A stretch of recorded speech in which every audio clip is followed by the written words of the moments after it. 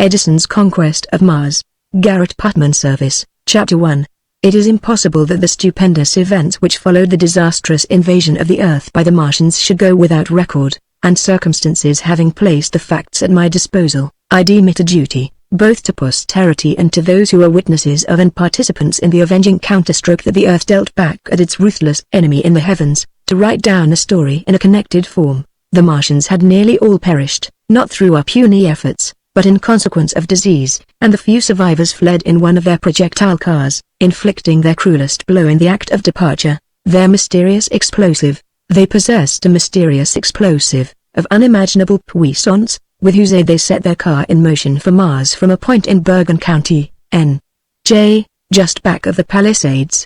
The force of the explosion may be imagined when it is recollected that they had to give the car a velocity of more than 7 miles per second in order to overcome the attraction of the Earth and the resistance of the atmosphere. The shock destroyed all of New York that had not already fallen a prey, and all the buildings yet standing in the surrounding towns and cities fell in one far-circling ruin. The Palisades tumbled in vast sheets, starting a tidal wave in the Hudson that drowned the opposite shore. Thousands of victims. The victims of this ferocious explosion were numbered by tens of thousands, and the shock, transmitted through the rocky frame of the globe, was recorded by seismographic pendulums in England and on the continent of Europe. The terrible results achieved by the invaders had produced everywhere a mingled feeling of consternation and hopelessness. The devastation was widespread. The death-dealing engines which the Martians had brought with them had proved irresistible, and the inhabitants of the Earth possessed nothing capable of contending against them. There had been no protection for the great cities, no protection even for the open country. Everything had gone down before the savage onslaught of those merciless invaders from space. Savage ruins covered the sites of many formerly flourishing towns and villages, and the broken walls of great cities stared at the heavens like the exhumed skeletons of Pompeii. The awful agencies had extirpated pastures and meadows and dried up the very springs of fertility in the earth where they had touched it. In some parts of the devastated lands pestilence broke out. Elsewhere there was famine. Despondency black as night brooded over some of the fairest portions of the globe, all not yet destroyed, yet all had not been destroyed, because all had not been reached by the withering hand of the destroyer. The Martians had not had time to complete their work before they themselves fell a prey to the diseases that carried them off at the very culmination of their triumph. From those lands which had, fortunately, escaped invasion, relief was sent to the sufferers. The outburst of pity and of charity exceeded anything that the world had known. Differences of race and religion were swallowed up in the universal sympathy which was felt for those who had suffered so terribly from an evil that was as unexpected as it was unimaginable in its enormity. But the worst was not yet. More dreadful than the actual suffering and the scenes of death and devastation which overspread the afflicted lands was the profound mental and moral depression that followed. This was shared even by those who had not seen the Martians and had not witnessed the destructive effects of the frightful engines of war that they had imported for the conquest of the Earth. All mankind was sunk deep in this universal despair, and it became tenfold blacker when the astronomers announced from their observatories that strange lights were visible, moving and flashing upon the red surface of the planet of war. These mysterious appearances could only be interpreted in the light of past experience to mean that the Martians were preparing for another invasion of the Earth, and who could doubt that with the invincible powers of destruction at their command they would this time make their work complete and final. A startling announcement. This startling announcement was the more pitiable in its effects because it served to unnerve and discourage those few of stouter hearts and more hopeful temperaments who had already begun the labor of restoration and reconstruction amid the embers of their desolated homes. In New York this feeling of hope and confidence, this determination to rise against disaster and to wipe out the evidences of its dreadful presence as quickly as possible, had especially manifested itself. Already a company had been formed and a large amount of capital subscribed for the reconstruction of the destroyed bridges over the East River. Already architects were busily at work planning new 20-story hotels and apartment houses, new churches and new cathedrals on a grander scale than before. The Martians returning. Amid this stir of renewed life came the fatal news that Mars was undoubtedly preparing to deal us a death blow. The sudden revulsion of feeling flitted like the shadow of an eclipse over the Earth. The scenes that followed were indescribable. Men lost their reason. The faint-hearted ended the suspense with self-destruction, the stout-hearted remained steadfast, but without hope and knowing not what to do. But there was a gleam of hope of which the general public as yet knew nothing. It was due to a few dauntless men of science, conspicuous among whom were Lord Kelvin, the great English savant, Herr Röntgen, the discoverer of the famous X-ray, and especially Thomas A. Edison, the American genius of science. These men and a few others had examined with the utmost care the engines of war, the flying machines, the generators of mysterious destructive forces that the Martians had produced, with the object of discovering, if possible, the sources of their power. Suddenly from Mr. Edison's laboratory at Orange flashed the startling intelligence that he had not only discovered the manner in which the invaders had been able to produce the mighty energies which they employed with such terrible effect, but that, going further, he had found a way to overcome them. The glad news was quickly circulated throughout the civilized world. Luckily the Atlantic cables had not been destroyed by the Martians, so that communication between the eastern and western continents was uninterrupted. It was a proud day for America. Even while the Martians had been upon the Earth, carrying everything before them, demonstrating to the confusion of the most optimistic that there was no possibility of standing against them, a confidence had manifested itself in France, to a minor extent in England, and particularly in Russia, that the Americans might discover means to meet and master the invaders. Now, it seemed, this hope and expectation were to be realized. Too late, it is true, in a certain sense, but not too late to meet the new invasion which the astronomers had announced was impending. The effect was as wonderful and indescribable as that of the despondency which but a little while before had overspread the world. One could almost hear the universal sigh of relief which went up from humanity. To relief succeeded confidence. So quickly does the human spirit recover like an elastic spring. When pressure is released, we are ready for them. Let them come, was the almost joyous cry. We shall be ready for them now. The Americans have solved the problem. Edison has placed the means of victory within our power. Looking back upon that time now, I recall, with a thrill, the pride that stirred me at the thought that, after all, the inhabitants of the Earth were a match for those terrible men from Mars. Despite all the advantage which they had gained from their millions of years of prior civilization and science, as good fortunes, like bad, never come singly, the news of Mr. Edison's discovery was quickly followed by additional glad tidings from that laboratory of marvels in the lap of the Orange Mountains.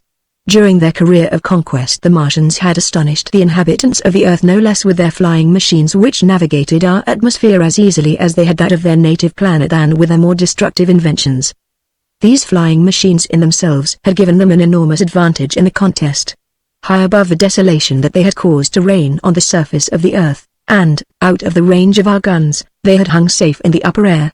From the clouds they had dropped death upon the Earth. Edison's flying machine. Now, rumor declared that Mr. Edison had invented and perfected a flying machine much more complete and manageable than those of the Martians had been. Wonderful stories quickly found their way into the newspapers concerning what Mr. Edison had already accomplished with the aid of his model electrical balloon.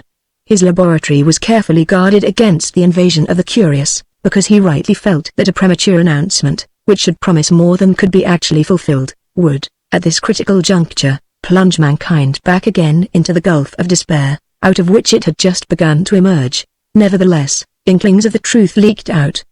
The flying machine had been seen by many persons hovering by night high above the Orange Hills and disappearing in the faint starlight as if it had gone away into the depths of space, out of which it would re-emerge before the morning light had streaked the east, and be seen settling down again within the walls that surrounded the laboratory of the great inventor.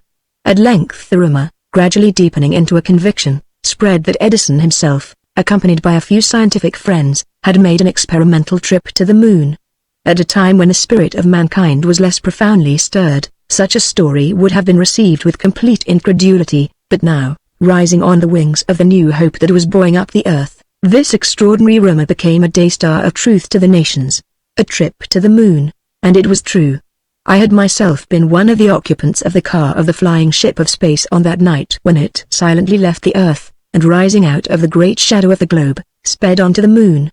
We had landed upon the scarred and desolate face of the Earth's satellite, and but that there are greater and more interesting events, the telling of which must not be delayed, I should undertake to describe the particulars of this first visit of men to another world. But, as I have already intimated, this was only an experimental trip.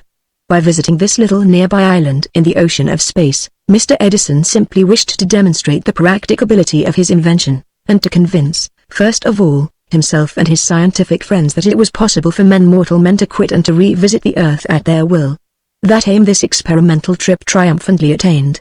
It would carry me into technical details that would hardly interest the reader to describe the mechanism of Mr. Edison's flying machine. Let it suffice to say that it depended upon the principle of electrical attraction and repulsion. By means of a most ingenious and complicated construction he had mastered the problem of how to produce, in a limited space, electricity of any desired potential and of any polarity. And that without danger to the experimenter or to the material experimented upon. It is gravitation, as everybody knows, that makes man a prisoner on the earth. If he could overcome, or neutralize, gravitation he could float away a free creature of interstellar space. Mr. Edison in his invention had pitted electricity against gravitation. Nature, in fact, had done the same thing long before. Every astronomer knew it, but none had been able to imitate or to reproduce this miracle of nature. When a comet approaches the sun, the orbit in which it travels indicates that it is moving under the impulse of the sun's gravitation. It is in reality falling in a great parabolic or elliptical curve through space. But, while a comet approaches the sun it begins to displace, stretching out for millions, and sometimes hundreds of millions of miles on the side away from the sun, an immense luminous train called its tail. This train extends back into that part of space from which the comet is moving. Thus the sun at one and the same time is drawing the comet toward itself and driving off from the comet in an opposite direction minute particles or atoms which, instead of obeying the gravitational force, are plainly compelled to disobey it. That this energy, which the sun exercises against its own gravitation, is electrical in its nature, hardly anybody will doubt. The head of the comet, being comparatively heavy and massive, falls on toward the sun, despite the electrical repulsion. But the atoms which form the tail, being almost without weight, yield to the electrical rather than to the gravitational influence, and so fly away from the sun. Gravity overcome.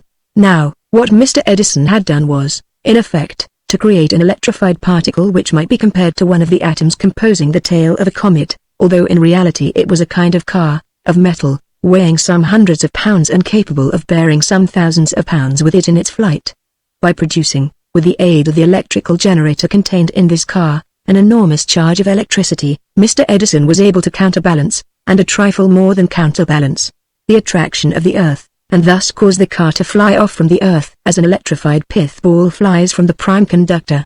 As we sat in the brilliantly lighted chamber that formed the interior of the car, and where stores of compressed air had been provided together with chemical apparatus, by means of which fresh supplies of oxygen and nitrogen might be obtained for our consumption during the flight through space, Mr. Edison touched a polished button, thus causing the generation of the required electrical charge on the exterior of the car, and immediately we began to rise. The moment and direction of our flight had been so timed and prearranged, that the original impulse would carry us straight toward the moon, a triumphant test. When we fell within the sphere of attraction of that orbit, only became necessary to so manipulate the electrical charge upon our car as nearly, but not quite, to counterbalance the effect of the moon's attraction in order that we might gradually approach it and with an easy motion, settle, without shock, upon its surface. We did not remain to examine the wonders of the moon, although we could not fail to observe many curious things therein. Having demonstrated the fact that we could not only leave the earth, but could journey through space and safely land upon the surface of another planet, Mr. Edison's immediate purpose was fulfilled, and we hastened back to the earth, employing in leaving the moon and landing again upon our own planet the same means of control over the electrical attraction and repulsion between the respective planets and our car which I have already described, telegraphing the news. When actual experiment had thus demonstrated the practicability of the invention, Mr. Edison no longer withheld the news of what he had been doing from the world. The telegraph lines and the ocean cables labored with the messages that in endless succession, and burdened with an infinity of detail, were sent all over the earth. Everywhere the utmost enthusiasm was aroused. "Let the Martians come," was the cry. "If necessary, we can quit the earth," as the Athenians fled from Athens before the advancing host of Xerxes, and like them, take refuge upon our ships, these new ships of space, with which American inventiveness has furnished us. And then, like a flash, some genius struck out an idea that fired the world. Why should we wait? Why should we run the risk of having our cities destroyed and our lands desolated a second time? Let us go to Mars. We have the means. Let us beard the lion in his den. Let us ourselves turn conquerors and take possession of that detestable planet, and if necessary, destroy it in order to relieve the earth of this perpetual threat which now hangs over us like the sword of Damocles. Chapter 2. This enthusiasm would have had but little justification had Mr. Edison done nothing more than invent a machine which could navigate the atmosphere and the regions of interplanetary space. He had, however, and this fact was generally known, although the details had not yet leaked out, invented also machines of war intended to meet the utmost that the Martians could do for either offense or defense in the struggle which was now about to ensue. A wonderful instrument, acting upon a hint which had been conveyed from various investigations in the domain of physics, and concentrating upon the problem all those unmatched powers of intellect which distinguished him, the great inventor had succeeded in producing a little implement which one could carry in his hand, but which was more powerful than any battleship that ever floated. The details of its mechanism could not be easily explained, without the use of tedious technicalities and the employment of terms, diagrams and mathematical statements, all of which would lie outside the scope of this narrative. But the principle of the thing was simple enough.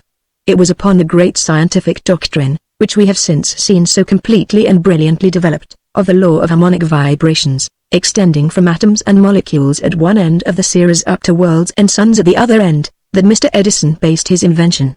Every kind of substance has its own vibratory rhythm. That of iron differs from that of pine wood.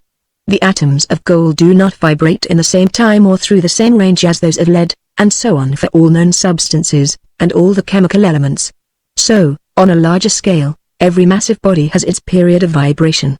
A great suspension bridge vibrates, under the impulse of forces that are applied to it, in long periods. No company of soldiers ever crosses such a bridge without breaking step. If they tramped together, and were followed by other companies keeping the same time with their feet, after a while the vibrations of the bridge would become so great and destructive that it would fall in pieces. So any structure, if its vibration rate is known, could easily be destroyed by a force applied to it in such a way that it should simply increase the swing of those vibrations up to the point of destruction. Now Mr. Edison had been able to ascertain the vibratory swing of many well-known substances, and to produce, by means of the instrument which he had contrived, pulsations in the ether which were completely under his control, and which could be made long or short, quick or slow, at his will. He could run through the whole gamut from the slow vibrations of sound in air up to the 425 millions of vibrations per second of the ultra-red rays. Having obtained an instrument of such power, it only remained to concentrate its energy upon a given object in order that the atoms composing that object should be set into violent undulation, sufficient to burst it asunder and to scatter its molecules broadcast. This the inventor effected by the simplest means in the world, simply a parabolic reflector by which the destructive waves could be sent like a beam of light, but invisible, in any direction and focused upon any desired point. Testing the disintegrator, I had the good fortune to be present when this powerful engine of destruction was submitted to its first test. We had gone upon the roof of Mr. Edison's laboratory and the inventor held the little instrument, with its attached mirror, in his hand.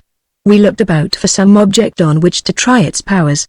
On a bare limb of a tree not far away, for it was late in the fall, sat a disconsolate crow. "Good," said Mr. Edison, "that will do." He touched a button at the side of the instrument and a soft, whirring noise was heard. "Feathers," said Mr. Edison, "have a vibration period of 386 million per second. He adjusted the index as he spoke. Then, through a sighting tube, he aimed at the bird. "Now watch," he said, "the crow's fate." Another soft whir in the instrument, a momentary flash of light close around it, and, behold, the crow had turned from black to white. "Its feathers are gone," said the inventor. "They have been dissipated into their constituent atoms. Now, we will finish the crow." Instantly there was another adjustment of the index, another outshooting of vibratory force, a rapid up and down motion of the index to include a certain range of vibrations, and the crow itself was gone, vanished in empty space. There was the bare twig on which a moment before it had stood. Behind, in the sky, was the white cloud against which its black form had been sharply outlined, but there was no more crow. "Bad for the Martians." "That looks bad for the Martians, doesn't it?" said the wizard. "I have ascertained the vibration rate of all the materials of which their war engines whose remains we have collected together are composed. They can be shattered into nothingness in the fraction of a second. Even if the vibration period were not known, it could quickly be hit upon by simply running through the gamut." "Hurrah!" cried one of the onlookers. "We have met the Martians and they are ours." Such in brief was the first of the contrivances which Mr. Edison invented for the approaching war with Mars, and these facts had become widely known. Additional experiments had completed the demonstration of the inventor's ability, with the aid of his wonderful instrument, to destroy any given object, or any part of an object, provided that that part differed in its atomic constitution, and consequently in its vibratory period, from the other parts. A most impressive public exhibition of the powers of the little disintegrator was given amid the ruins of New York. On Lower Broadway, a part of the walls of one of the gigantic buildings, which had been destroyed by the Martians, impended in such a manner that it threatened at any moment to fall upon the heads of the passers-by. The fire department did not dare touch it. To blow it up seemed a dangerous expedient, because already new buildings has been erected in its neighborhood, and their safety would be imperiled by the flying fragments. The fact happened to come to my knowledge. "Here is an opportunity," I said to Mr. Edison, "to try the powers of your machine on a large scale, capital." He instantly replied, "I shall go at once." Disintegrating a building. For the work now in hand it was necessary to employ a battery of disintegrators, since the field of destruction covered by each was comparatively limited. All of the impending portions of the wall must be destroyed at once and together, for otherwise the danger would rather be accentuated than annihilated. The disintegrators were placed upon the roof of a neighboring building, so adjusted that their fields of destruction overlapped one another upon the wall. Their indexes were all set to correspond with the vibration period of the peculiar kind of brick of which the wall consisted.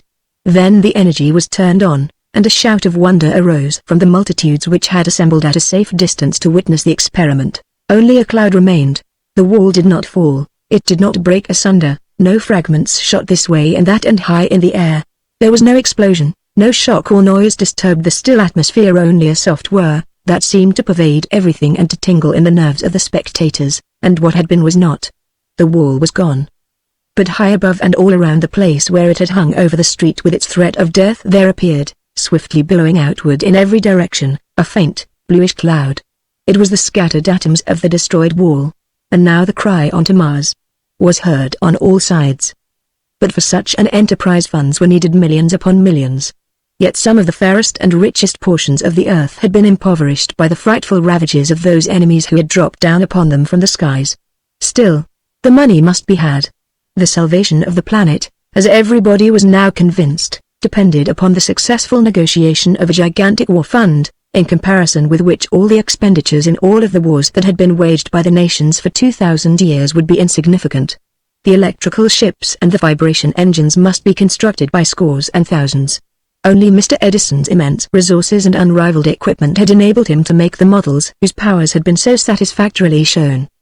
But to multiply these upon a war scale was not only beyond the resources of any individual. Hardly a nation on the globe in a period of its greatest prosperity could have undertaken such a work. All the nations, then, must now conjoin.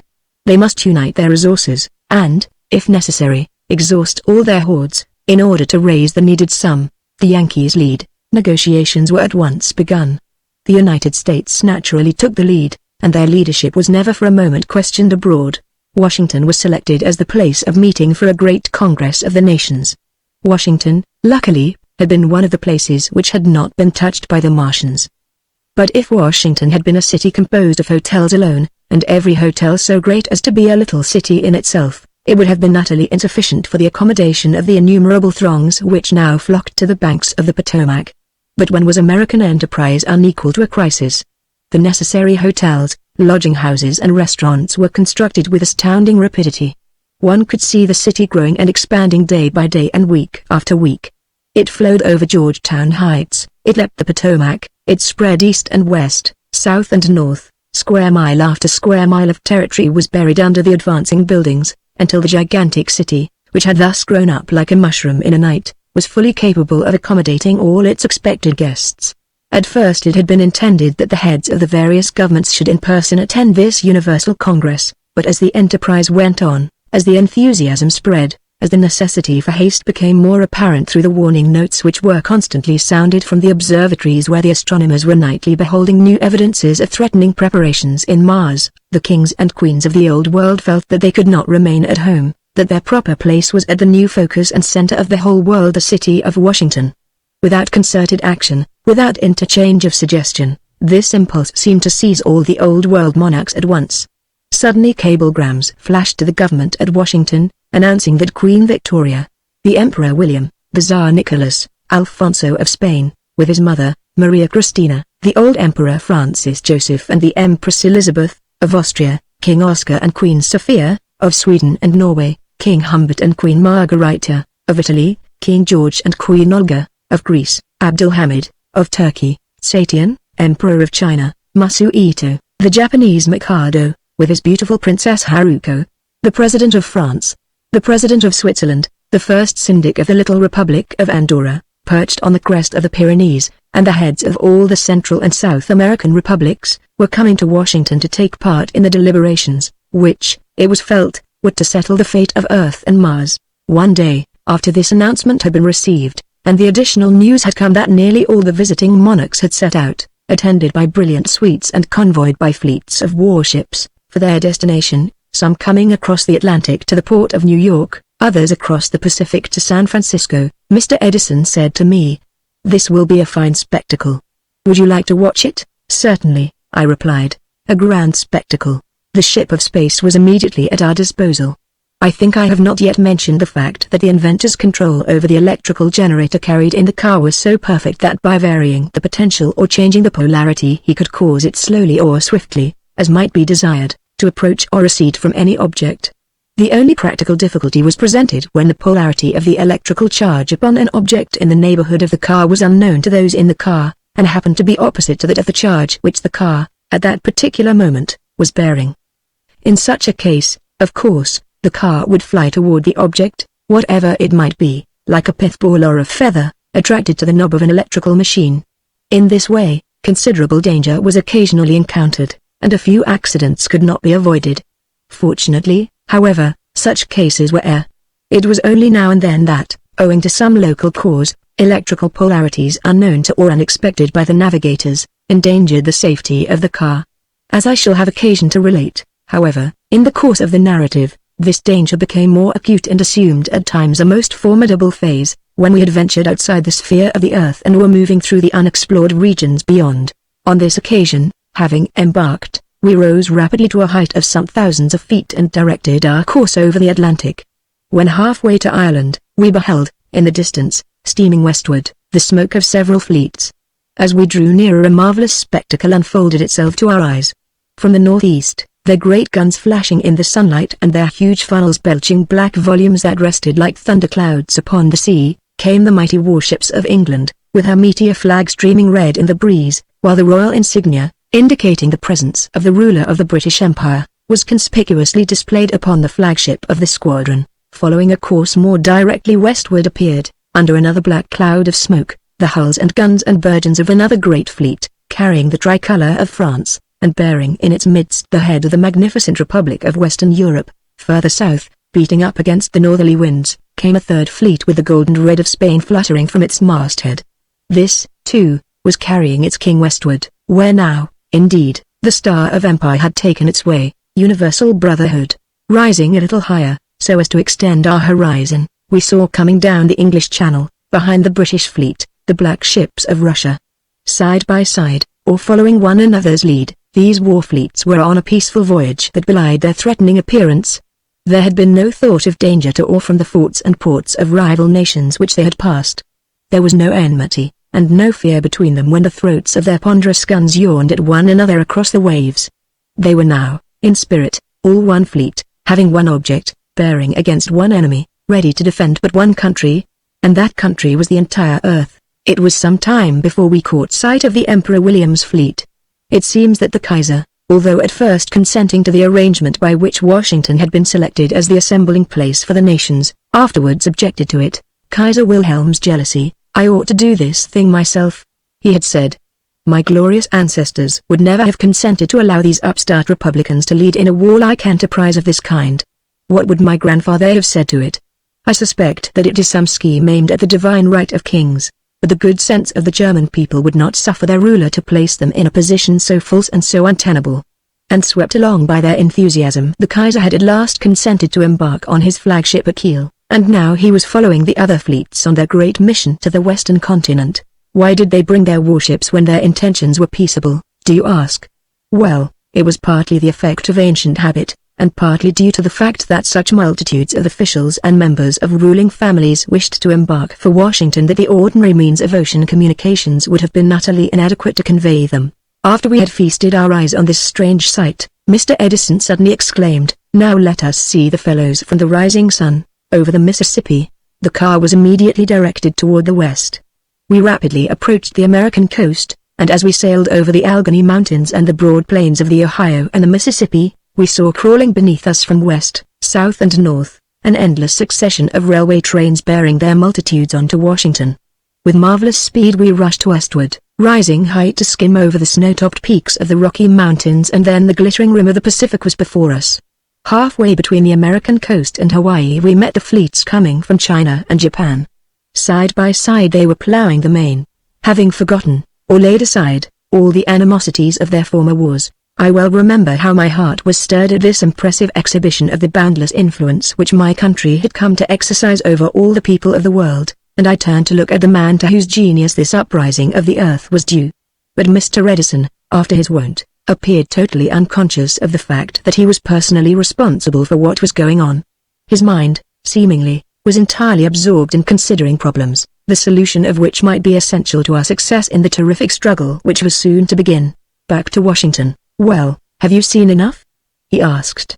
Then let us go back to Washington. As we speeded back across the continent we beheld beneath us again the burdened express trains rushing toward the Atlantic, and hundreds of thousands of upturned eyes watched our swift progress, and volleys of cheers reached our ears, for everyone knew that this was Edison's electrical warship, on which the hope of the nation, and the hopes of all the nations, depended.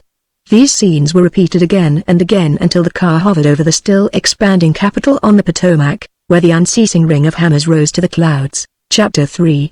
The day appointed for the assembling of the nations in Washington opened bright and beautiful. Arrangements had been made for the reception of the distinguished guests at the Capitol. No time was to be wasted, and, having assembled in the Senate chamber, the business that had called them together was to be immediately begun. The scene in Pennsylvania Avenue, when the procession of dignitaries and royalties passed up toward the Capitol, was one never to be forgotten. Bands were playing, magnificent equipages flashed in the morning sunlight, the flags of every nation on the earth fluttered in the breeze. Queen Victoria, with the Prince of Wales escorting her, and riding in an open carriage, was greeted with roars of cheers. The Emperor William, following in another carriage with Empress Victoria at his side, condescended to bow and smile in response to the greetings of a free people. Each of the other monarchs was received in a similar manner. The Tsar of Russia proved to be an especial favorite with the multitude on account of the ancient friendship of his house for America. But the greatest applause of all came when the President of France, followed by the President of Switzerland and the first Syndic of the little Republic of Andorra, made their appearance. Equally warm were the greetings he extended to the representatives of Mexico and the South American states. The Sultan of Turkey. The crowd apparently hardly knew at first how to receive the Sultan of Turkey, but the universal good feeling was in his favor, and finally rounds of hand-clapping and cheers greeted his progress along the splendid avenue. A happy idea had apparently occurred to the Emperor of China and the Mikado of Japan, for, attended by their intermingled suites, they rode together in a single carriage. This object lesson in the unity of international feeling immensely pleased the spectators, an unparalleled scene. The scene in the Senate chamber stirred everyone profoundly. That it was brilliant and magnificent goes without saying, but there was a seriousness, an intense feeling of expectancy, pervading both those who looked on and those who were to do the work for which these magnates of the earth had assembled, which produced an ineradicable impression. The President of the United States, of course, presided. Representatives of the greater powers occupied the front seats, and some of them were honored with special chairs near the President. No time was wasted in preliminaries. The President made a brief speech. "We have come together," he said, "to consider a question that equally interests the whole earth. I need not remind you that unexpectedly and without provocation on our part the people are monsters, I should rather say of Mars, recently came down upon the earth, attacked us in our homes and spread desolation around them. Having the advantage of ages of evolution, which for us are yet in the future, they brought with them engines of death and of destruction against which we found it impossible to contend. It is within the memory of everyone in reach of my voice that it was through the entirely unexpected succor which Providence sent us that we were suddenly and effectually freed from the invaders. By our own efforts we could have done nothing, McKinley's tribute, but, as you all know, the first feeling of relief which followed the death of our foes was quickly succeeded by the fearful news which came to us from the observatories, that the Martians were undoubtedly preparing for a second invasion of our planet. Against this we should have had no recourse and no hope but for the genius of one of my countrymen, who, as you are all aware, has perfected means which may enable us not only to withstand the attack of those awful enemies, but to meet them, and, let us hope, to conquer them on their own ground. Mr. Edison is here to explain to you what those means are. But we have also another object. Whether we send a fleet of interplanetary ships to invade Mars or whether we simply confine our attention to works of defense, In either case it will be necessary to raise a very large sum of money.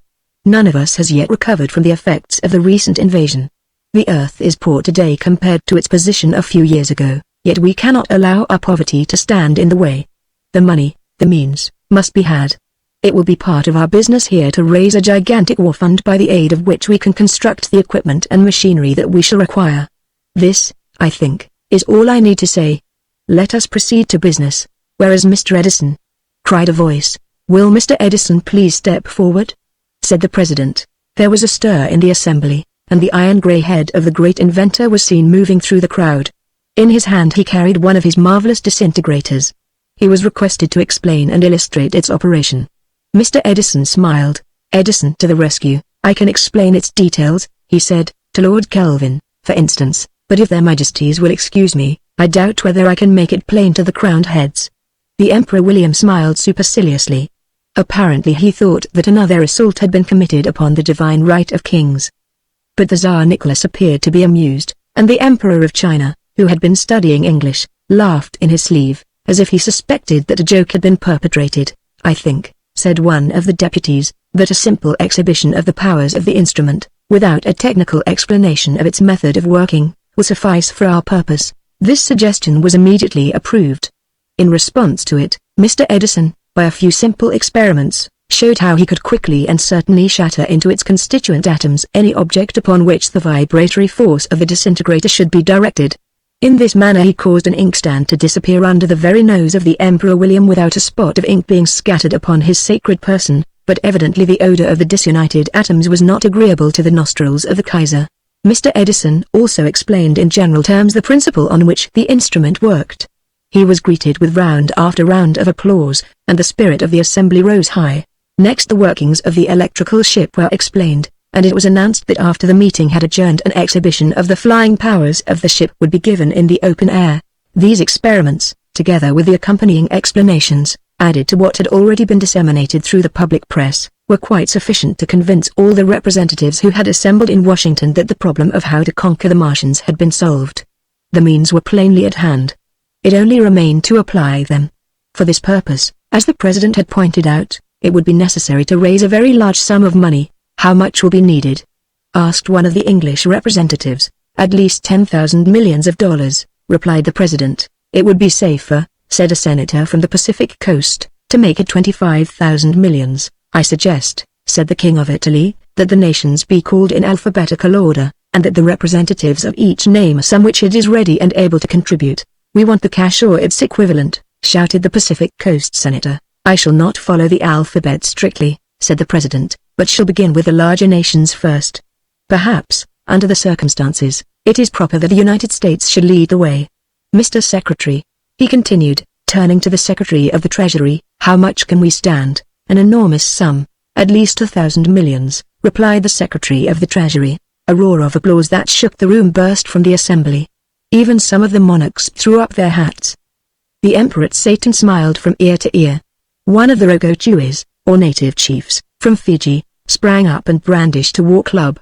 The president then proceeded to call the other nations, beginning with Austria-Hungary and ending with Zanzibar, whose Sultan, Hamoud bin Mahmud, had come to the Congress in the escort of Queen Victoria. Each contributed liberally.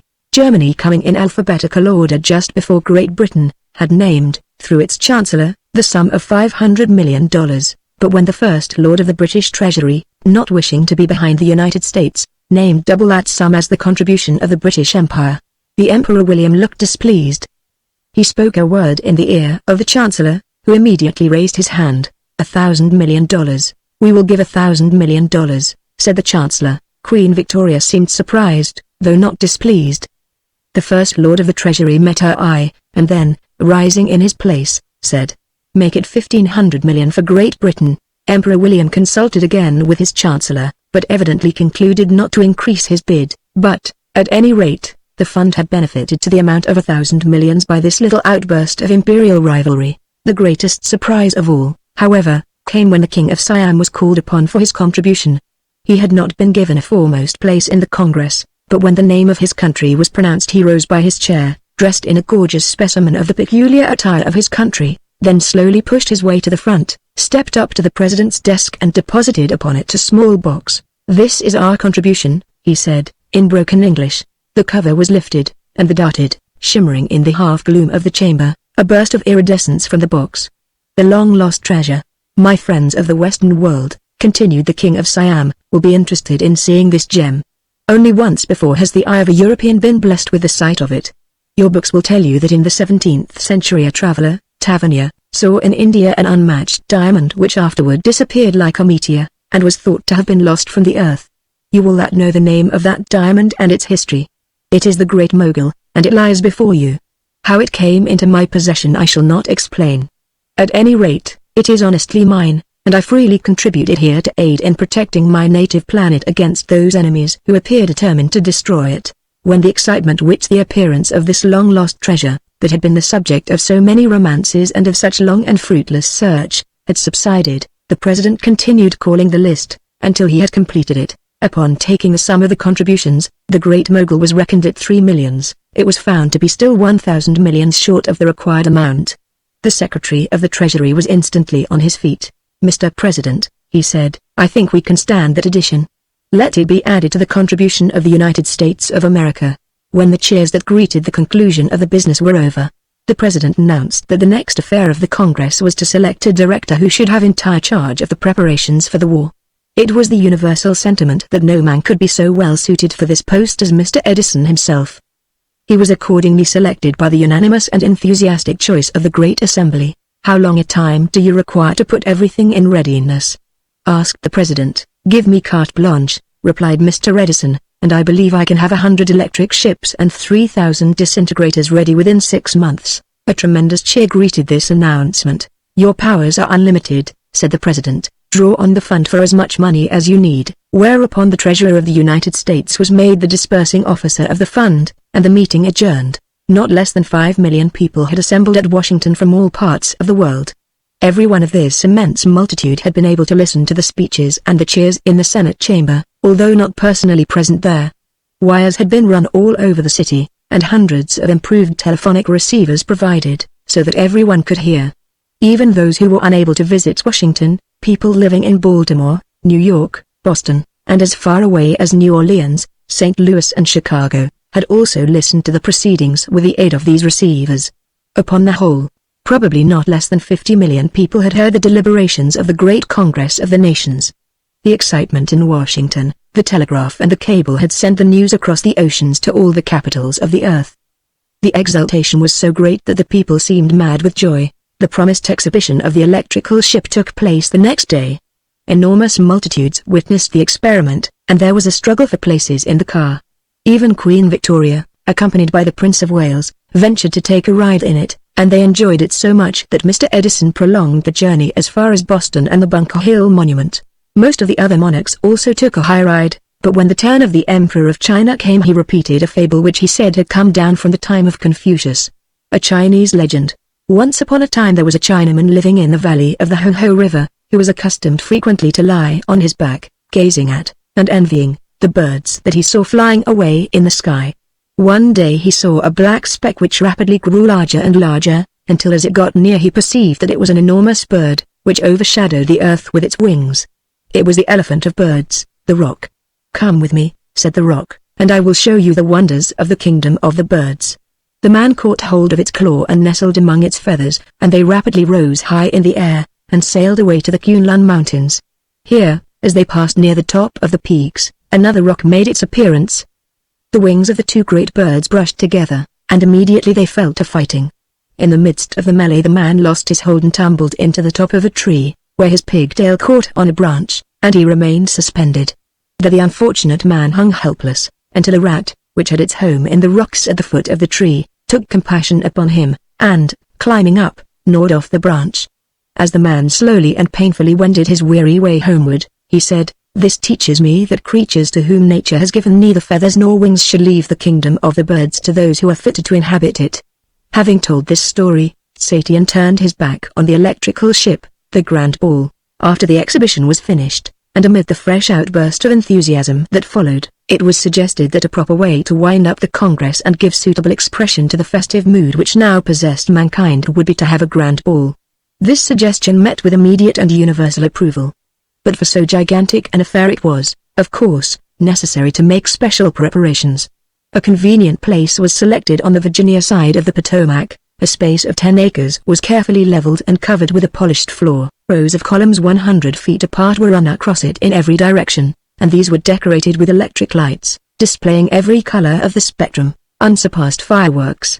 Above this immense space, rising in the center to a height of more than 1,000 feet, was anchored a vast number of balloons, all aglow with lights, and forming a tremendous dome, in which brilliant lamps were arranged in such a manner as to exhibit, in an endless succession of combinations, all the national colors, ensigns and insignia of the various countries represented at the Congress.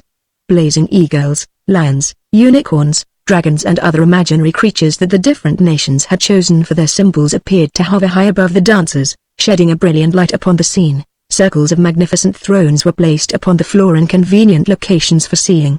1,000 bands of music played, and tens of thousands of couples, gaily dressed and flashing with gems, whirled together upon the polished floor. Queen Victoria dances.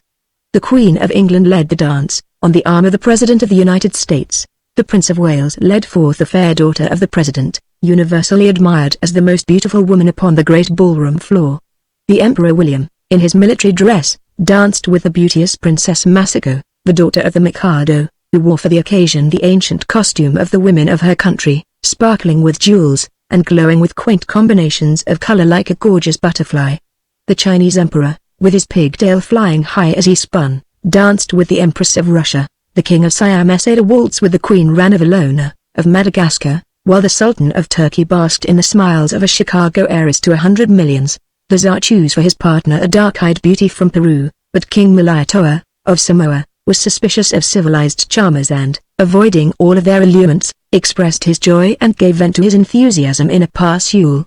In this he was quickly joined by a band of Sioux Indian chiefs, whose whoops and yells so startled the leader of the German band on their part of the floor that he dropped his baton and, followed by the musicians, took to his heels. This incident amused the good-natured Emperor of China more than anything else that had occurred. "Make muchy noisy," he said, indicating the fleeing musicians with his thumb. Ali say muchy flayed noisy, and then his round face dimpled into another laugh. The scene from the outside was even more imposing than that which greeted the eye within the brilliantly lighted enclosure. Far away in the night, rising high among the stars, the vast dome of illuminated balloons seemed like some supernatural creation, too grand and glorious to have been constructed by the inhabitants of the earth. All around it, and from some of the balloons themselves, rose jets and fountains of fire, ceaselessly playing, and blotting out the constellations of the heavens by their splendor. The Prince of Wales's toast. The dance was followed by a grand banquet, at which the Prince of Wales proposed a toast to Mr. Edison. "It gives me much pleasure," he said, "to offer, in the name of the nations of the Old World, this tribute of our admiration for, and our confidence in, the genius of the New World.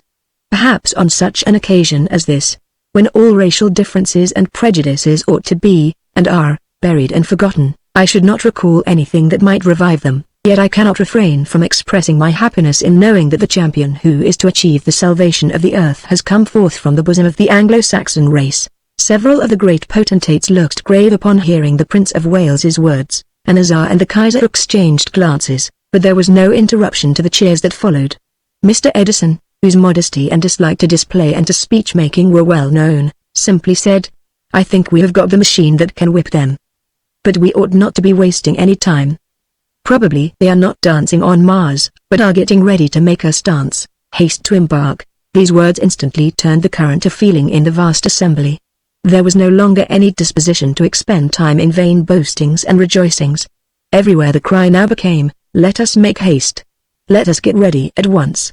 Who knows but the Martians have already embarked, and are now on their way to destroy us." Under the impulse of this new feeling, which, it must be admitted, was very largely inspired by terror, the vast ballroom was quickly deserted. The lights were suddenly put out in the great dome of balloons, for someone had whispered, "Suppose they should see that from Mars? Would they not guess what we were about, and redouble their preparations to finish us?" Upon the suggestion of the President of the United States, an executive committee, representing all the principal nations, was appointed, and without delay a meeting of this committee was assembled at the White House. Mr. Edison was summoned before it, and asked to sketch briefly the plan upon which he proposed to work. Thousands of men for Mars. I need not enter into the details of what was done at this meeting.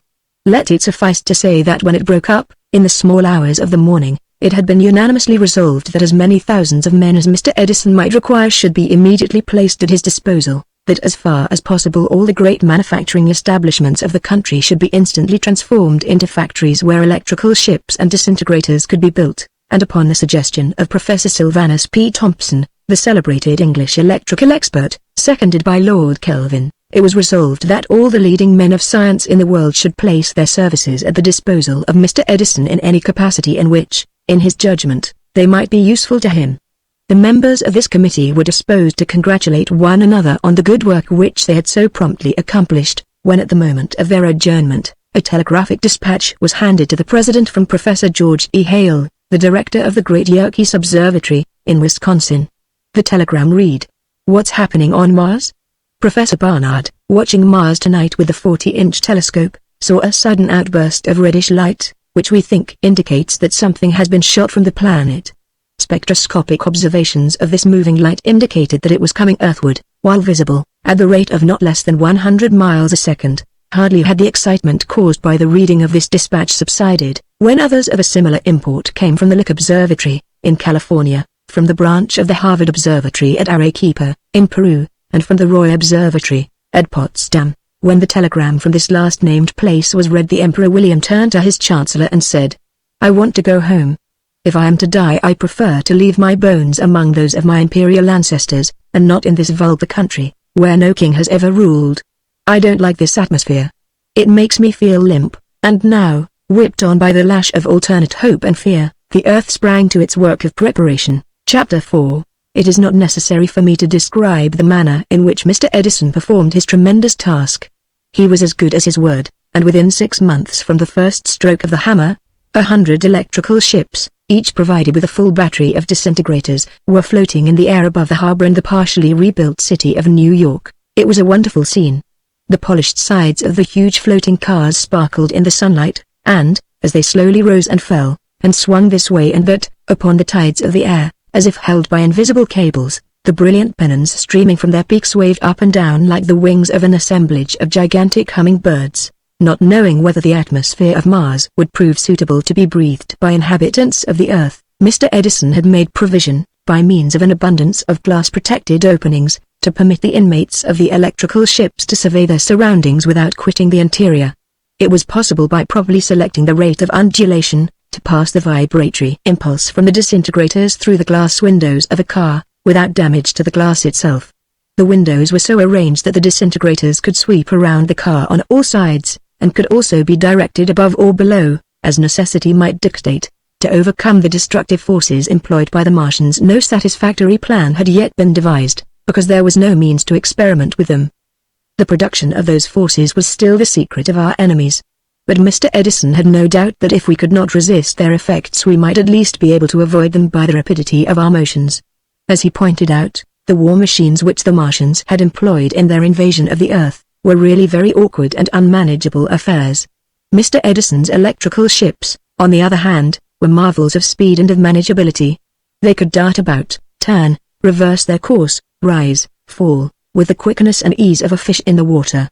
Mr. Edison calculated that even if mysterious bolts should fall upon our ships, we could diminish their power to cause injury by our rapid evolutions. We might be deceived in our expectations, and might have overestimated our powers, but at any rate we must take our chances and try. Watching the Martians, a multitude, exceeding even that which had assembled during the great Congress at Washington, now thronged New York and its neighborhood to witness the mustering and the departure of the ships bound for Mars. Nothing further had been heard of the mysterious phenomenon reported from the observatories 6 months before, and which at the time was believed to indicate the departure of another expedition from Mars for the invasion of the Earth.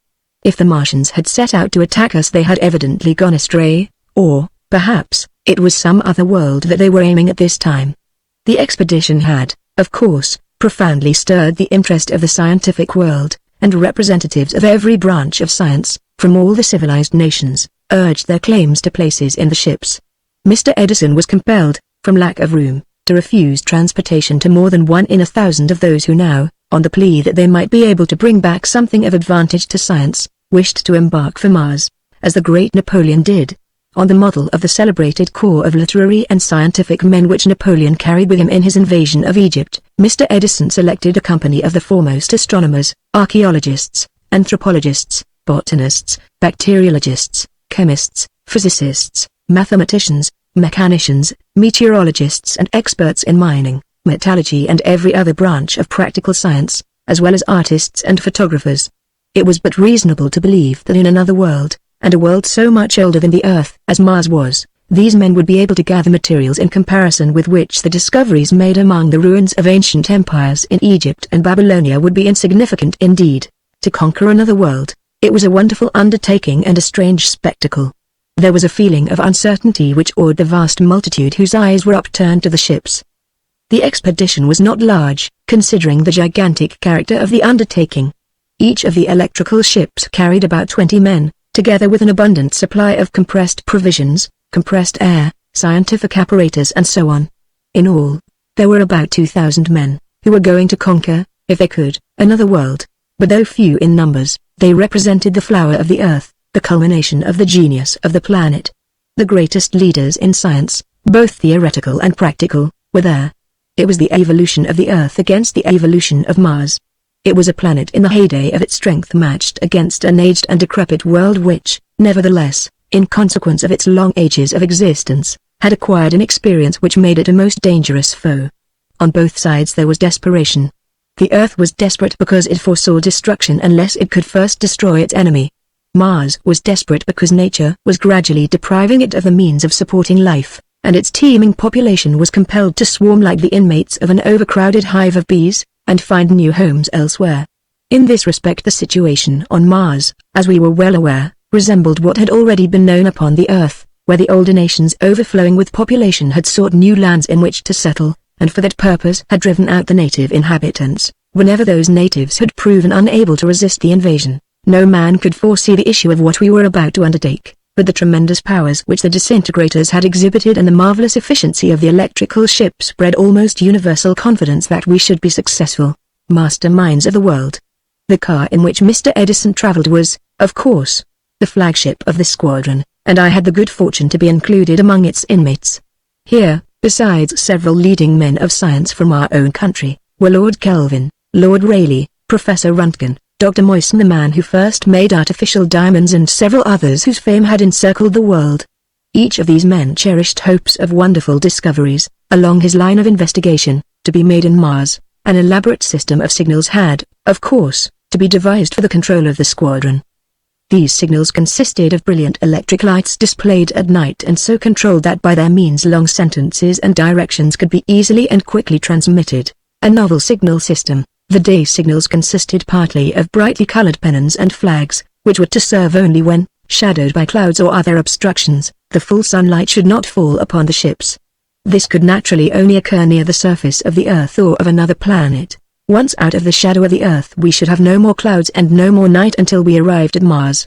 In open space the sun would be continually shining. It would be perpetual day for us, except as, by artificial means, we furnished ourselves with darkness for the purpose of promoting sleep. In this region of perpetual day, then, the signals were also to be transmitted by flashes of light from mirrors reflecting the rays of the sun. Perpetual night, yet this perpetual day would be also, in one sense, a perpetual night. There would be no more blue sky for us, because without an atmosphere the sunlight could not be diffused. Objects would be illuminated only on the side toward the sun. Anything that screened off the direct rays of sunlight would produce absolute darkness behind it. There would be no graduation of shadow. The sky would be as black as ink on all sides. While it was the intention to remain as much as possible within the cars, yet since it was probable that necessity would arise for occasionally quitting the interior of the electrical ships, Mr. Edison had provided for this emergency by inventing an airtight dress constructed somewhat after the manner of a diver's suit, but of much lighter material.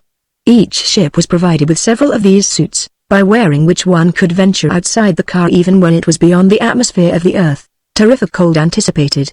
Provision had been made to meet the terrific cold which we knew would be encountered the moment we had passed beyond the atmosphere, that awful absolute zero which men had measured by anticipation, but never yet experienced by a simple system of producing within the airtight suits a temperature sufficiently elevated to counteract the effects of the frigidity without. By means of long, flexible tubes, air could be continually supplied to the wearers of the suits, and by an ingenious contrivance a store of compressed air sufficient to last for several hours was provided for each suit, so that in case of necessity the wearer could throw off the tubes connecting him with the air tanks in the car. Another object which had been kept in view in the preparation of these suits was the possible exploration of an airless planet, such as the Moon.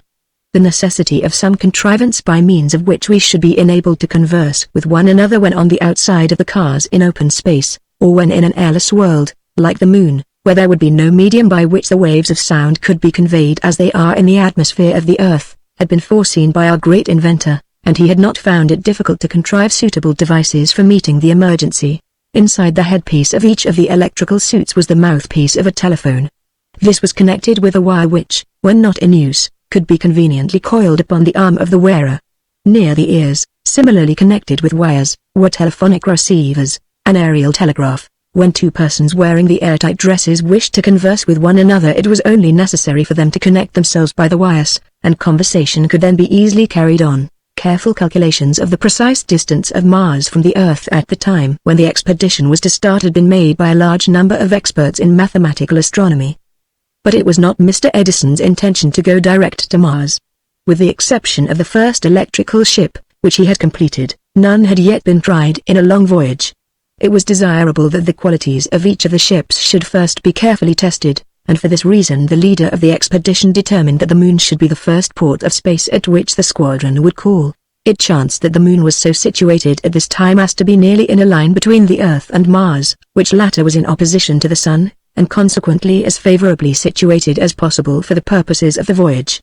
What it would be, then, for 99 out of the 100 ships of the squadron, a trial trip would at the same time be a step of 250,000 of miles gained in the direction of our journey, and so no time would be wasted. The departure from the Earth was arranged to occur precisely at midnight. The Moon near the full was hanging high overhead, and a marvelous spectacle was presented to the eyes of those below as the great squadron of floating ships, with their signal lights ablaze, cast loose and began slowly to move away on their adventurous and unprecedented expedition into the great unknown. A tremendous cheer, billowing up from the throats of millions of excited men and women, seemed to rend the curtain of the night, and made the airships tremble with the atmospheric vibrations that were set in motion. Magnificent fireworks. Instantly magnificent fireworks were displayed in honor of our departure. Rockets by hundreds of thousands shot heavenward, and then burst in constellations of fiery drops. The sudden illumination thus produced, overspreading hundreds of square miles of the surface of the Earth with a light almost like that of day, must certainly have been visible to the inhabitants of Mars, if they were watching us at the time. They might, or might not, correctly interpret its significance, but, at any rate, we did not care. We were off, and were confident that we could meet our enemy on his own ground before he could attack us again. And the Earth was like a globe, and now, as we slowly rose higher, a marvelous scene was disclosed. At first the Earth beneath us, buried as it was in night, resembled the hollow of a vast cup of ebony blackness, in the center of which, like the molten lava run together at the bottom of a volcanic crater, shone the light of the illuminations around New York. But when we got beyond the atmosphere, and the Earth still continued to recede below us, its aspect changed. The cup-shaped appearance was gone, and it began to round out beneath our eyes in the form of a vast globe, an enormous ball mysteriously suspended under us, glimmering over most of its surface, with the faint illumination of the Moon, and showing toward its eastern edge the oncoming light of the rising sun. When we were still further away, having slightly varied our course so that the sun was once more entirely hidden behind the center of the Earth, we saw its atmosphere completely illuminated, all around it, with prismatic lights, like a gigantic rainbow in the form of a ring. Another shift in our course rapidly carried us out of the shadow of the Earth and into the all-pervading sunshine. Then the great planet beneath us hung unspeakable in its beauty. The outlines of several of the continents were clearly discernible on its surface, streaked and spotted with delicate shades of varying color, and the sunlight flashed and glowed in long lanes across the convex surface of the oceans. Parallel with the equator and along the regions of the ever-blowing trade winds, were vast belts of clouds, gorgeous with crimson and purple as the sunlight fell upon them.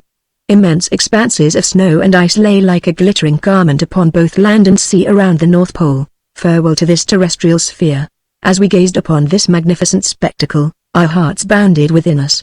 This was our Earth, this was the planet we were going to defend, a home in the trackless wilderness of space. And it seemed to us indeed a home for which we might gladly expend our last breath. A new determination to conquer or die sprung up in our hearts, and I saw Lord Kelvin, after gazing at the beauteous scene which the Earth presented through his eyeglass, turn about and peer in the direction in which we knew that Mars lay, with a sudden frown that caused the glass to lose its grip and fall dangling from its string upon his breast. Even Mr. Edison seemed moved. "I am glad I thought of the disintegrator," he said. "I shouldn't like to see that world down the laid waste again, and it won't be," said Professor Sylvanus P. Thompson, gripping the handle of an electric machine, "not if we can help it." Chapter 5. To prevent accidents, it had been arranged that the ships should keep a considerable distance apart. Some of them gradually drifted away, until, on account of the neutral tint of their sides, they were swallowed up in the abyss of space. Still it was possible to know where every member of the squadron was through the constant interchange of signals.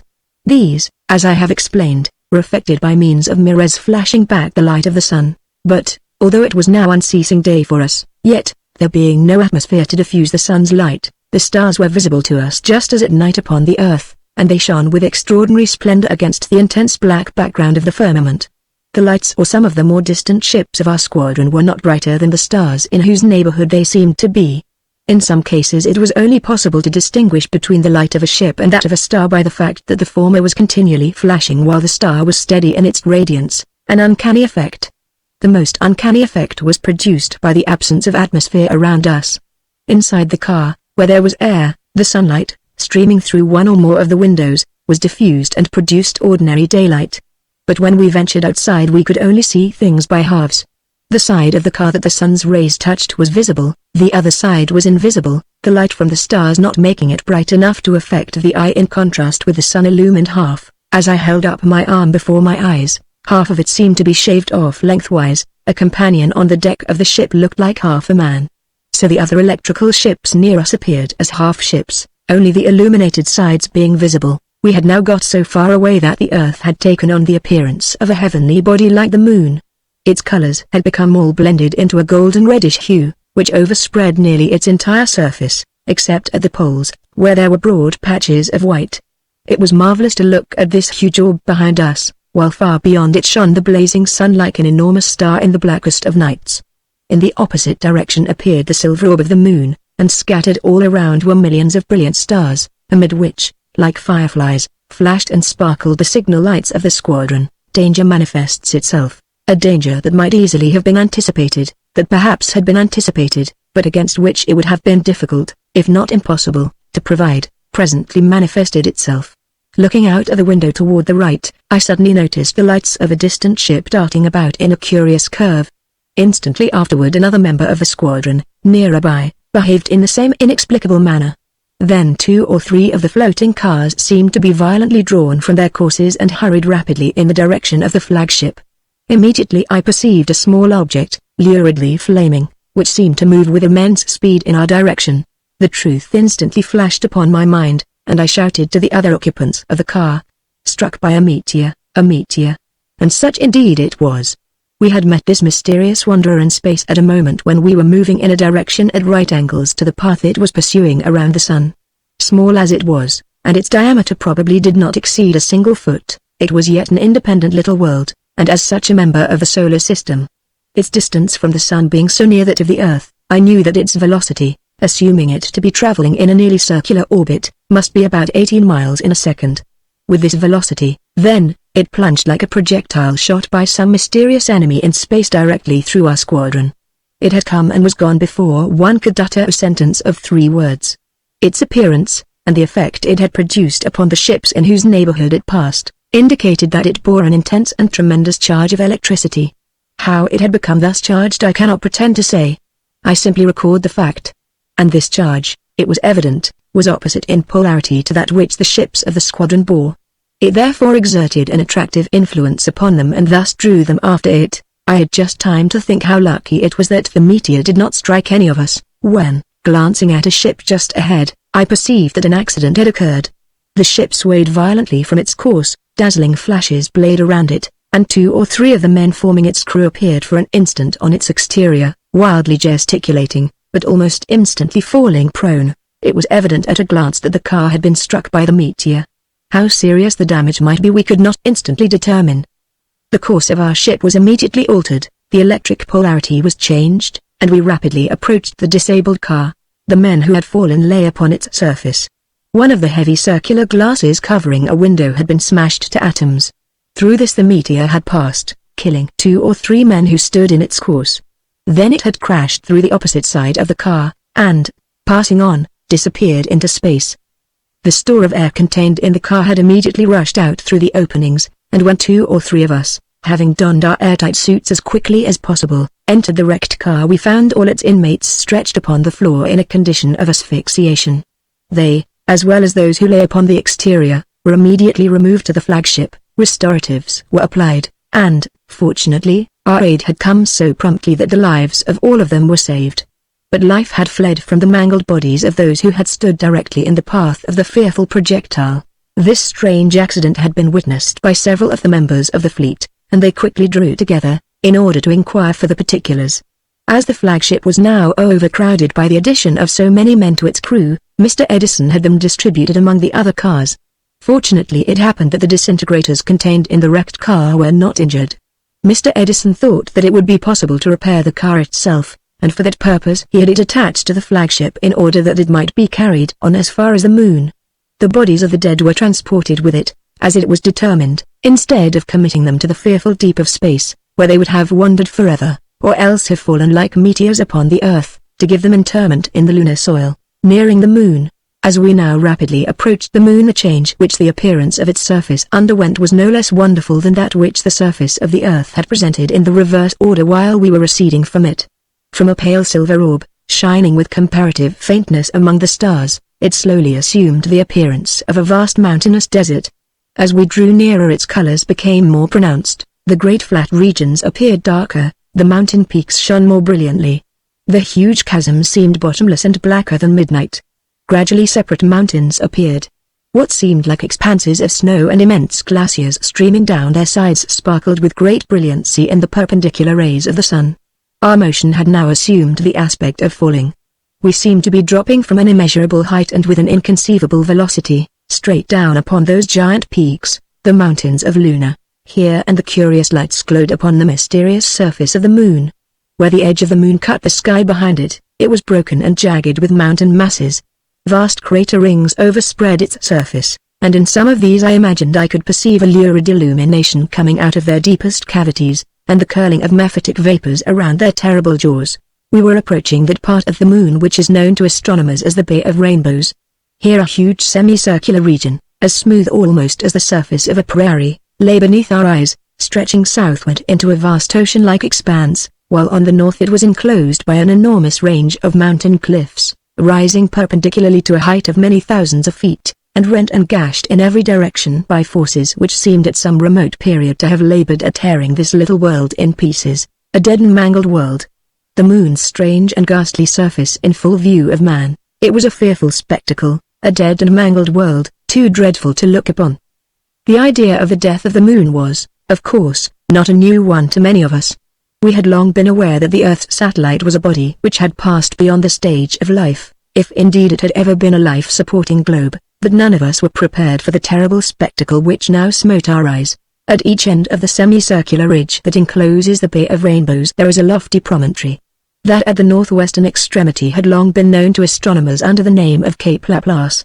The other promontory, at the southeastern termination, is called Cape Heraclides.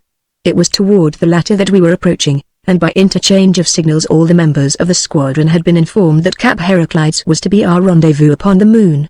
I may say that I had been somewhat familiar with the scenery of this part of the lunar world, for I had often studied it from the earth with a telescope, and I had thought that if there was any part of the moon where one might, with fair expectation of success, look for inhabitants, or if not for inhabitants, at least for relics of life no longer existent there, this would surely be the place. It was, therefore, with no small degree of curiosity, notwithstanding the unexpectedly frightful and repulsive appearance that the surface of the moon presented, that I now saw myself rapidly approaching the region concerning whose secrets my imagination had so often busied itself. When Mr. Edison and I had paid our previous visit to the moon on the first experimental trip of the electrical ship, we had landed at a point on its surface remote from this, and, as I have before explained, we then made no effort to investigate its secrets. But now it was to be different, and we were at length to see something of the wonders of the moon, like a human face.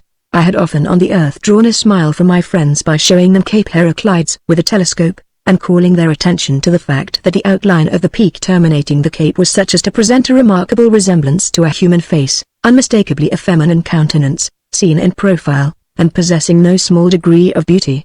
To my astonishment, this curious human semblance still remained when we had approached so close to the moon that the mountains forming the cape filled nearly the whole field of view of the window from which I was watching it. The resemblance, indeed, was most startling. The resemblance disappears. Can this indeed be Diana herself?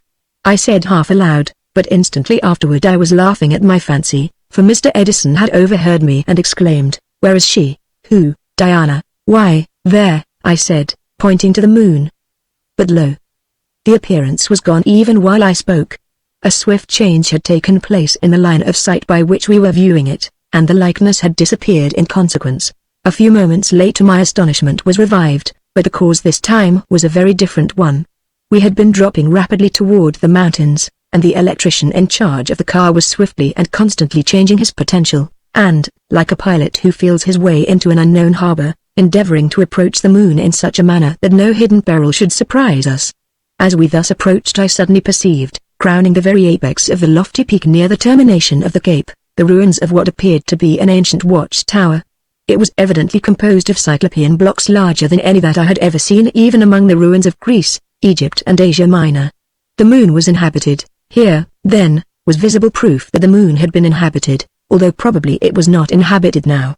I cannot describe the exultant feeling which took possession of me at this discovery.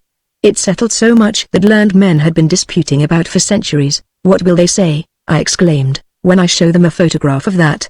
Below the peak, stretching far to right and left, lay a barren beach which had evidently once been washed by sea waves, because it was marked by long curved ridges such as the advancing and retiring tide leaves upon the shore of the ocean. This beach sloped rapidly outward and downward toward a profound abyss, which had once, evidently, been the bed of a sea, but which now appeared to us simply as the empty, yawning shell of an ocean that had long vanished.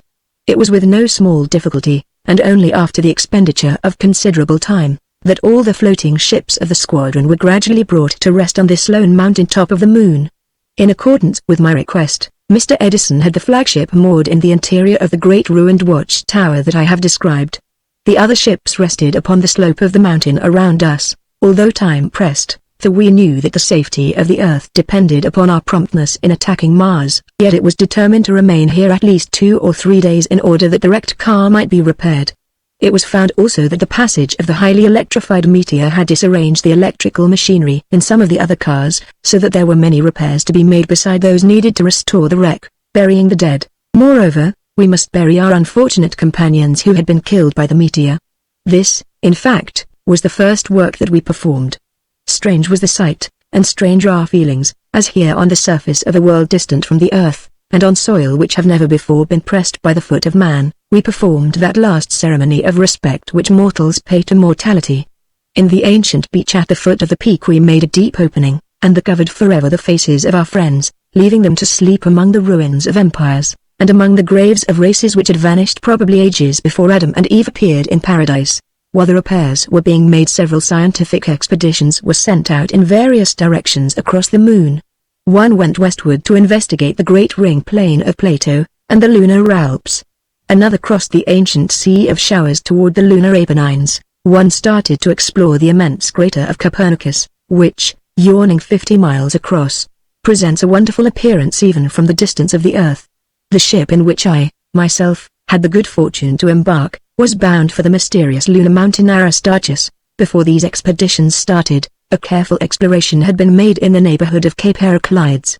But, except that the broken walls of the watchtower on the peak, composed of blocks of enormous size, had evidently been the work of creatures endowed with human intelligence, no remains were found indicating the former presence of inhabitants upon this part of the moon, a gigantic human footprint.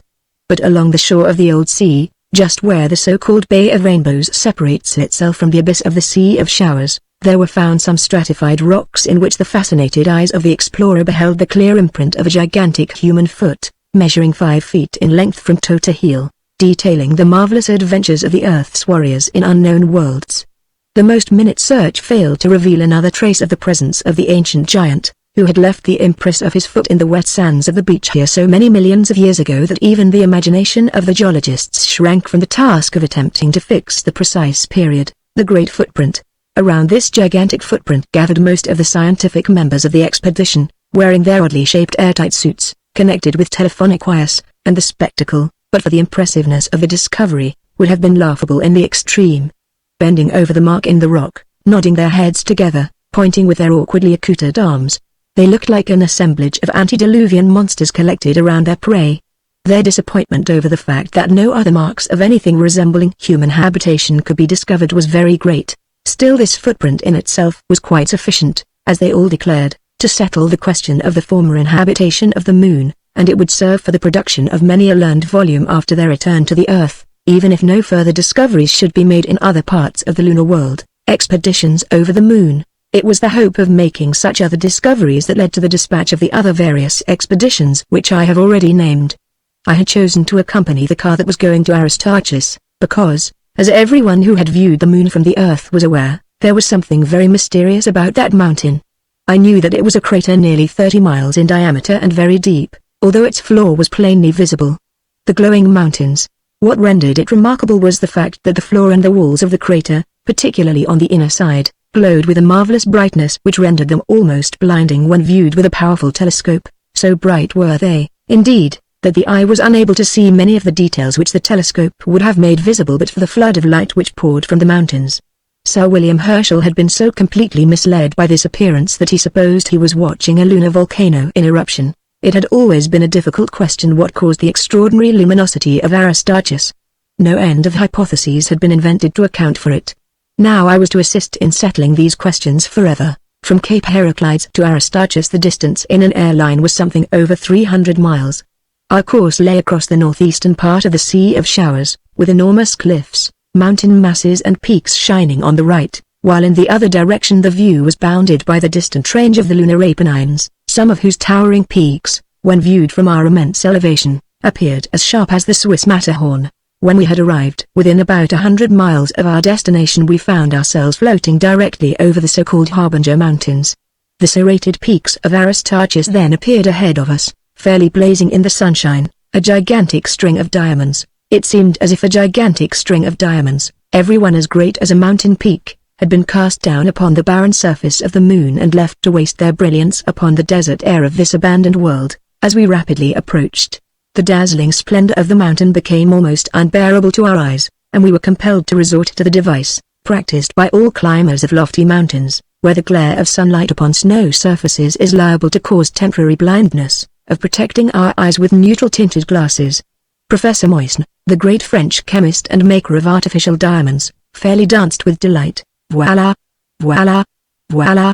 Was all that he could say. A mountain of crystals. When we were comparatively near, the mountain no longer seemed to glow with a uniform radiance, evenly distributed over its entire surface, but now innumerable points of light, all as bright as so many little suns, blazed away at us.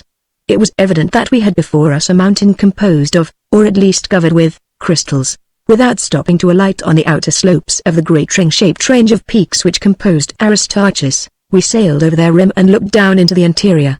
Here the splendor of the crystals was greater than on the outer slopes, and the broad floor of the crater, thousands of feet beneath us, shone and sparkled with overwhelming radiance, as if it were an immense bin of diamonds, while a peak in the center flamed like a stupendous tiara encrusted with selected gems. Eager to see what these crystals were, the car was now allowed rapidly to drop into the interior of the crater. With great caution we brought it to rest upon the blazing ground, for the sharp edges of the crystals would certainly have torn the metallic sides of the car if it had come into violent contact with them. Donning our airtight suits and stepping carefully out upon this wonderful footing we attempted to detach some of the crystals. Many of them were firmly fastened, but a few some of astonishing size were readily loosened. A wealth of gems. A moment's inspection showed that we had stumbled upon the most marvelous work of the forces of crystallization that human eyes had ever rested upon. Sometime in the past history of the moon there had been an enormous outflow of molten material from the crater. This had overspread the walls and partially filled up the interior, and later its surface had flowered into gems, as thick as blossoms in a bed of pansies. The whole mass flashed prismatic rays of indescribable beauty and intensity. We gazed at first speechless with amazement. It cannot be, surely it cannot be, said Professor Moyson at length. "But it is," said another member of the party. "Are these diamonds?" asked a third. "I cannot yet tell," replied the professor. "They have the brilliancy of diamonds, but they may be something else." "Moon jewels," suggested a third. "And worth untold millions, whatever they are," remarked another. "Jewels from the moon." These magnificent crystals, some of which appeared to be almost flawless, varied in size from the dimensions of a hazelnut to geometrical solids several inches in diameter.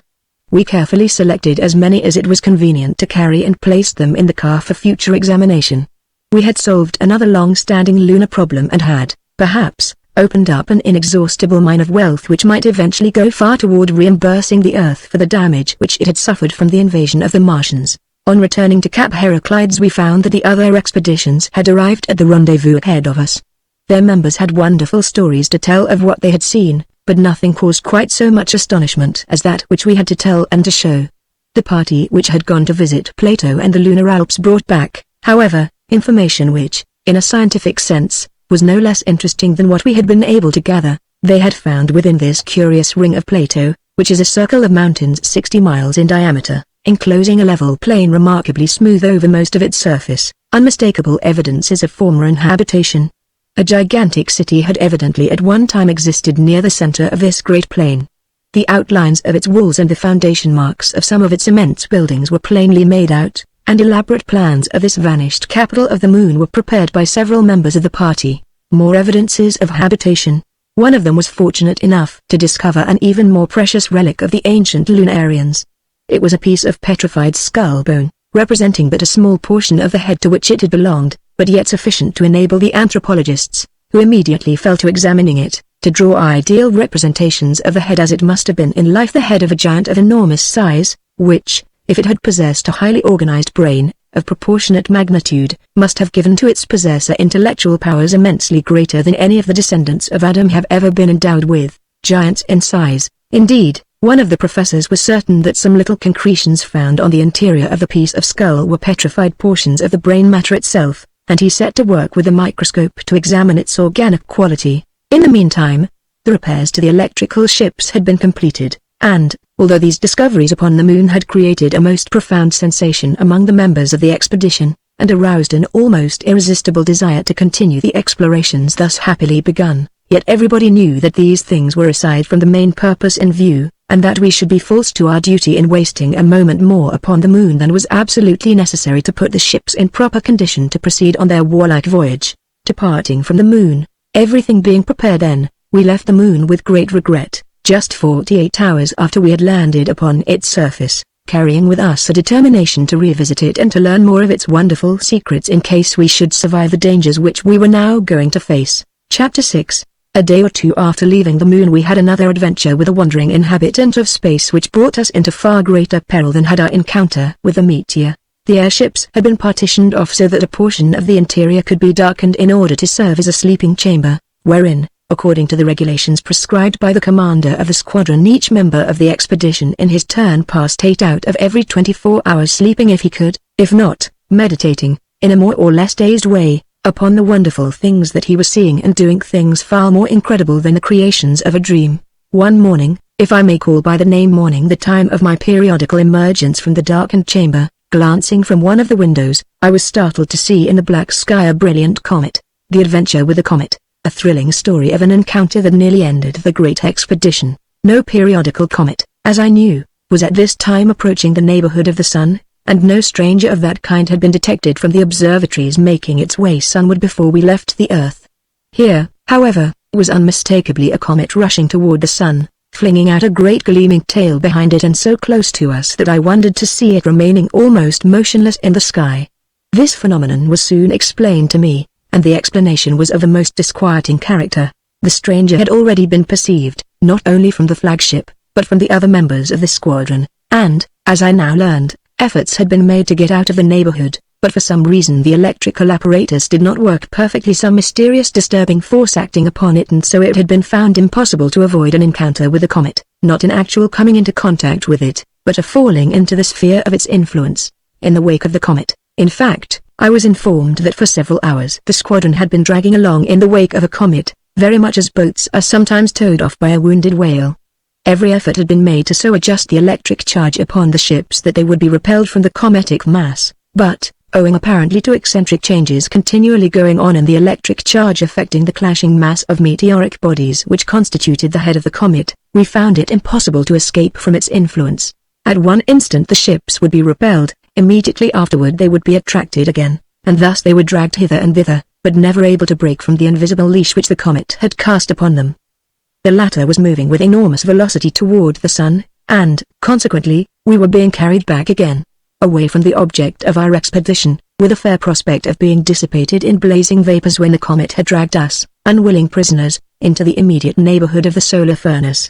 Even the most cool-headed lost his self-control in this terrible emergency. Every kind of device that experience or the imagination could suggest was tried, but nothing would do. Still on we rushed with the electrified atoms composing the tail of the comet sweeping to and fro over the members of the squadron, as they shifted their position, like the plume of smoke from a gigantic steamer, drifting over the seabirds that follow in its course. Is this the end? Was this to end it all, then? Was this the fate that Providence had in store for us? Were the hopes of the earth thus to perish? Was the expedition to be wrecked and its fate to remain forever unknown to the planet from which it had set forth? And was our beloved globe, which had seemed so fair to us when we last looked upon it nearby, and in whose defense we had resolved to spend our last breath, to be left helpless and at the mercy of its implacable foe in the sky? At length we gave ourselves up for lost. There seemed to be no possible way to free ourselves from the baleful grip of this terrible and unlooked-for enemy. Giving up all hope, as the comet approached the sun its electric energy rapidly increased, and watching it with telescopes, for we could not withdraw our fascinated eyes from it, we could clearly behold the fearful things that went on in its nucleus. This consisted of an immense number of separate meteors of no very great size individually, but which were in constant motion among one another, darting to and fro, clashing and smashing together, while fountains of blazing metallic particles and hot mineral vapors poured out in every direction, a flying hell. As I watched it, unable to withdraw my eyes, I saw imaginary forms revealing themselves amid the flaming meteors. They seemed like creatures in agony, tossing their arms, bewailing in their attitudes the awful fate that had overtaken them, and fairly chilling my blood with the pantomime of torture which they exhibited. I thought of an old superstition which I had often heard about the earth, and exclaimed, "Yes, surely, this is a flying hell." As the electric activity of the comet increased, its continued changes of potential and polarity became more frequent, and the electrical ships darted about with even greater confusion than before. Occasionally one of them, seized with a sudden impulse, would spring forward toward the nucleus of the comet with a sudden access of velocity that would fling every one of its crew from his feet, and all would lie sprawling on the floor of the car while it rushed, as it seemed, to inevitable and instant destruction, saved on ruin's brink. Then, either through the frantic efforts of the electrician struggling with the controller or through another change in the polarity of the comet, the ship would be saved on the very brink of ruin and stagger away out of immediate danger. Thus the captured squadron was swept, swaying and darting hither and thither, but never able to get sufficiently far from the comet to break the bond of its fatal attraction, the earth again. So great was our excitement and so complete our absorption in the fearful peril that we had not noticed the precise direction in which the comet was carrying us. It was enough to know that the goal of the journey was the furnace of the sun. But presently someone in the flagship recalled us to a more accurate sense of our situation in space by exclaiming, "Why, there is the Earth!" Thrilling adventures crowd each other in the great war upon Mars, and there, indeed, it was, its great globe rolling under our eyes, with the contrasted colors of the continents and clouds and the watery gleam of the ocean spread beneath us. "We are going to strike it!" exclaimed somebody. "The comet is going to dash into the Earth." Such a collision at first seemed inevitable, but presently it was noticed that the direction of the comet's motion was such that while it might graze the Earth it would not actually strike it, and so, like a swarm of giant insects circling about an electric light from whose magic influence they cannot escape, our ships went on, to be whipped against the Earth in passing and then to continue their swift journey to destruction. Unexpected aid, thank God, this saves us, suddenly cried Mr. Edison. What? Why, the Earth, of course. Do you not see that as the comet sweeps close to the great planet the superior attraction of the latter will snatch us from its grasp, and that thus we shall be able to escape? And it was indeed as Mr. Edison had predicted. In a blaze of falling meteors the comet swept the outer limits of the Earth's atmosphere and passed on, while the swaying ships, having been instructed by signals what to do, desperately applied their electrical machinery to reverse the attraction and threw themselves into the arms of their Mother Earth. over the Atlantic. In another instant we were all free, settling down through the quiet atmosphere with the Atlantic Ocean sparkling in the morning sun far below. We looked at one another in amazement. So this was the end of our voyage. This was the completion of our warlike enterprise. We had started out to conquer a world, and we had come back ignominiously dragged in the train of a comet. The Earth which we were going to defend and protect had herself turned protector, and reaching out her strong arm had snatched her foolish children from the destruction which they had invited. It would be impossible to describe the chagrin of every member of the expedition, a feeling of shame. The electric ships rapidly assembled and hovered high in the air, while their commanders consulted about what should be done. A universal feeling of shame almost drove them to a decision not to land upon the surface of the planet, and if possible not to let its inhabitants know what had occurred. But it was too late for that. Looking carefully beneath us, we saw that fate had brought us back to our very starting point, and signals displayed in the neighborhood of New York indicated that we had already been recognized. There was nothing for us then but to drop down and explain the situation. I shall not delay my narrative by undertaking to describe the astonishment and the disappointment of the inhabitants of the Earth when, within a fortnight from our departure, they saw us back again, with no laurels of victory crowning our brows. At first they had hoped that we were returning in triumph, and we were overwhelmed with questions the moment we had dropped within speaking distance. Have you whipped them? How many are lost? Is there any more danger? Fakes, have ye got one of them men from Mars? But their rejoicings and their facetiousness were turned into wailing when the truth was imparted. A short stay on the Earth, we made a short story of it, for we had not the heart to go into details. We told of our unfortunate comrades whom we had buried on the moon. And there was one gleam of satisfaction when we exhibited the wonderful crystals we had collected in the crater of Aristarchus. Mr. Edison determined to stop only long enough to test the electrical machinery of the cars, which had been more or less seriously deranged during our wild chase after the comet, and then to start straight back for Mars, this time on a through trip. Mysterious lights on Mars. The astronomers, who had been watching Mars since our departure, with their telescopes, reported that mysterious lights continued to be visible, but that nothing indicating the starting of another expedition for the Earth had been seen. Within 24 hours we were ready for our second start. The moon was now no longer in a position to help us on our way. It had moved out of the line between Mars and the Earth. High above us, in the center of the heavens, glowed the red planet which was the goal of our journey. The needed computations of velocity and direction of flight having been repeated, and the ships being all in readiness, we started direct for Mars. Greater preparations made. An enormous charge of electricity was imparted to each member of the squadron, in order that as soon as we had reached the upper limits of the atmosphere, where the ships could move swiftly, without danger of being consumed by the heat developed by the friction of their passage through the air, a very great initial velocity could be imparted. Once started off by this tremendous electrical kick, and with no atmosphere to resist our motion, we should be able to retain the same velocity, barring incidental encounters, until we arrived near the surface of Mars. When we were free of the atmosphere, and the ships were moving away from the Earth, with the highest velocity which we were able to impart to them, observations on the stars were made in order to determine the rate of our speed. 10 miles a second. This was found to be 10 miles in a second, or 864,000 miles in a day, a very much greater speed than that with which we had traveled on starting to touch the moon. Supposing this velocity to remain uniform, and, with no known resistance, it might reasonably be expected to do so, we should arrive at Mars in a little less than 42 days, the distance of the planet from the Earth being, at this time, about 36 million miles. Nothing occurred for many days to interrupt our journey. We became accustomed to our strange surroundings, and many entertainments were provided to while away the time. The astronomers in the expedition found plenty of occupation in studying the aspects of the stars and the other heavenly bodies from their new point of view. Drawing near to Mars, at the expiration of about 35 days we had drawn so near to Mars that with our telescopes, which, though small, were of immense power, we could discern upon its surface features and details which no one had been able to glimpse from the Earth. As the surface of this world, that we were approaching as a tiger hunter draws near the jungle, gradually unfolded itself to our inspection, there was hardly one of us willing to devote to sleep or idleness the prescribed 8 hours that had been fixed as the time during which each member of the expedition must remain in the darkened chamber. We were too eager to watch for every new revelation upon Mars. But something was in store that we had not expected. We were to meet the Martians before arriving at the world they dwelt in. Among the stars which shone in that quarter of the heavens where Mars appeared as the master orb, there was one, lying directly in our path, which, to our astonishment, as we continued on, altered from the aspect of a star, underwent a gradual magnification, and soon presented itself in the form of a little planet. The asteroid. It is an asteroid, said somebody. Yes, evidently, but how does it come inside the orbit of Mars? Oh, there are several asteroids, said one of the astronomers, which travel inside the orbit of Mars, along a part of their course, and, for aught we can tell, there may be many which have not yet been caught sight of from the Earth, that are nearer to the Sun than Mars is. This must be one of them. Manifestly so. As we drew nearer, the mysterious little planet revealed itself to us as a perfectly formed globe not more than 5 miles in diameter. What is that upon it? Asked Lord Kelvin, squinting intently at the little world through his glass.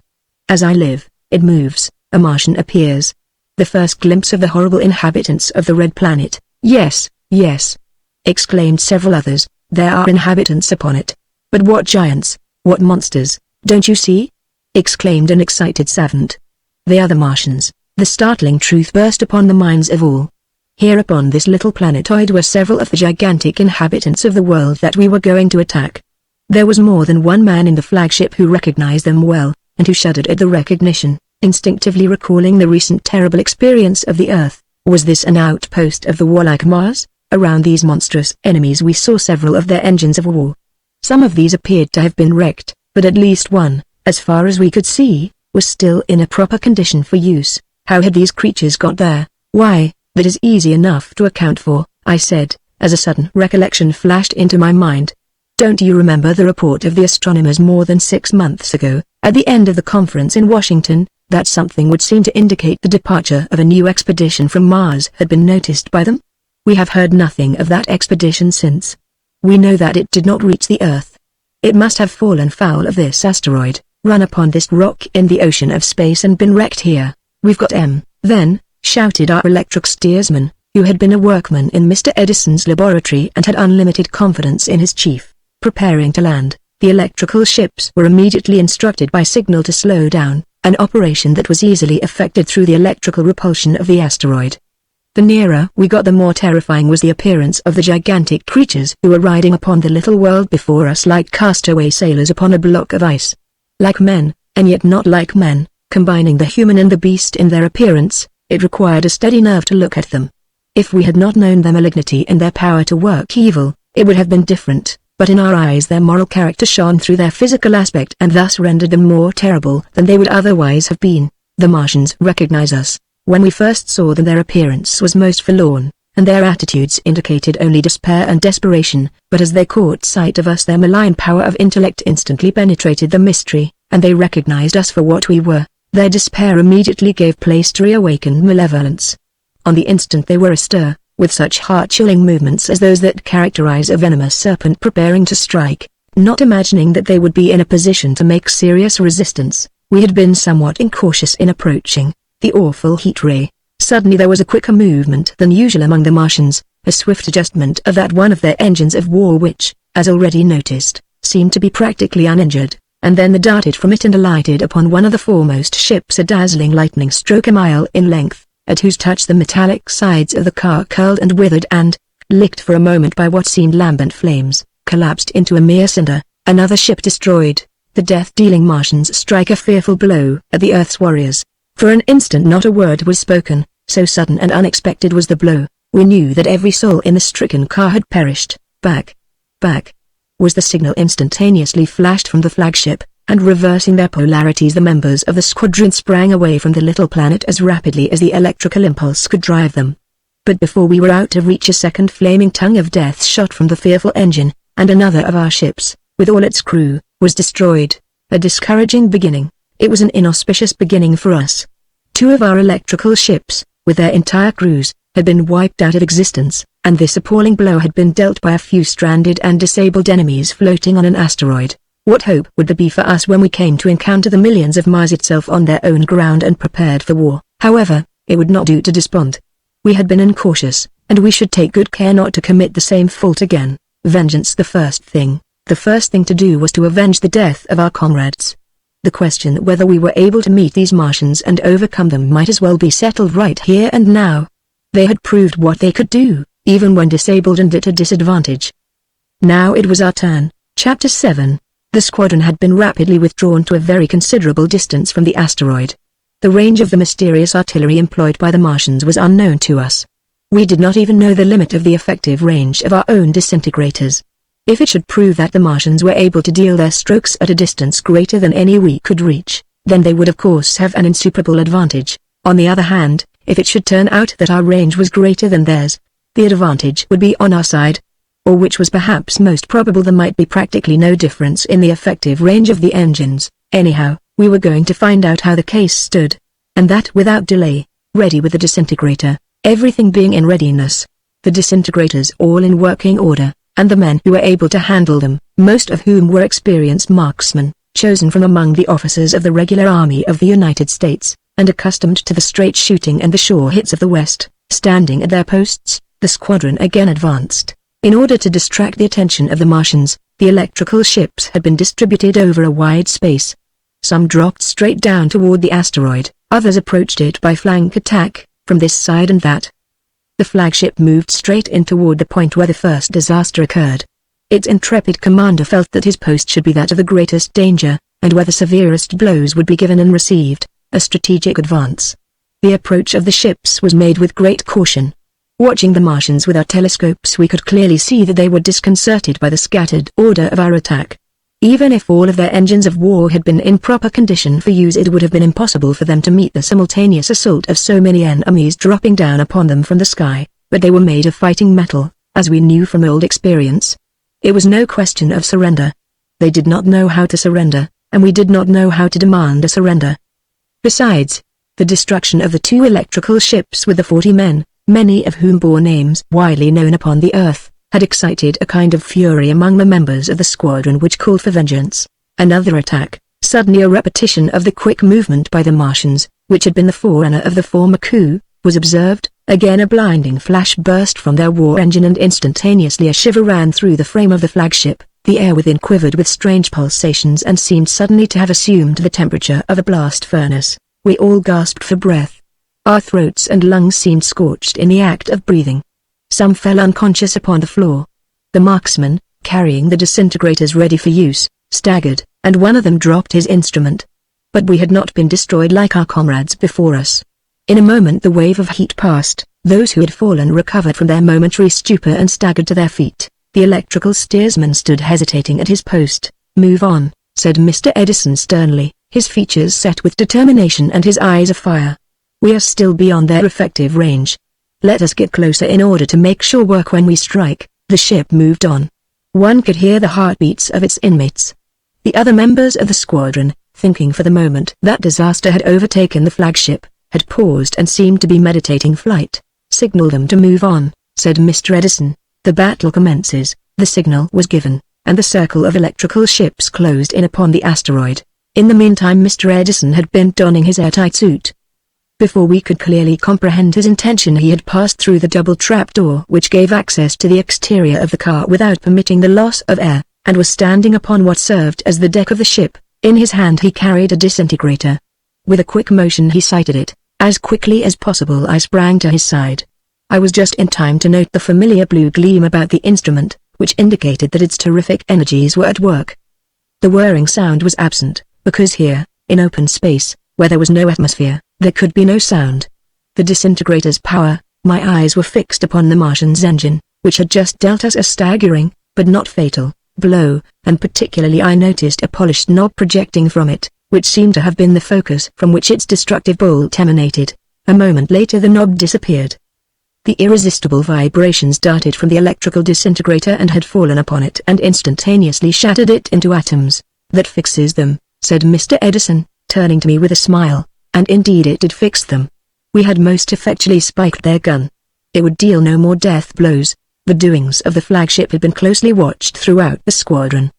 The effect of its blow had been evident to all, and a moment later we saw, on some of the nearer ships, men dressed in their air suits, appearing upon the deck, swinging their arms and sending forth noiseless cheers into empty space. A telling stroke. The stroke that we had dealt was taken by several of the electrical ships as a signal for a common assault, and we saw two of the Martians fall beside the ruin of their engine, their heads having been blown from their bodies. "Signal them to stop firing," commanded Mr. Edison. "We have got them down, and we are not going to murder them without necessity. Besides," he added, "I want to capture some of them alive. The signal was given as he had ordered. The flagship then alone dropped slowly toward the place on the asteroid where the prostrate Martians were. A terrible scene. As we got near them, a terrible scene unfolded itself to our eyes. There had evidently been not more than half a dozen of the monsters in the beginning. 2 of these were stretched headless upon the ground. 3 others had suffered horrible injuries where the invisible vibratory beams from the disintegrators had grazed them, and they could not long survive. 1 only remained apparently uninjured. The gigantic Martian. It is impossible for me to describe the appearance of this creature in terms that would be readily understood. Was he like a man? Yes and no. He possessed many human characteristics, but they were exaggerated and monstrous in scale and in detail. His head was of enormous size, and his huge projecting eyes gleamed with a strange fire of intelligence. His face was like a caricature, but not one to make the beholder laugh. Drawing himself up, he towered to a height of at least 15 feet. But let the reader not suppose from this inadequate description that the Martians stirred in the beholder precisely the sensation that would be caused by the sight of a gorilla, or other repulsive inhabitant of one of our terrestrial jungles, suddenly confronting him in its native wilds, with all his horrible characteristics, and all his suggestions of beast and monster. Nevertheless, the Martian produced the impression of being a person and not a mere animal. His frightened aspect. I have already referred to the enormous size of his head, and to the fact that his countenance bore considerable resemblance to that of a man. There was something in this face that sent a shiver through the soul of the beholder. One could feel in looking upon it that here was intelligence developed to the highest degree, but in the direction of evil instead of good. The sensations of one who had stood face to face with Satan, when he was driven from the battlements of heaven by the swords of his fellow archangels, and had beheld him transformed from Lucifer, the son of the morning, into the prince of night and hell, might not have been unlike those which we now experienced as we gazed upon this dreadful personage, who seemed to combine the intellectual powers of a man, raised to their highest pitch, with some of the physical features of a beast, and all the moral depravity of a fiend. The Martian's rage. The appearance of the Martian was indeed so threatening and repellent that we paused at the height of 50 feet above the ground, hesitating to approach nearer. A grin of rage and hate overspread his face. If he had been a man, I should say he shook his fist at us. What he did was to express in even more telling pantomime his hatred and defiance, and his determination to grind us to shreds if he could once get us within his clutches. Mr. Edison and I still stood upon the deck of the ship, where several others had gathered around us. The atmosphere of the little asteroid was so rare that it practically amounted to nothing, and we could not possibly have survived if we had not continued to wear our airtight suits. How the Martians contrived to live here was a mystery to us. It was another of their secrets which we were yet to learn. Mr. Edison retained his disintegrator in his hand. "Kill him," said someone. "He is too horrible to live. If we do not kill him we shall never be able to land upon the asteroid," said another. "Shall we kill him?" "No," said Mr. Edison, "I shall not kill him. We have got another use for him. Tom," he continued, turning to one of his assistants, whom he had brought from his laboratory, "bring me the anesthetizer." This was something entirely new to nearly all the members of the expedition. Mr. Edison, however, had confided to me before we left the Earth the fact that he had invented a little instrument by means of which a bubble, strongly charged with a powerful anesthetic agent, could be driven to a considerable distance into the face of an enemy, where, exploding without other damage, it would instantly put him to sleep. When Tom had placed the instrument in his hands, Mr. Edison ordered the electrical ship to forge slightly ahead and drop a little lower toward the Martian, who, with watchful eyes and threatening gestures, noted our approach in the attitude of a wild beast on the spring. Suddenly Mr. Edison discharged from the instrument in his hand a little gaseous globe, which glittered like a ball of tangled rainbows in the sunshine, and darted with astonishing velocity straight into the upturned face of the Martian. It burst as it touched and the monster fell back senseless upon the ground. "One of the bellicose Martians falls into the hands of the Worldians. You have killed him," exclaimed all. "No," said Mr. Edison. "He is not dead, only asleep. Now we shall drop down and bind him tight before he can awake." When we came to bind our prisoner with strong ropes we were more than ever impressed with his gigantic stature and strength. Evidently in single combat with equal weapons he would have been a match for 20 of us. All that I had read of giants had failed to produce upon my mind the impression of enormous size and tremendous physical energy which the sleeping body of this immense Martian produced. He had fallen on his back, and was in a most profound slumber. All his features were relaxed, and yet even in that condition there was a devilishness about him that made the beholders instinctively shudder. The unconscious Martian, So powerful was the effect of the anesthetic which Mr. Edison had discharged into his face that he remained perfectly unconscious while we turned him half over in order the more securely to bind his muscular limbs. In the meantime the other electrical ships approached, and several of them made a landing upon the asteroid.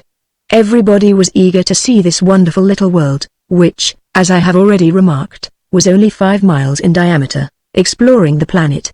Several of us from the flagship started out hastily to explore the miniature planet.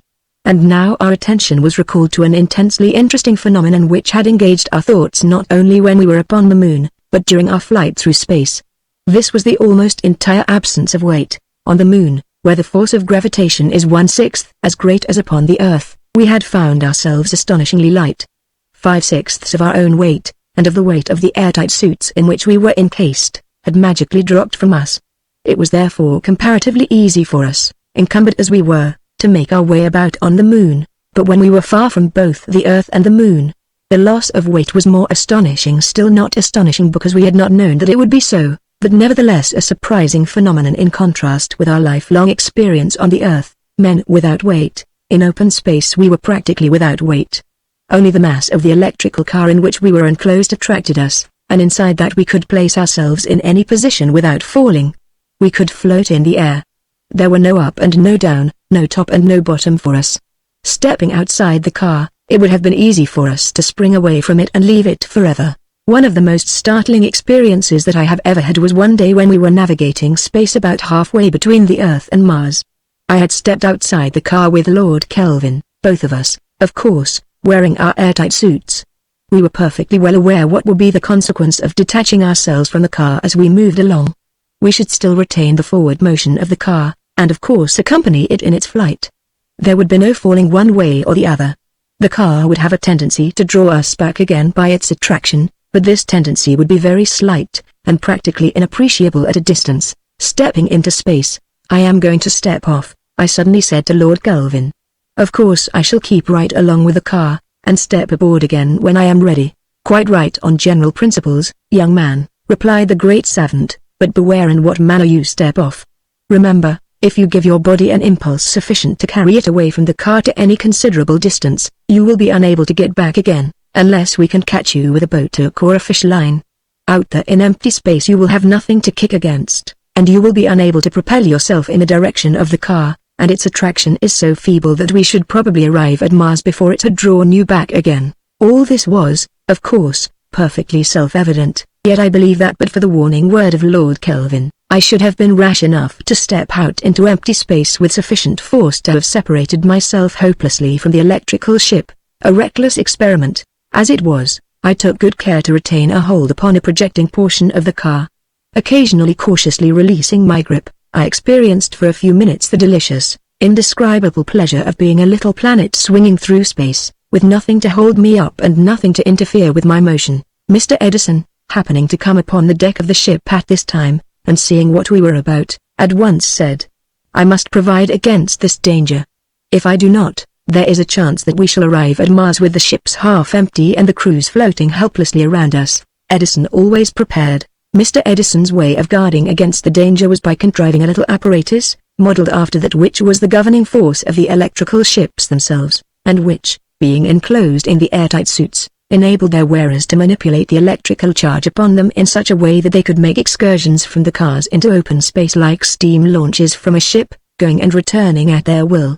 These little machines being rapidly manufactured, for Mr. Edison had a miniature laboratory aboard, were distributed about the squadron, and henceforth we had the pleasure of paying and receiving visits among the various members of the fleet. But to return from this digression to our experience of the asteroid. The latter being a body of some mass was, of course, able to impart to us a measurable degree of weight. Being 5 miles in diameter, on the assumption that its mean density was the same as that of the Earth, the weight of bodies on its surface should have borne the same ratio to their weight upon the Earth that the radius of the asteroid bore to the radius of the Earth, in other words, as 1 to 1,600. Having made this mental calculation, I knew that my weight, being 150 pounds on the Earth, should on this asteroid be an ounce and a half. Curious to see whether fact would bear out theory, I had myself weighed with a spring balance. Mr. Edison, Lord Kelvin and the other distinguished scientists stood by watching the operation with great interest. To our complete surprise, my weight, instead of coming out 1.5 ounces, as it should have done, on the supposition that the mean density of the asteroid resembled that of the Earth. A very liberal supposition on the side of the asteroid. By the way, actually came out 5.25 ounces. What in the world makes me so heavy? I asked. Yes, indeed, what an elephant you have become, said Mr. Edison. Lord Kelvin screwed his eyeglass in his eye, and carefully inspected the balance. Weight, 5.25 ounces, it's quite right, he said. You do indeed weigh 5.25 ounces. Too much, altogether too much, he added. You shouldn't do it, you know. Perhaps the fault is in the asteroid, suggested Professor Sylvanus P. Thompson. Quite so, exclaimed Lord Kelvin, a look of sudden comprehension overspreading his features. No doubt it is the internal constitution of the asteroid which is the cause of the anomaly. We must look into that. Let me see. This gentleman's weight is 3.5 times as great as it ought to be. What element is there whose density exceeds the mean density of the Earth in about that proportion? Gold, exclaimed one of the party, the golden asteroid. For a moment we were startled beyond expression. The truth had flashed upon us. This must be a golden planet, this little asteroid. If it were not composed internally of gold it could never have made me weigh 3 times more than I ought to weigh. But where is the gold? Cried one. Covered up, of course, said Lord Kelvin. Buried in stardust. This asteroid could not have continued to travel for millions of years through regions of space strewn with meteoric particles without becoming covered with the inevitable dust and grime of such a journey. We must dig down, and then doubtless we shall find the metal. This hint was instantly acted upon. Something that would serve for a spade was seized by one of the men, and in a few minutes a hole had been dug in the comparatively light soil of the asteroid, the precious metal discovered. I shall never forget the sight, nor the exclamations of wonder that broke forth from all of us standing around, when the yellow gleam of the precious metal appeared under the stardust. Collected in huge masses it reflected the light of the sun from its hiding place. Evidently the planet was not a solid ball of gold, formed like a bullet run in a mold, but was composed of nuggets of various sizes, which had come together here under the influence of their mutual gravitation, and formed a little metallic planet, judging by the test of weight which we had already tried, and which had led to the discovery of the gold. The composition of the asteroid must be the same to its very center, an incredible phenomenon. In an assemblage of famous scientific men such as this the discovery of course immediately led to questions as to the origin of this incredible phenomenon. How did these masses of gold come together? How did it chance that, with the exception of the thin crust of the asteroid, nearly all its substance was composed of the precious metal? One asserted that it was quite impossible that there should be so much gold at so great a distance from the sun. It is the general law, he said, that the planets increase in density toward the sun. There is every reason to think that the inner planets possess the greater amount of dense elements, while the outer ones are comparatively light. Whence came the treasure? But another referred to the old theory that there was once in this part of the solar system a planet which had been burst in pieces by some mysterious explosion, the fragments forming what we know as the asteroids. In his opinion, this planet might have contained a large quantity of gold, and in the course of ages the gold, having, in consequence of its superior atomic weight, not being so widely scattered by the explosion as some of the other elements of the planet, had collected itself together in this body. But I observed that Lord Kelvin and the other more distinguished men of science said nothing during this discussion. The truly learned man is the truly wise man. They were not going to set up theories without sufficient facts to sustain them. The one fact that the gold was here was all they had at present. Until they could learn more they were not prepared to theorize as to how the gold got there, and in truth, it must be confessed, the greater number of us really cared less for the explanation of the wonderful fact than we did for the fact itself. Gold is a thing which may make its appearance anywhere and at any time without offering any excuses or explanations. Visions of mighty fortunes, few. Won't we be rich? Exclaimed a voice. How are we going to dig it and get it back to earth? Asked another. Carry it in your pockets, said one. No need of staking claims here, remarked another. There is enough for everybody. Mr. Edison suddenly turned the current of talk. What do you suppose those Martians were doing here? Why, they were wrecked here. Not a bit of it, said Mr. Edison. According to your own showing they could not have been wrecked here. This planet hasn't gravitation enough to wreck them by a fall, and besides I have been looking at their machines and I know there has been a fight. A fight? Exclaimed several, pricking up their ears. Yes, said Mr. Edison, those machines bear the marks of the lightning of the Martians. They have been disabled, but they are made of some metal or some alloy of metals unknown to me, and consequently they have withstood the destructive force applied to them. as our electric ships were unable to withstand it. It is perfectly plain to me that they have been disabled in a battle. The Martians must have been fighting among themselves, a Martian civil war, about the gold," exclaimed one. "Of course. What else was there to fight about?" At this instant one of our men came running from a considerable distance, waving his arms excitedly, but unable to give voice to his story, in the inappreciable atmosphere of the asteroid, until he had come up and made telephonic connection with us. "There is a lot of dead Martians over there," he said. "They've been cleaning one another out." "That's it," said Mr. Edison. "I knew it when I saw the condition of those machines." "Then this is not a wrecked expedition, directed against the Earth?" "Not at all. This must be the great gold mine of Mars," said the president of an Australian mining company, opening both his eyes and his mouth as he spoke. "Yes, evidently that's it. Here's where they come to get their wealth. And this," I said, "must be their harvest time. You notice that this asteroid, being several million miles nearer to the Sun than Mars is, must have an appreciably shorter period of revolution. When it is in conjunction with Mars, or nearly so, as it is at present, the distance between the two is not very great, whereas when it is in the opposite part of its orbit they are separated by an enormous gap of space and the Sun is between them. Manifestly in the latter case it would be perilous if not entirely impossible for the Martians to visit the golden asteroid, but when it is near Mars, as it is at present, and as it must be periodically for several years at a time, then is their opportunity, with their projectile cars sent forth with the aid of the mysterious explosives which they possess. It is easy for them under such circumstances, to make visits to the asteroid.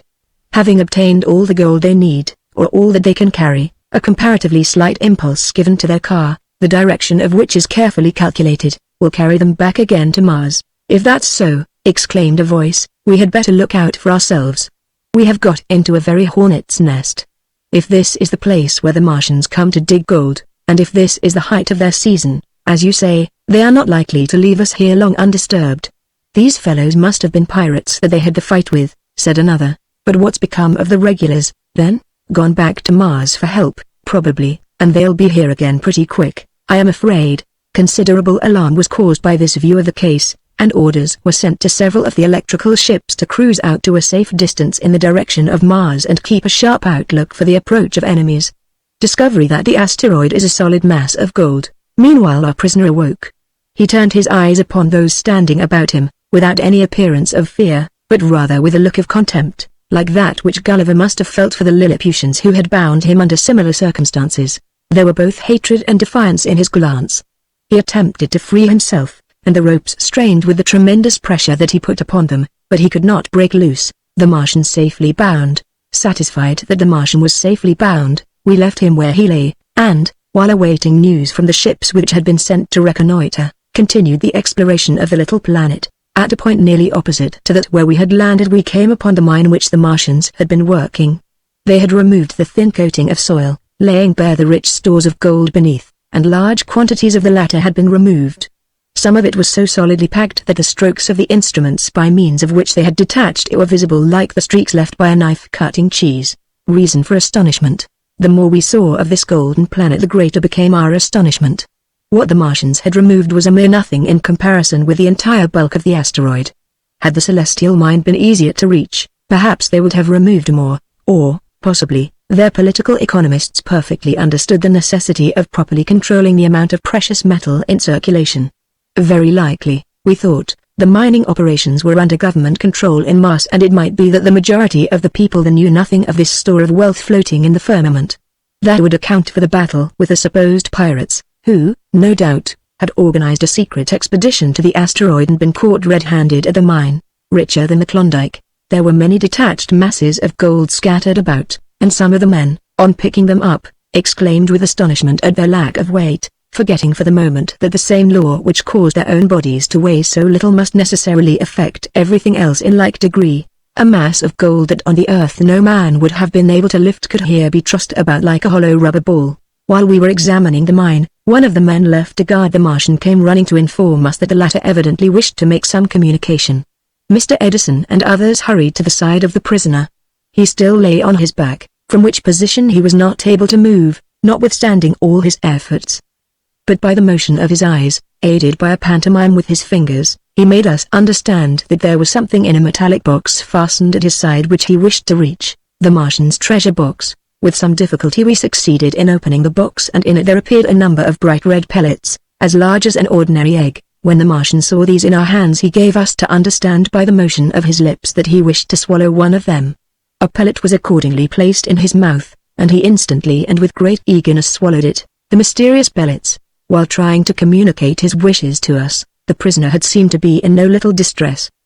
He exhibited spasmodic movements which led some of the bystanders to think that he was on the point of dying, but within a few seconds after he had swallowed the pellet he appeared to be completely restored. All evidences of distress vanished, and a look of content came over his ugly face. "It must be a powerful medicine," said one of the bystanders. "I wonder what it is." "I will explain to you my notion," said Professor Moisne, the great French chemist. "I think it was a pill of the air, which he has taken." "What do you mean by that?" "Artificial atmosphere." "My meaning is," said Professor Moisne, "that the Martian must have, for that he may live, the nitrogen and the oxygen. These can he not obtain here, where there is not the atmosphere. Therefore must he get them in some other manner. This has he managed to do by combining in these pills the oxygen and the nitrogen in the proportions which make atmospheric air. Doubtless upon Mars there are the very great chemists. They have discovered how this may be done. When the Martian has swallowed his little pill, the oxygen and the nitrogen are rendered to his blood as if he had breathed them, and so he can live with that air which has been distributed to him with the aid of his stomach in the place of his lungs." If Monsieur Moisne's explanation was not correct, at any rate it seemed the only one that would fit the facts before us. Certainly the Martian could not breathe where there was practically no air, yet just as certainly after he had swallowed his pill he seemed as comfortable as any of us. Signals from a ship. Suddenly, while we were gathered around the prisoner, and interested in this fresh evidence of the wonderful ingenuity of the Martians, and of their control over the processes of nature, one of the electrical ships that had been sent off in the direction of Mars was seen rapidly returning and displaying signals. "The Martians are coming." It reported that the Martians were coming. Chapter 8. The alarm was spread instantly among those upon the planet and through the remainder of the fleet. One of the men from the returning electrical ship dropped down upon the asteroid and gave a more detailed account of what they had seen. His ship had been the one which had gone to the greatest distance in the direction of Mars. While cruising there, with all eyes intent, they had suddenly perceived a glittering object moving from the direction of the ruddy planet, and manifestly approaching them.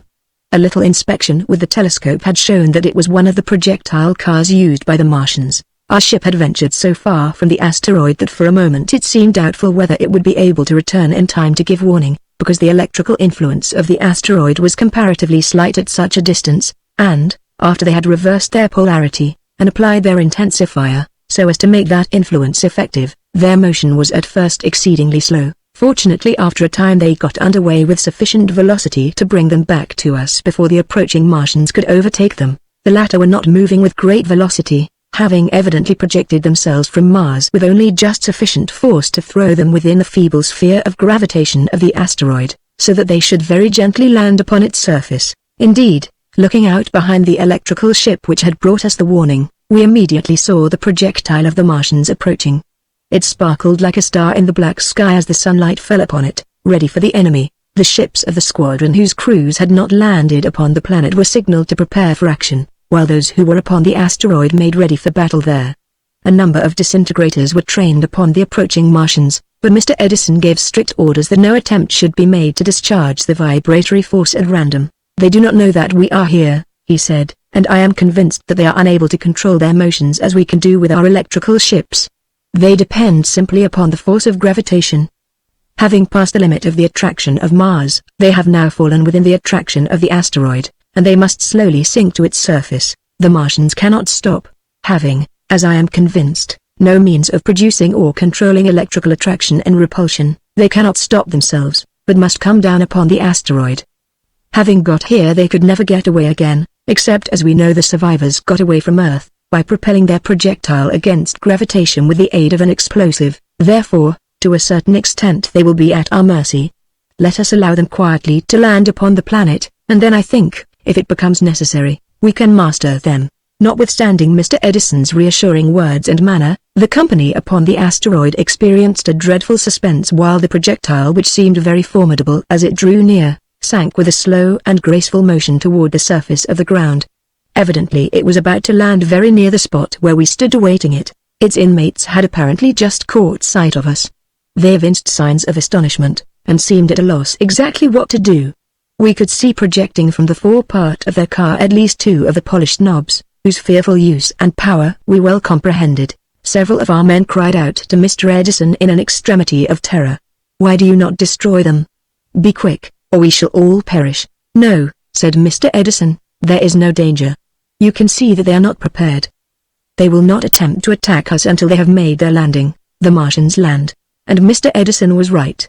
With gradually accelerated velocity, and yet very, very slowly in comparison with the speed they would have exhibited in falling upon such a planet as the Earth, the Martians and their car came down to the ground. We stood at a distance or perhaps 300 feet from the point where they touched the asteroid. Instantly a dozen of the giants sprang from the car and gazed about for a moment with a look of intense surprise. At first it was doubtful whether they meant to attack us at all. We stood on our guard, several carrying disintegrators in our hands, while a score more of these terrible engines were turned upon the Martians from the electrical ships which hovered near. A speech from their leader. Suddenly he who seemed to be the leader of the Martians began to speak to them in pantomime, using his fingers after the manner in which they are used for conversation by deaf and dumb people. Of course, we did not know what he was saying, but his meaning became perfectly evident a minute later. Clearly they did not comprehend the powers of the insignificant-looking strangers with whom they had to deal. Instead of turning their destructive engines upon us, they advanced on a run, with the evident purpose of making us prisoners or crushing us by main force, or by the disintegrator. The soft whir of the disintegrator in the hands of Mr. Edison standing near me came to my ears through the telephonic wire. He quickly swept the concentrating mirror a little up and down, and instantly the foremost Martian vanished. Part of some metallic dress that he wore fell upon the ground where he had stood, its vibratory rate not having been included in the range imparted to the disintegrator. His followers paused for a moment, amazed, stared about as if looking for their leader, and then hurried back to their projectile and disappeared within it. "Now we've got business on our hands," said Mr. Edison. "Look out for yourselves." As he spoke, I saw the death-dealing knob of the war engine contained in the car of the Martians moving around toward us. In another instant it would have launched its destroying bolt. Before that could occur, however, it had been dissipated into space by a vibratory stream from a disintegrator. But we were not to get the victory quite so easily. There was another of the war engines in the car, and before we could concentrate our fire upon it, its awful flash shot forth, and a dozen of our comrades perished before our eyes. "Quick! Quick!" shouted Mr. Edison to one of his electrical experts standing near. "There is something the matter with this disintegrator, and I cannot make it work. Aim at the knob, and don't miss it." Martians and terrestrians fight a terrible battle, but the aim was not well taken, and the vibratory force fell upon a portion of the car at a considerable distance from the knob, making a great breach, but leaving the engine uninjured. A section of the side of the car had been destroyed, and the vibratory energy had spread no further. To have attempted to sweep the car from end to end would have been futile, because the period of action of the disintegrators during each discharge did not exceed 1 second, and distributing the energy over so great a space would have seriously weakened its power to shatter apart the atoms of the resisting substance. The disintegrators were like firearms, in that after each discharge they must be readjusted before they could be used again. The Martians are desperate. Through the breach we saw the Martians inside making desperate efforts to train their engine upon us, for after their first disastrous stroke we had rapidly shifted our position. Swiftly the polished knob, which gleamed like an evil eye, moved round to sweep over us. Instinctively, though incautiously, we had collected in a group. A single discharge would sweep us all into eternity. A ticklish position. "Will no one fire upon them?" exclaimed Mr. Edison, struggling with the disintegrator in his hands, which still refused to work. At this fearful moment I glanced around upon our company, and was astonished at the spectacle. In the presence of the danger many of them had lost all self-command. A half-dozen had dropped their disintegrators upon the ground. Others stood as if frozen fast in their tracks. The expert electrician, whose poor aim had had such disastrous results, held in his hand an instrument which was in perfect condition, yet with mouth agape. He stood trembling like a captured bird. The electricians lose their heads. It was a disgraceful exhibition. Mr. Edison, however, had not lost his head. Again and again he sighted at the dreadful knob with his disintegrator, but the vibratory force refused to respond. The means of safety were in our hands, and yet through a combination of ill luck and paralyzing terror we seemed unable to use them. In a second more it would be all over with us. The suspense in reality lasted only during the twinkling of an eye, though it seemed ages long. Unable to endure it, I sharply struck the shoulder of the paralyzed electrician. To have attempted to seize the disintegrator from his hands would have been a fatal waste of time. Luckily the blow either roused him from his stupor or caused an instinctive movement of his hand that set the little engine in operation. I am sure he took no aim, but providentially the vibratory force fell upon the desired point, and the knob disappeared. Saved. We were saved. Instantly half a dozen rushed toward the car of the Martians. We bitterly repented their haste. They did not live to repent. Unknown to us the Martians carried hand engines, capable of launching bolts of death of the same character as those which emanated from the knobs of their larger machines.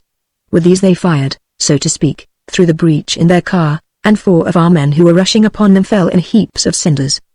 The effect of the terrible fire was like that which the most powerful strokes of lightning occasionally produce on Earth. The destruction of the threatening knob had instantaneously relieved the pressure upon the terror-stricken nerves of our company, and they had all regained their composure and self-command.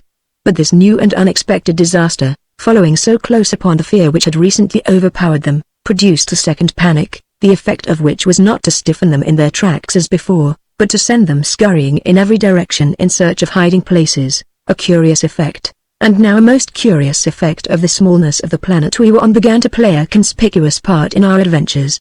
Standing on a globe only 5 miles in diameter was like being on the summit of a mountain whose sides sloped rapidly off in every direction, disappearing in the black sky on all sides, as if it were some stupendous peak rising out of an unfathomable abyss. In consequence of the quick rounding off of the sides of this globe, the line of the horizon was close at hand, and by running a distance of less than 250 yards the fugitives disappeared down the sides of the asteroid, and behind the horizon, even from the elevation of about 15 feet from which the Martians were able to watch them.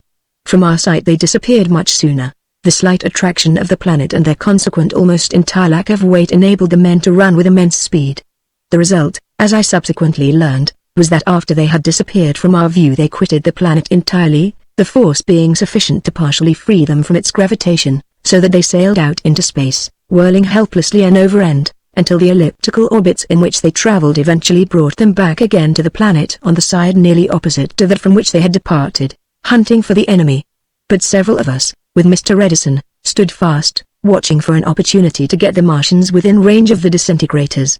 Luckily we were enabled, by shifting our position a little to the left, to get out of the line of sight of our enemies concealed in the car. If we cannot catch sight of them, said Mr. Edison, we shall have to riddle the car on the chance of hitting them. It will be like firing into a bush to kill a hidden bear, said one of the party, but help came from a quarter which was unexpected to us, although it should not have been so. Several of the electric ships had been hovering above us during the fight, their commanders being apparently uncertain how to act, fearful, perhaps, of injuring us in the attempt to smite our enemy. But now the situation apparently lightened for them. They saw that we were at an immense disadvantage, and several of them immediately turned their batteries upon the car of the Martians. They riddled it far more quickly and effectively than we could have done. Every stroke of the vibratory emanation made a gap in the side of the car, and we could perceive from the commotion within that our enemies were being rapidly massacred in their fortification. So overwhelming was the force and the advantage of the ships that in a little while it was all over. Mr. Edison signaled them to stop firing because it was plain that all resistance had ceased and probably not one of the Martians remained alive. We now approached the car, which had been transpierced in every direction, and whose remaining portions were glowing with heat in consequence of the spreading of the atomic vibrations. Immediately we discovered that all our anticipations were correct and that all of our enemies had perished. The effect of the disintegrators upon them had been awful, too repulsive, indeed, to be described in detail. Some of the bodies had evidently entirely vanished, only certain metal articles which they had worn remaining, as in the case of the first Martian killed, to indicate that such beings had ever existed. The nature of the metal composing these articles was unknown to us. Evidently its vibratory rhythm did not correspond with any included in the ordinary range of the disintegrators. The disintegrators' awful effect, some of the giants had been only partially destroyed, the vibratory current having grazed them, in such a manner that the shattering undulations had not acted upon the entire body. One thing that lends a peculiar horror to a terrestrial battlefield was absent: there was no bloodshed. The vibratory energy not only completely destroyed whatever it fell upon, but it seared the veins and arteries of the dismembered bodies so that there was no sanguinary exhibition connected with its murderous work. All this time the shackled Martian had lain on his back where we had left him bound. What his feeling must have been may be imagined. At times, I caught a glimpse of his eyes, wildly rolling and exhibiting, when he saw that the victory was in our hands, the first indications of fear and terror shaking his soul that had yet appeared. "That fellow is afraid at last," I said to Mr. Edison. "Well, I should think he ought to be afraid," was the reply. "So he ought, but if I am not mistaken this fear of his may be the beginning of a new discovery for us." "How so?" asked Mr. Edison. "In this way. When once he fears our power, and perceives that there would be no hope of contending against us, even if he were at liberty, he will respect us. This change in his mental attitude may tend to make him communicative. I do not see why we should despair of learning his language from him, and having done that, he will serve as our guide and interpreter, and will be of incalculable advantage to us when we have arrived at Mars." "Capital. Capital," said Mr. Edison. "We must concentrate the linguistic genius of our company upon that problem at once. The deserters return. In the meantime some of the skulkers whose flight I have referred to began to return, chapfallen, but rejoicing in the disappearance of the danger. Several of them, I am ashamed to say, had been army officers. Yet possibly some excuse could be made for the terror by which they had been overcome. No man has a right to hold his fellow beings to account for the line of conduct they may pursue under circumstances which are not only entirely unexampled in their experience, but almost beyond the power of the imagination to picture. Paralyzing terror had evidently seized them with a sudden comprehension of the unprecedented singularity of their situation. Millions of miles away from the Earth, confronted on an asteroid by these diabolical monsters from a maleficent planet, who were on the point of destroying them with a strange torment of death. Perhaps it was really more than human nature, deprived of the support of human surroundings, could have been expected to bear. Those who, as already described, had run with so great a speed that they were projected, all unwilling, into space, rising in elliptical orbits from the surface of the planet, describing great curves in what might be denominated its sky, and then coming back again to the little globe on another side, were so filled with the wonders of their remarkable adventure that they had almost forgotten the terror which had inspired it. There was nothing surprising in what had occurred to them the moment one considered the laws of gravitation on the asteroid, but their stories aroused an intense interest among all who listened to them. Lord Kelvin was particularly interested, and while Mr. Edison was hastening preparations to quit the asteroid and resume our voyage to Mars, Lord Kelvin and a number of other scientific men instituted a series of remarkable experiments, jumping into empty space. It was one of the most laughable things imaginable to see Lord Kelvin, dressed in his airtight suit, making tremendous jumps into empty space. It reminded me forcibly of what Lord Kelvin, then plain William Thompson, and Professor Blackburn had done when spending a summer vacation at the seaside, while they were undergraduates of Cambridge University. They had spent all their time, to the surprise of onlookers, in spinning rounded stones on the beach, their object being to obtain a practical solution of the mathematical problem of precession. Immediately Lord Kelvin was imitated by a dozen others. With what seemed very slight effort they projected themselves straight upward, rising to a height of 400 feet or more, and then slowly settling back again to the surface of the asteroid. The time of rise and fall combined was between 3 and 4 minutes. On this little planet the acceleration of gravity or the velocity acquired by a falling body in 1 second was only 4/5 of an inch. A body required an entire minute to fall a distance of only 120 feet. Consequently, it was more like gradually settling than falling. The figures of these men of science, rising and sinking in this manner, appeared like so many gigantic marionettes bobbing up and down in a pneumatic bottle. "Let us try that," said Mr. Edison, very much interested in the experiments. A delightful experience. Both of us jumped together. At first, with great swiftness, but gradually losing speed, we rose to an immense height straight from the ground. When we had reached the utmost limit of our flight we seemed to come to rest for a moment, and then began slowly, but with accelerated velocity, to sink back again to the planet. It was not only a peculiar but a delicious sensation, and but for strict orders which were issued that the electrical ships should be immediately prepared for departure, our entire company might have remained for an indefinite period enjoying this new kind of athletic exercise in a world where gravitation had become so humble that it could be trifled with. While the final preparations for departure were being made, Lord Kelvin instituted other experiments that were no less unique in their results. The experience of those who had taken unpremeditated flights in elliptical orbits when they had run from the vicinity of the Martians suggested the throwing of solid objects in various directions from the surface of the planet in order to determine the distance that they would go and the curves they would describe in returning. Mars, the death-dealing planet, at length at hand. For these experiments there was nothing more convenient or abundant than chunks of gold from the Martians' mine. These, accordingly, were hurled in various directions, and with every degree of velocity. A little calculation had shown that an initial velocity of 30 feet per second imparted to one of these chunks, moving at right angles to the radius of the asteroid, would, if the resistance of an almost inappreciable atmosphere were neglected, suffice to turn the piece of gold into a little satellite that would describe an orbit around the asteroid, and continue to do so forever, or at least until the slight atmospheric resistance should eventually bring it down to the surface. But a less velocity than 30 feet per second would cause the golden missile to fly only part way around, while a greater velocity would give it an elliptical instead of a circular orbit, and in this ellipse it would continue to revolve around the asteroid in the character of a satellite. If the direction of the original impulse were at more than a right angle to the radius of the asteroid, then the flying body would pass out to a greater or less distance in space in an elliptical orbit, eventually coming back again and falling upon the asteroid, but not at the same spot from which it had departed. Interesting experiments. So many took part in these singular experiments, which assumed rather the appearance of outdoor sports than of scientific demonstrations, that in a short time we had provided the asteroid with a very large number of little moons, or satellites, of gold, which revolved around it in orbits of various degrees of ellipticity, taking, on the average, about 3/4 of an hour to complete a circuit. Since, on completing a revolution, they must necessarily pass through the point from which they started, they kept us constantly on the qui-vive to avoid being knocked over by them as they swept around in their orbits. Finally the signal was given for all to embark, and with great regret the savants quitted their scientific games and prepared to return to the electric ships. Just on the moment of departure, the fact was announced by one, who had been making a little calculation on a bit of paper, that the velocity with which a body must be thrown in order to escape forever the attraction of the asteroid, and to pass on to an infinite distance in any direction, was only about 42 feet in a second. Manifestly it would be quite easy to impart such a speed as that to the chunks of gold that we held in our hands. A message to the Earth, hurrah! Exclaimed one. Let's send some of this back to the Earth. Where is the Earth? Asked another. Being appealed to, several astronomers turned their eyes in the direction of the sun, where the black firmament was ablaze with stars, and in a moment recognized the Earth's star shining there, with the moon attending close at hand. There, said one, is the Earth.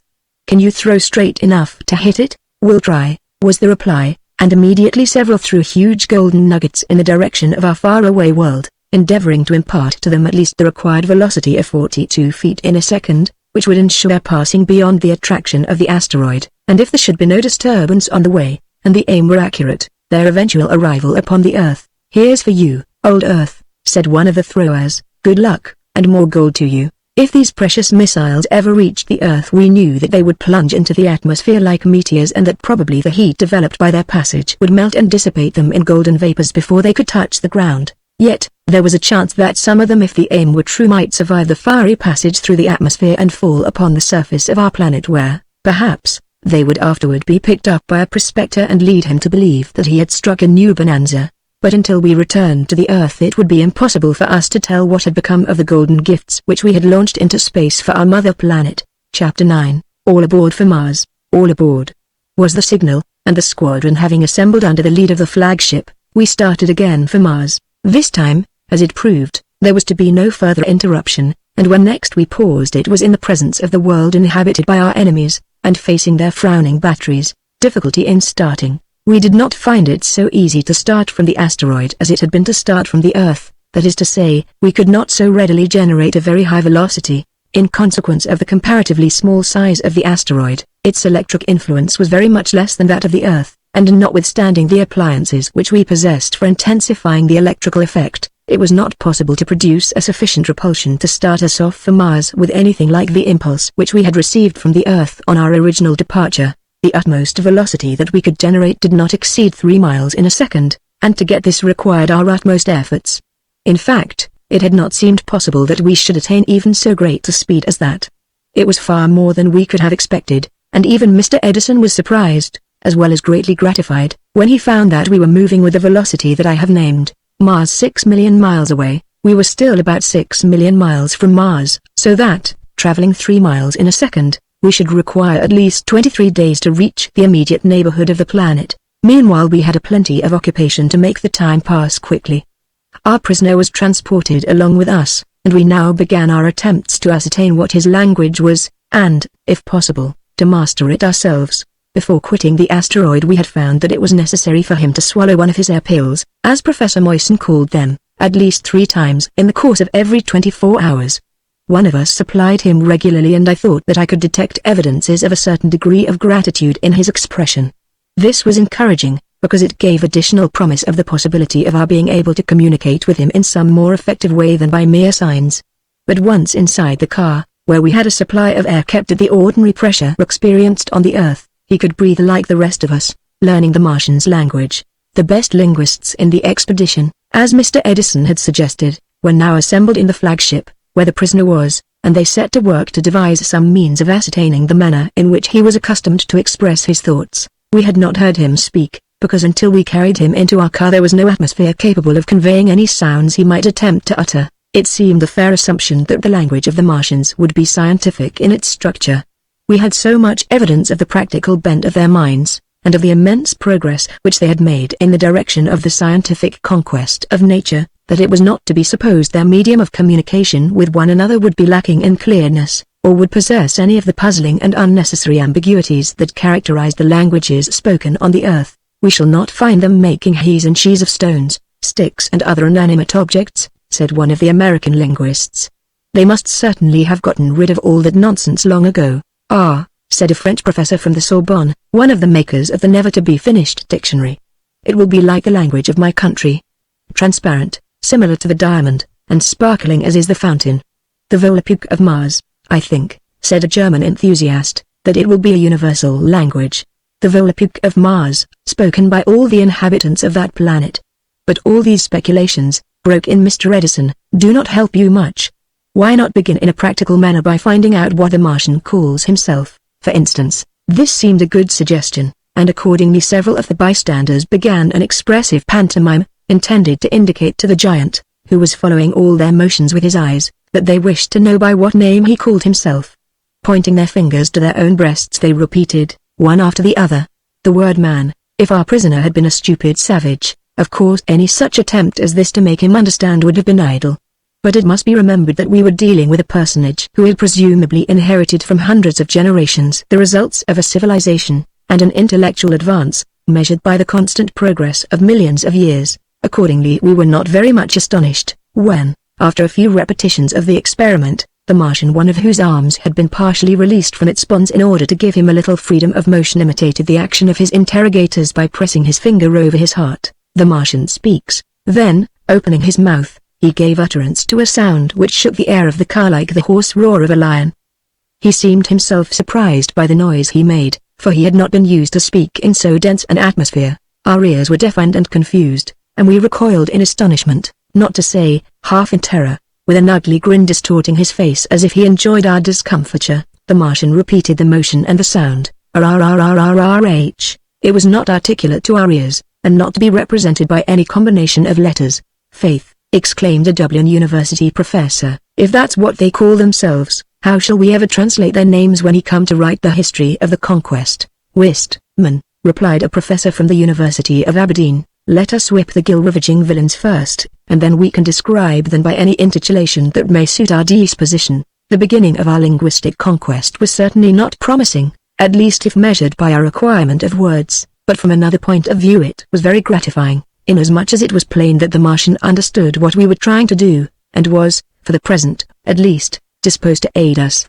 These efforts to learn the language of Mars were renewed and repeated every few hours, all the experience, learning and genius of the squadron being concentrated upon the work, and the result was that in the course of a few days we had actually succeeded in learning a dozen or more of the Martian's words and were able to make him understand us when we pronounced them, as well as to understand him when our ears had become accustomed to the growling of his voice. Finally, one day the prisoner, who seemed to be in an unusually cheerful frame of mind, indicated that he carried in his breast some object which he wished us to see, the Martian's book. With our assistance he pulled out a book. Actually, it was a book, not very unlike the books which we have upon the earth, but printed, of course, in characters that were entirely strange and unknown to us. Yet these characters evidently gave expression to a highly intellectual language. All those who were standing by at the moment uttered a shout of wonder and of delight, and the cry of a book. A book ran around the circle, and the good news was even promptly communicated to some of the neighboring electric ships of the squadron. Several other learned men were summoned in haste from them to examine our new treasure. The Martian, whose good nature had manifestly been growing day after day, watched our inspection of his book with evidences of great interest, not unmingled with amusement. Finally he beckoned the holder of the book to his side, and placing his broad finger upon one of the huge letters, if letters they were, for they more nearly resembled the characters employed by the Chinese printer, he uttered a sound which we, of course, took to be a word, but which was different from any we had yet heard. Then he pointed to one after another of us standing around. "Ah," explained everybody, "the truth being apparent, that is the word by which the Martians designate us. They have a name, then, for the inhabitants of the earth, or, perhaps, it is rather the name for the earth itself," said one, but this could not, of course, be at once determined.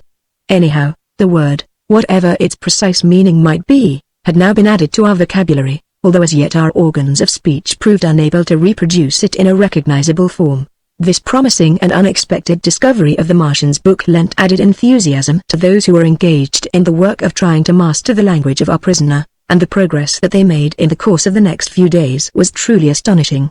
If the prisoner had been unwilling to aid them, of course, it would have been impossible to proceed, but, fortunately for us, he seemed more and more to enter into the spirit of the undertaking, and actually to enjoy it himself. So bright and quick was his understanding that he was even able to indicate to us methods of mastering his language that would otherwise, probably, never have occurred to our minds. The prisoner teaches, in fact, in a very short time he had turned teacher, and all these learned men, pressing around him with eager attention, has become his pupils. I cannot undertake to say precisely how much of the Martian language had been acquired by the chief linguists of the expedition before the time when we arrived so near to Mars that it became necessary for most of us to abandon our studies in order to make ready for the more serious business which now confronted us, but, at any rate, the acquisition was so considerable as to allow of the interchange of ordinary ideas with our prisoner, and there was no longer any doubt that he would be able to give us much information when we landed on his native planet, at the end of 23 days as measured by terrestrial time. Since our departure from the asteroid, we arrived in the sky of Mars. For a long time the ruddy planet had been growing larger and more formidable, gradually turning from a huge star into a great red moon, and then expanding more and more until it began to shut out from sight the constellations behind it. The curious markings on its surface, which from the Earth can only be dimly glimpsed with a powerful telescope, began to reveal themselves clearly to our naked eyes. I have related how even before we had reached the asteroid, Mars began to present a most imposing appearance as we saw it with our telescopes. Now, however, that it was close at hand, the naked eye view of the planet was more wonderful than anything we had been able to see with telescopes when at a greater distance. Mars in sight. We were approaching the southern hemisphere of Mars in about latitude 45 degrees south. It was near the time of the vernal equinox in that hemisphere of the planet, and under the stimulating influence of the spring sun, rising higher and higher every day. Some such awakening of life and activity upon its surface as occurs on the Earth under similar circumstances was evidently going on. Around the South Pole were spread immense fields of snow and ice, gleaming with great brilliance. Cutting deep into the borders of these ice fields, we could see broad channels of open water, indicating the rapid breaking of the grip of the frost. Almost directly beneath us was a broad oval region, light red in color, to which terrestrial astronomers had given the name of Hellas. Toward the south, between Hellas and the borders of the polar ice, was a great belt of darkness that astronomers had always been inclined to regard as a sea. Looking toward the north, we could perceive the immense red expanses of the continents of Mars, with the long curved line of the Cities Major, or the Hourglass Sea, sweeping through the midst of them toward the north until it disappeared under the horizon. Crossing and recrossing the red continents, in every direction, were the canals of Schiaparelli. Mars reached at last thrilling adventures. Plentifully sprinkled over the surface we could see brilliant points, some of dazzling brightness, outshining the daylight. There was also an astonishing variety in the colors of the broad expanses beneath us. Activity, vivacity and beauty, such as we were utterly unprepared to behold, expressed their presence on all sides. The excitement on the flagship and among the other members of the squadron was immense. It was certainly a thrilling scene. Here, right under our feet, lay the world we had come to do battle with.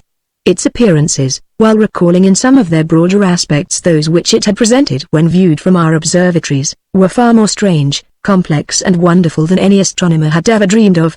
Suppose all of our anticipations about Mars should prove to have been wrong, after all, there could be no longer any question that it was a world which, if not absolutely teeming with inhabitants, like a gigantic anthill, at any rate bore on every side the marks of their presence and of their incredible undertakings and achievements. Here and the clouds of smoke arose and spread slowly through the atmosphere beneath us. Floating higher above the surface of the planet were clouds of vapor, assuming the familiar forms of stratus and cumulus with which we were acquainted upon the Earth. Dense clouds appear. These clouds, however, seemed upon the whole to be much less dense than those to which we were accustomed at home. They had, too, a peculiar iridescent beauty, as if there was something in their composition or their texture which split up the chromatic elements of the sunlight and thus produced internal rainbow effects that caused some of the heavier cloud masses to resemble immense collections of opals, alive with a play of ever-changing colors and magically suspended above the planet. As we continued to study the phenomena that was gradually unfolded beneath us, we thought that we could detect in many places evidences of the existence of strong fortifications. The planet of war appeared to be prepared for the attacks of enemies. Since, as our own experience had shown, it sometimes waged war with distant planets, it was but natural that it should be found prepared to resist foes who might be disposed to revenge themselves for injuries suffered at its hands. As had been expected, our prisoner now proved to be of very great assistance to us. Apparently he took a certain pride in exhibiting to strangers from a distant world the beauties and wonders of his own planet. The Martian is understood. We could not understand by any means all that he said, but we could readily comprehend, from his gestures, and from the manner in which his features lighted up at the recognition of familiar scenes and objects, what his sentiments in regard to them were, and, in a general way, what part they played in the life of the planet. He confirmed our opinion that certain of the works which we saw beneath us were fortifications, intended for the protection of the planet against invaders from outer space. A cunning and almost diabolical look came into his eyes as he pointed to one of these strongholds. Cause for anxiety, his confidence and his mocking looks were not reassuring to us. He knew what his planet was capable of, and we did not.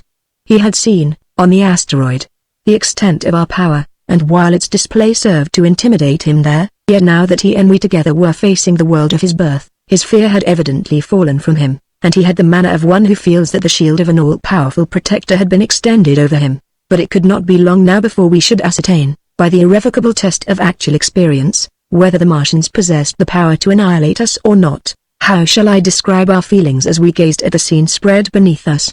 They were not quite the same as those of the discoverer of new lands upon the earth.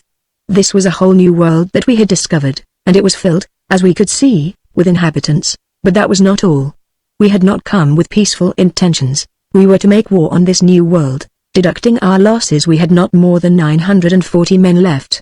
With these we were to undertake the conquest of a world containing we could not say how many millions, a hard task ahead. Our enemies, instead of being below us in the scale of intelligence, were, we had every reason to believe, greatly our superiors.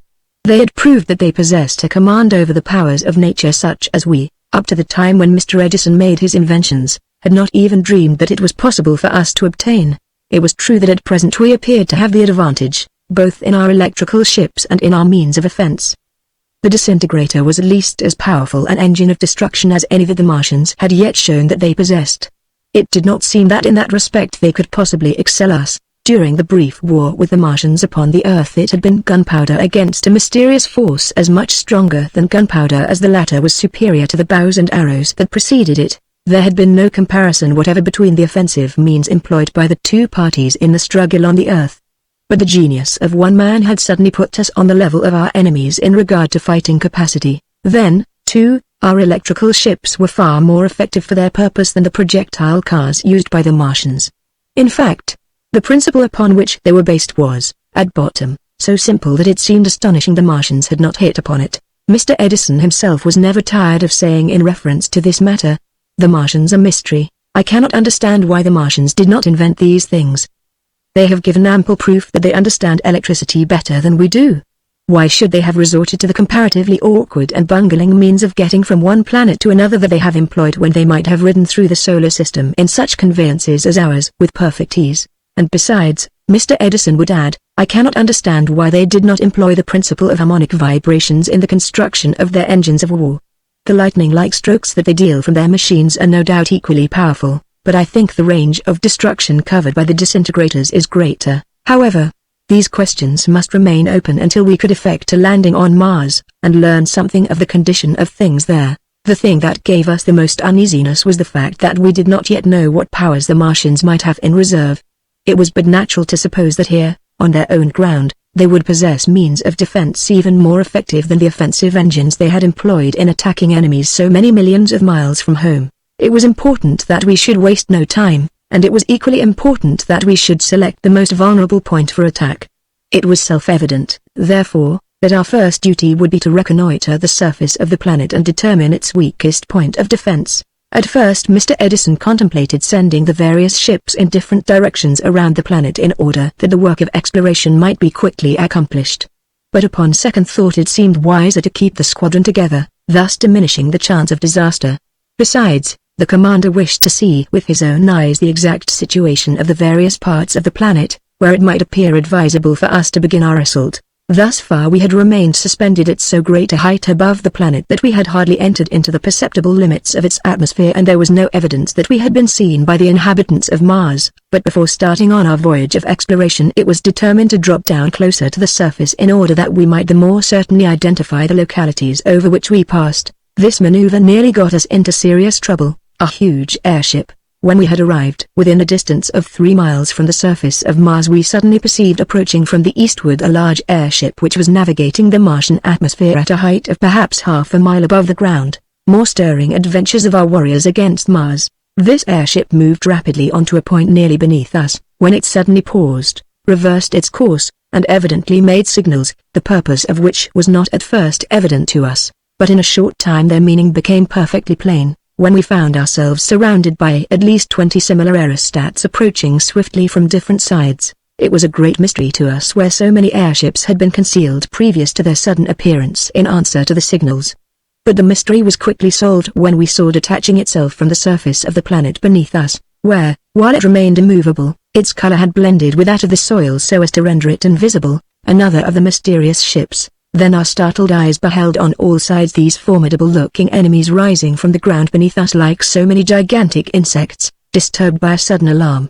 In a short time the atmosphere a mile or two below us, and to a distance of perhaps 20 miles around in every direction, was alive with airships of various sizes, and some of most extraordinary forms, exchanging signals, rushing to and fro, but all finally concentrating beneath the place where our squadron was suspended. We had poked the hornet's nest with a vengeance. As yet there had been no sting, but we might quickly expect to feel it if we did not get out of range. Escaping danger, quickly instructions were flashed throughout the squadron to instantly reverse polarities and rise as swiftly as possible to a great height. It was evident that this maneuver would save us from danger if it were quickly effected, because the airships of the Martians were simply airships and nothing more.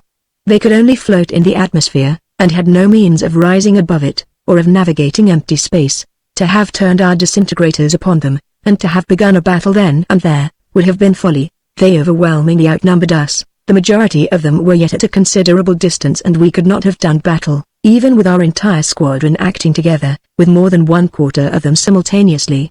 In the meantime the others would have surrounded and might have destroyed us. We must first get some idea of the planet's means of defense before we ventured to assail it. Having risen rapidly to a height of 25 or 30 miles, so that we could feel confident that our ships had vanished at least from the naked eye view of our enemies beneath, a brief consultation was held. It was determined to adhere to our original program and to circumnavigate Mars in every direction before proceeding to open the war. Intimidated by the enemy, the overwhelming forces shown by the enemy had intimidated even some of the most courageous of our men, but still it was universally felt that it would not do to retreat without a blow struck. The more we saw of the power of the Martians, the more we became convinced that there would be no hope for the Earth, if these enemies ever again effected a landing upon its surface, the more especially since our squadron contained nearly all of the Earth's force that would be effective in such a contest. With Mr. Edison and the other men of science away, they would not be able at home to construct such engines as we possessed, or to manage them even if they were constructed. Our planet had staked everything on a single throw. These considerations again steeled our hearts, and made us bear up as bravely as possible in the face of the terrible odds that confronted us. Turning the noses of our electrical ships toward the west, we began our circumnavigation. Chapter 10. At first we rose to a still greater height, in order more effectually to escape the watchful eyes of our enemies, and then, after having moved rapidly several hundred miles toward the west, we dropped down again with an easy eye-shot of the surface of the planet, and commenced our inspection. When we originally reached Mars, as I have related, it was at a point in its southern hemisphere, in latitude 45 degrees south, and longitude 75 degrees east, that we first closely approached its surface. Underneath us was a land called Hellas, and it was over this land of Hellas that the Martian air fleet had suddenly made its appearance. By westward motion, while at a great height above the planet, had brought us over another oval-shaped land called Nocha, surrounded by the dark ocean. The Mare Erythraeum. Now approaching nearer the surface, our course was changed so as to carry us toward the equator of Mars. We passed over the curious, half-drowned continent known to terrestrial astronomers as the region of Deucalion, then across another sea, or gulf, until we found ourselves floating, at a height of perhaps 5 miles, above a great continental land, at least 3,000 miles broad from east to west, and which I immediately recognized as that to which astronomers had given the various names of Aria, Edom, Arabia, and Eden. Here the spectacle became of breathless interest. Wonderful!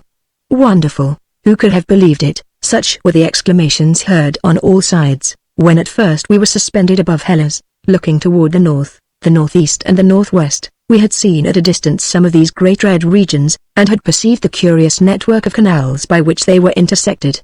But that was a far-off and imperfect view. Now, when we were near at hand and straight above one of these singular lands, the magnificence of the panorama surpassed belief. From the earth about a dozen of the principal canals crossing the continent beneath us had been perceived, but we saw hundreds, nay, thousands of them. It was a double system, intended both for irrigation and for protection, and far more marvelous in its completeness than the boldest speculative minds among our astronomers had ever dared to imagine. "Ha! That's what I always said," exclaimed a veteran from one of our great observatories. "Mars is red because its soil and vegetation are red," and certainly appearances indicated that he was right. There were no green trees, and there was no green grass. Both were red, not of a uniform red tint, but presenting an immense variety of shades which produced a most brilliant effect, fairly dazzling our eyes. But what trees! And what grass! And what flowers! Gigantic vegetation! Our telescopes showed that even the smaller trees must be 200 or 300 feet in height, and there were forests of giants, whose average height was evidently at least 1,000 feet. "That's all right," exclaimed the enthusiast I have just quoted. "I knew it would be so. The trees are big, for the same reason that the men are, because the planet is small, and they can grow big without becoming too heavy to stand." Flashing in the sun on all sides were the roofs of metallic buildings, which were evidently the only kind of edifices that Mars possessed. At any rate, if stone or wood were employed in their construction, both were completely covered with metallic plates. This added immensely to the warlike aspect of the planet. For warlike it was. Everywhere we recognized fortified stations, glittering with an array of the polished knobs of the lightning machines, such as we had seen in the land of Hellas. From the land of Edom, directly over the equator of the planet, we turned our faces westward, and, skirting the Mare Erythraeum, arrived above the place where the broad canal known as the Indus empties into the sea. Before us, and stretching away toward the northwest, now lay the continent of Chryse, a vast red land, oval in outline, and surrounded and crossed by innumerable canals. Chryse was not less than 1,600 miles across, and it, too, evidently swarmed with giant inhabitants. But the shadow of night lay upon the greater portion of the land of Chryse. In our rapid motion westward we had outstripped the sun and had now arrived at a point where day and night met upon the surface of the planet beneath us. Behind all was brilliant with sunshine, but before us the face of Mars gradually disappeared in the deepening gloom. Through the darkness, far away, we could behold magnificent beams of electric light darting across the curtain of night, and evidently serving to illuminate towns and cities that lay beneath. We pushed on into the night for 200 or 300 miles over that part of the continent of Chryse whose inhabitants were doubtless enjoying the deep sleep that accompanies the dark hours immediately preceding the dawn. Still everywhere splendid clusters of light lay like fallen constellations upon the ground, indicating the sites of great towns, which, like those of the earth, never sleep. But this scene, although weird and beautiful, could give us little of the kind of information we were in search of. Accordingly it was resolved to turn back eastward until we had arrived in the twilight space separating day and night, and then hover over the planet at that point, allowing it to turn beneath us so that, as we looked down, we should see in succession the entire circuit of the globe of Mars while it rolled under our eyes. The rotation of Mars on its axis is performed in a period very little longer than that of the Earth's rotation, so that the length of the day and night in the world of Mars is only some 40 minutes longer than their length upon the Earth. In thus remaining suspended over the planet, on the line of daybreak, so to speak, we believed that we should be peculiarly safe from detection by the eyes of the inhabitants. Even astronomers are not likely to be wide awake just at the peep of dawn. Almost all of the inhabitants, we confidently believed, would still be sound asleep upon that part of the planet passing directly beneath us, and those who were awake would not be likely to watch for unexpected appearances in the sky. Besides, our height was so great that notwithstanding the numbers of the squadron, we could not easily be seen from the surface of the planet, and if seen at all we might be mistaken for high-flying birds. Mars passes below us. Here we remained then through the entire course of 24 hours and saw in succession as they passed from night into day beneath our feet the land of Chryse, the great continent of Tharsis, the curious region of intersecting canals which puzzled astronomers on the Earth had named the Gordian knot, the continental lands of Memnonia, Amazonia and Aeolia, the mysterious center where hundreds of vast canals came together from every direction, called the Trivium Charontis, the vast circle of Elysium, 1,000 miles across, and completely surrounded by a broad green canal, the continent of Libya, which, as I remembered, had been half covered by a tremendous inundation whose effects were visible from the Earth in the year 1889, and finally the long, dark sea of the Cities Major, lying directly south of the land of Hellas. The excitement and interest which we all experienced was so great that not one of us took a wink of sleep during the entire 24 hours of our marvelous watch. There are one or two things of special interest amid the multitude of wonderful observations that we made which I must mention here on account of their connection with the important events that followed soon after. Just west of the land of Chryse we saw the smaller land of Offa, in the midst of which is a singular spot called the Juventy Fons, and this fountain of youth, as our astronomers, by a sort of prophetic inspiration, had named it, proved later to be one of the most incredible marvels on the planet Mars. Further to the west, and north from the great continent of Tharsis, we beheld the immense oval-shaped land of Thaumasia containing in its center the celebrated Lake of the Sun, a circular body of water not less than 500 miles in diameter, with dozens of great canals running away from it like the spokes of a wheel in every direction, thus connecting it with the ocean which surrounds it on the south and east, and with the still larger canals that encircle it toward the north and west. This Lake of the Sun came to play a great part in our subsequent adventures. It was evident to us from the beginning that it was the chief center of population on the planet. It lies in latitude 25 degrees south and longitude about 90 degrees west, completing the circuit. Having completed the circuit of the Martian globe, we were moved by the same feeling which every discoverer of new lands experiences, and immediately returned to our original place above the land of Hellas, because since that was the first part of Mars that we had seen, we felt a greater degree of familiarity with it than with any other portion of the planet, and there, in a certain sense, we felt at home, but, as it proved, our enemies were on the watch for us there.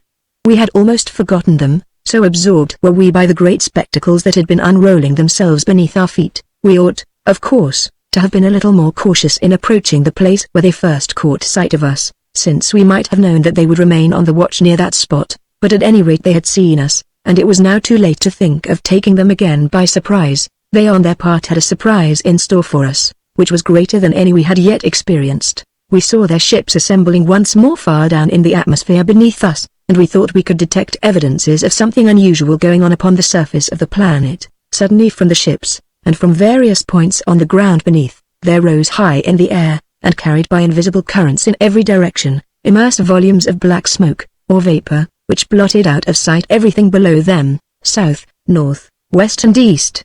The curtain of blackness rapidly spread, until the whole face of the planet as far as our eyes could reach, and the airships thronging under us, were all concealed from sight.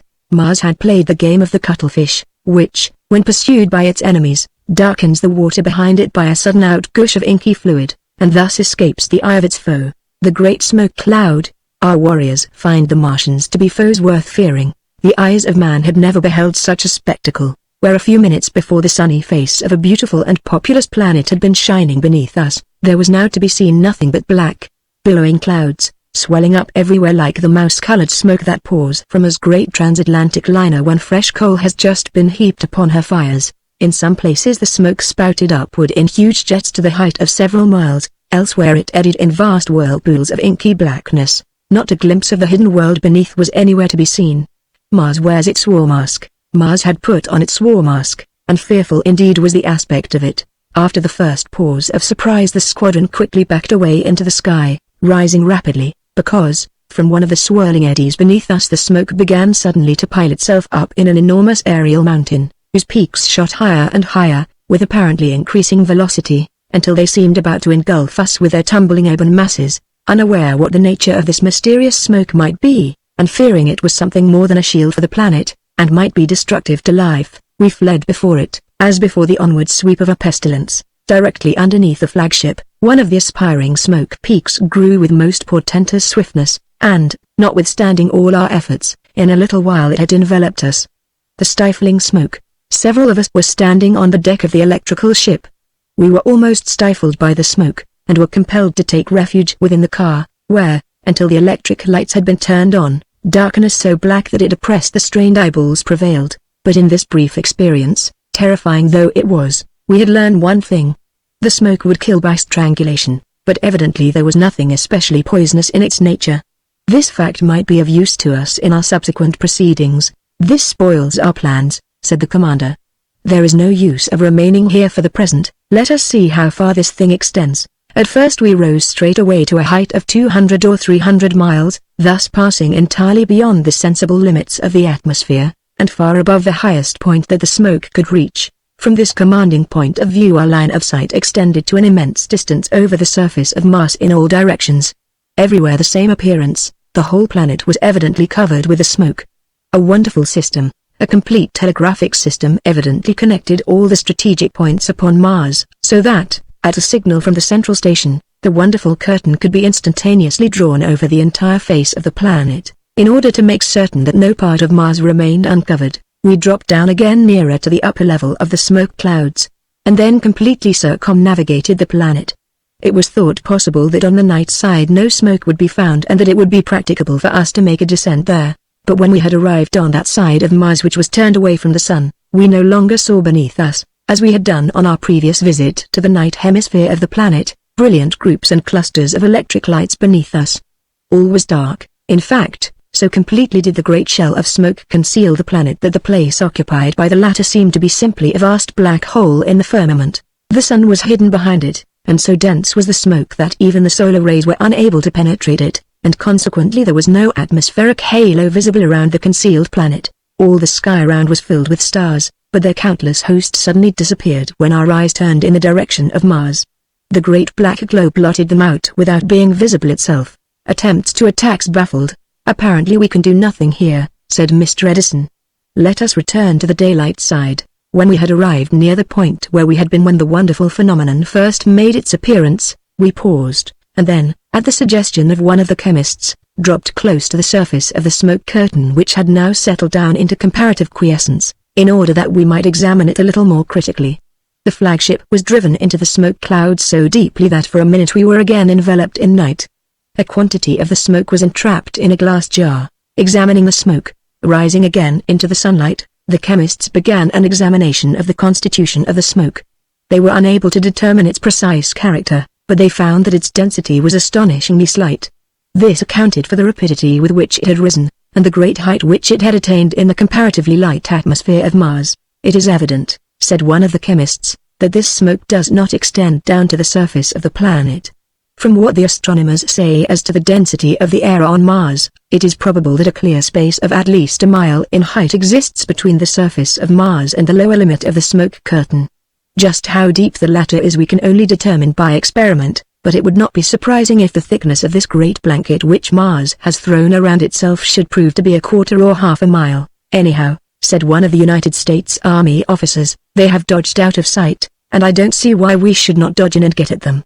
If there is clear air under the smoke, as you think, why couldn't the ship start down through the curtain and come to a close tackle with the Martians?" "It would not do at all," said the commander. "We might simply run ourselves into an ambush.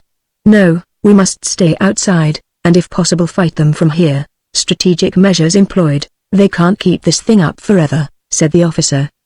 "Perhaps the smoke will clear off after a while, and then we will have a chance." "Not much hope of that, I am afraid," said the chemist who had originally spoken. "This smoke could remain floating in the atmosphere for weeks, and the only wonder to me is how they ever expect to get rid of it, when they think their enemies have gone and they want some sunshine again." "All that is mere speculation," said Mr. Edison. "Let us get at something practical. We must do one of two things, either attack them shielded as they are, or wait until the smoke has cleared away. The only other alternative, that of plunging blindly down through the curtain, is at present not to be thought of. I am afraid we couldn't stand a very long siege ourselves," suddenly remarked the chief commissary of the expedition, who was one of the members of the flagship's company. "What do you mean by that?" asked Mr. Edison sharply, turning to him. Well, sir, you see, said the commissary, stammering, our provisions wouldn't hold out. Wouldn't hold out? Exclaimed Mr. Edison, in astonishment. Why, we have compressed and prepared provisions enough to last this squadron for 3 years. We had, sir, when we left the earth, said the commissary, in apparent distress, but I am sorry to say that something has happened. Something has happened. Explain yourself. Accident to the stores. I don't know what it is, but on inspecting some of the compressed stores, a short time ago, I found that a large number of them were destroyed, whether through leakage of air, or what, I am unable to say. I sent to inquire as to the condition of the stores in the other ships in the squadron, and I found that a similar condition of things prevailed there. The fact is, continued the commissary, we have only provisions enough, in proper condition, for about 10 days' consumption. After that we shall have to forage on the country. Then, said the army officer, why did you not report this before? Demanded Mr. Edison. Because, sir, was the reply. The discovery was not made until after we arrived close to Mars, and since then there has been so much excitement that I have hardly had time to make an investigation and find out what the precise condition of affairs is. Besides, I thought we should land upon the planet and then we would be able to renew our supplies. I closely watched Mr. Edison's expression in order to see how this most alarming news would affect him. Although he fully comprehended its fearful significance, he did not lose his self-command. We must act quickly. Well, he said, then it will become necessary for us to act quickly. Evidently we cannot wait for the smoke to clear off, even if there were any hope of its clearing. We must get down on Mars now, having conquered it first if possible, but anyway we must get down there, in order to avoid starvation. It is very lucky, he continued, that we have 10 days' supply left. A great deal can be done in 10 days. A few hours after this the commander called me aside, and said, I have thought it all out. I am going to reconstruct some of our disintegrators, so as to increase their range and their power. Then I am going to have some of the astronomers of the expedition locate for me the most vulnerable points upon the planet, where the population is densest and a hard blow would have the most effect, and I am going to pound away at them, through the smoke, and see whether we cannot draw them out of their shell. A plan arranged. With his expert assistance Mr. Edison set to work at once to transform a number of the disintegrators into still more formidable engines of the same description. One of these new weapons having been distributed to each of the members of the squadron, the next problem was to decide where to strike. When we first examined the surface of the planet it will be remembered that we had regarded the lake of the sun and its environs as being the very focus of the planet. While it might also be a strong point of defense, yet an effective blow struck there would go to the enemy's heart and be more likely to bring the Martians promptly to terms than anything else. The first thing, then, was to locate the lake of the sun on the smoke-hidden surface of the planet beneath us. This was a problem that the astronomers could readily solve. Fortunately, in the flagship itself there was one of the stargazing gentlemen who had made a specialty of the study of Mars. That planet, as I have already explained, was now in opposition to the Earth. The astronomer had records in his pocket which enabled him, by a brief calculation, to say just when the lake of the sun would be on the meridian of Mars as seen from the Earth. Our chronometers still kept terrestrial time. We knew the exact number of days and hours that had elapsed since we had departed, and so it was possible by placing ourselves in a line between the Earth and Mars to be practically in the situation of an astronomer in his observatory at home. Then it was only necessary to wait for the hour when the lake of the sun would be upon the meridian of Mars in order to be certain what the true direction of the latter from the flagship was. Having thus located the heart of our foe behind its shield of darkness, we prepared to strike. The smoke must be shattered. I have ascertained, said Mr. Edison, the vibration period of the smoke, so that it will be easy for us to shatter it into invisible atoms. You will see that every stroke of the disintegrators will open a hole through the black curtain. If their field of destruction could be made wide enough, we might in that manner clear away the entire covering of smoke, but all that we shall really be able to do will be to puncture it with holes, which will, perhaps, enable us to catch glimpses of the surface beneath. In that manner we may be able more effectually to concentrate our fire upon the most vulnerable points. The blow and its effect, everything being prepared, and the entire squadron having assembled to watch the effect of the opening blow and be ready to follow it up, Mr. Edison himself poised one of the new disintegrators, which was too large to be carried in the hand, and, following the direction indicated by the calculations of the astronomers, launched the vibratory discharge into the ocean of blackness beneath. A terrible encounter. The Martians and our warriors fight a battle to the death. Instantly there opened beneath us a huge well-shaped hole, from which the black clouds rolled violently back in every direction. Through this opening we saw the gleam of brilliant lights beneath. We had made a hit. "It is the Lake of the Sun!" shouted the astronomer who furnished the calculation by means of which its position had been discovered. And, indeed, it was the Lake of the Sunday. While the opening in the clouds made by the discharge was not wide, yet it sufficed to give us a view of a portion of the curving shore of the lake, which was ablaze with electric lights. Whether our shot had done any damage, beyond making the circular opening in the cloud curtain, we could not tell, for almost immediately the surrounding black smoke masses billowed in to fill up the hole. But in the brief glimpse we had caught sight of 2 or 3 large airships hovering in space above that part of the Lake of the Sun and its bordering city which we had beheld. It seemed to me in the brief glance I had that one ship had been touched by the discharge and was wandering in an erratic manner. But the clouds closed in so rapidly that I not be certain, penetrating the cloud. Anyhow, we had demonstrated one thing, and that was that we could penetrate the cloud shield and reach the Martians in their hiding place. It had been prearranged that the first discharge from the flagship should be a signal for the concentration of the fire of all the other ships upon the same spot. A little hesitation, however, occurred, and half a minute had elapsed before the disintegrators from the other members of the squadron were got into play, the Martians' artificial day. Then, suddenly we saw an immense commotion in the cloud beneath us. It seemed to be beaten and hurled in every direction and punctured like a sieve with nearly 100 great circular holes. Through these gaps we could see clearly a large region of the planet's surface, with many airships floating above it, and a blaze of innumerable electric lights illuminating it. The Martians had created an artificial day under the curtain. This time there was no question that the blow had been effective. 4 or 5 of the airships, partially destroyed, tumbled headlong toward the ground, while even from our great distance there was unmistakable evidence that fearful execution had been done among the crowded structures along the shore of the lake. As each of our ships possessed but one of the new disintegrators, and since a minute or so was required to adjust them for a fresh discharge, we remained for a little while inactive after delivering the blow. Meanwhile the cloud curtain, though rent to shreds by the concentrated discharge of the disintegrators, quickly became a uniform black sheet again, hiding everything. We had just had time to congratulate ourselves on the successful opening of our bombardment, and the disintegrator of the flagship was poised for another discharge, when suddenly out of the black expanse beneath, quivered immense electric beams, clear-cut and straight as bars of steel, but dazzling our eyes with unendurable brilliance. It was the reply of the Martians to our attack, devastating our army. 3 or 4 of the electrical ships were seriously damaged, and one, close beside the flagship, changed color, withered and collapsed, with the same sickening phenomena that had made our hearts shudder when the first disaster of this kind occurred during our brief battle over the asteroid. Another score of our comrades were gone, and yet we had hardly begun the fight. Glancing at the other ships, which had been injured, I saw that the damage to them was not so serious, although they were evidently hors de combat for the present. Our fighting blood was now boiling and we did not stop long to count our losses. Into the smoke was the signal, and the 90 and more electric ships which still remained in condition for action immediately shot downward. Chapter 11. A dash into the smoke. It was a wild plunge.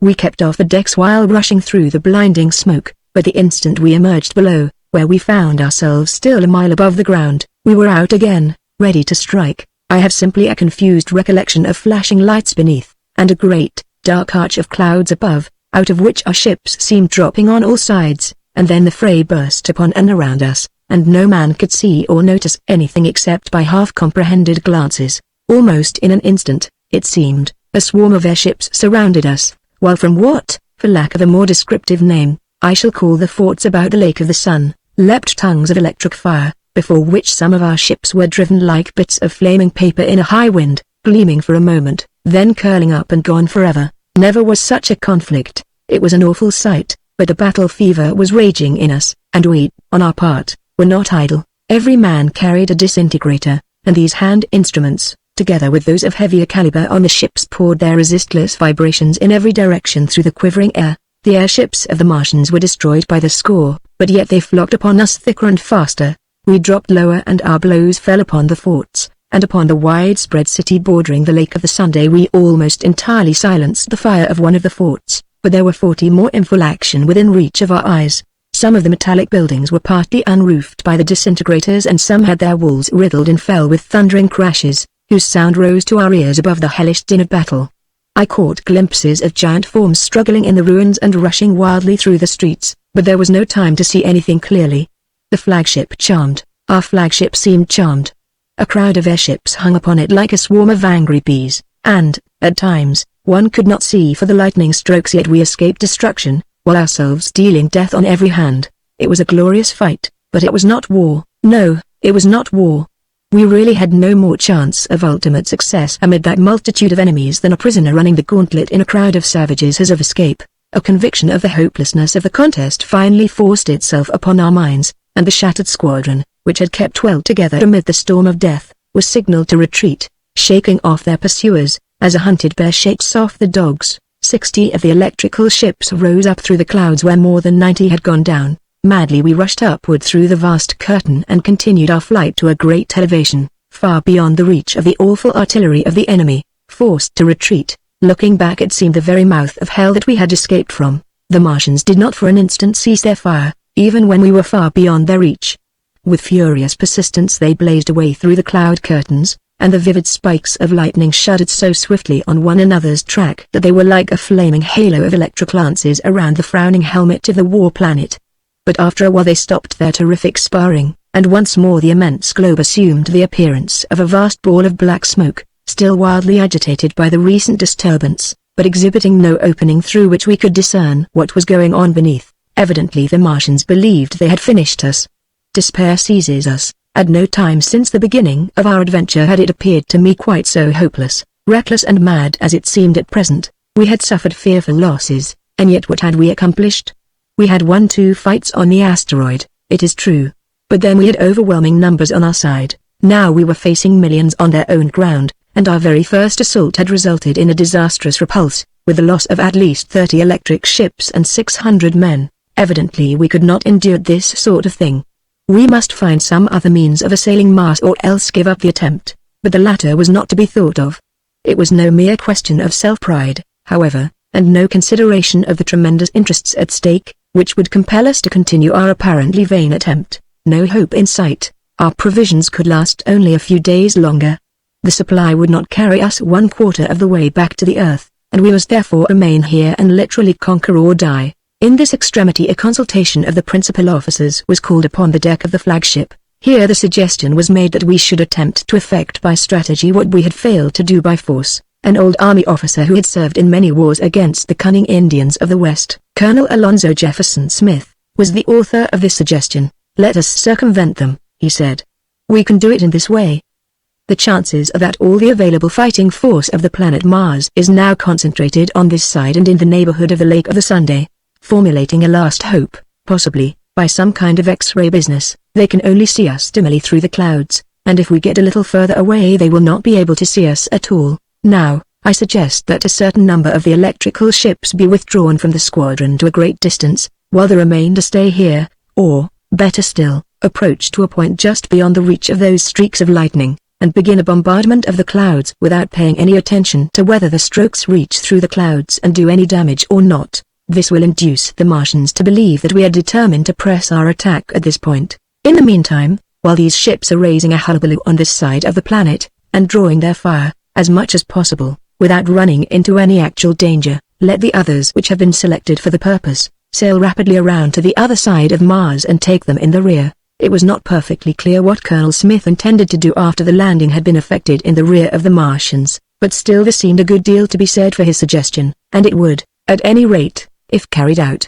enable us to learn something about the condition of things on the planet, and perhaps furnish us with a hint as to how we could best proceed in the further prosecution of the siege. Accordingly it was resolved that about 20 ships should be told off for this movement, and Colonel Smith himself was placed in command. At my desire I accompanied the new commander in his flagship, flank movements, rising to a considerable elevation in order that there might be no risk of being seen. We began our flank movement while the remaining ships, in accordance with the understanding, dropped nearer the curtain of cloud and commenced a bombardment with the disintegrators, which caused a tremendous commotion in the clouds, opening vast gaps in them, and occasionally revealing a glimpse of the electric lights on the planet, although it was evident that the vibratory currents did not reach the ground. The Martians immediately replied to this renewed attack, and again the cloud-covered globe bristled with lightning, which flashed so fiercely out of the blackness below that the stoutest hearts among us quailed, although we were situated well beyond the danger. But this sublime spectacle rapidly vanished from our eyes when, having attained a proper elevation, we began our course toward the opposite hemisphere of the planet. We guided our flight by the stars, and from our knowledge of the rotation period of Mars, and the position which the principal points on its surface must occupy at certain hours, we were able to tell what part of the planet lay beneath us. Having completed our semicircuit, we found ourselves on the night side of Mars, and determined to lose no time in executing our coup.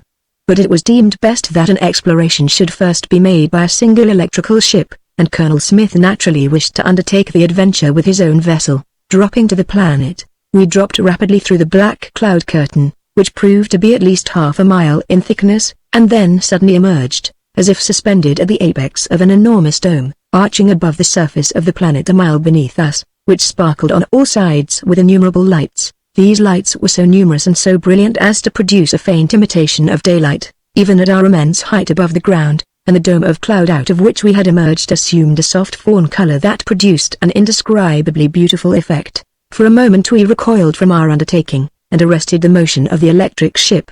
But on closely examining the surface beneath us we found that there was a broad region, where comparatively few bright lights were to be seen.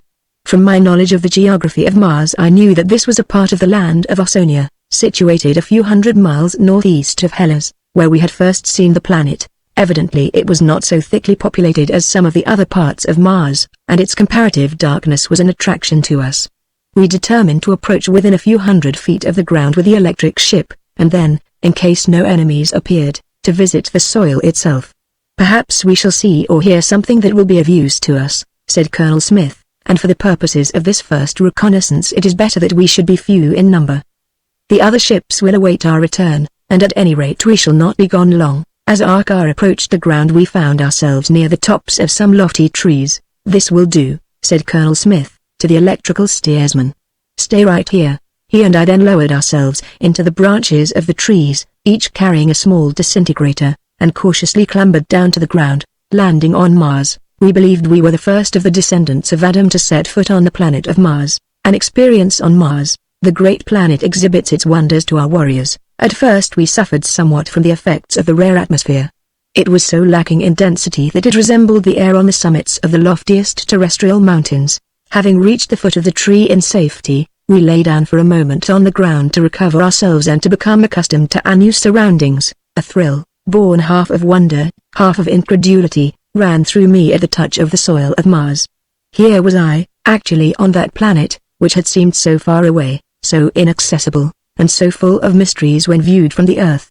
And yet, surrounding me, were things gigantic, it is true, but still resembling and recalling the familiar sights of my own world. After a little while our lungs became accustomed to the rarity of the atmosphere and we experienced a certain stimulation in breathing. Starting on our travels, we then got upon our feet and stepped out from under the shadow of the gigantic tree.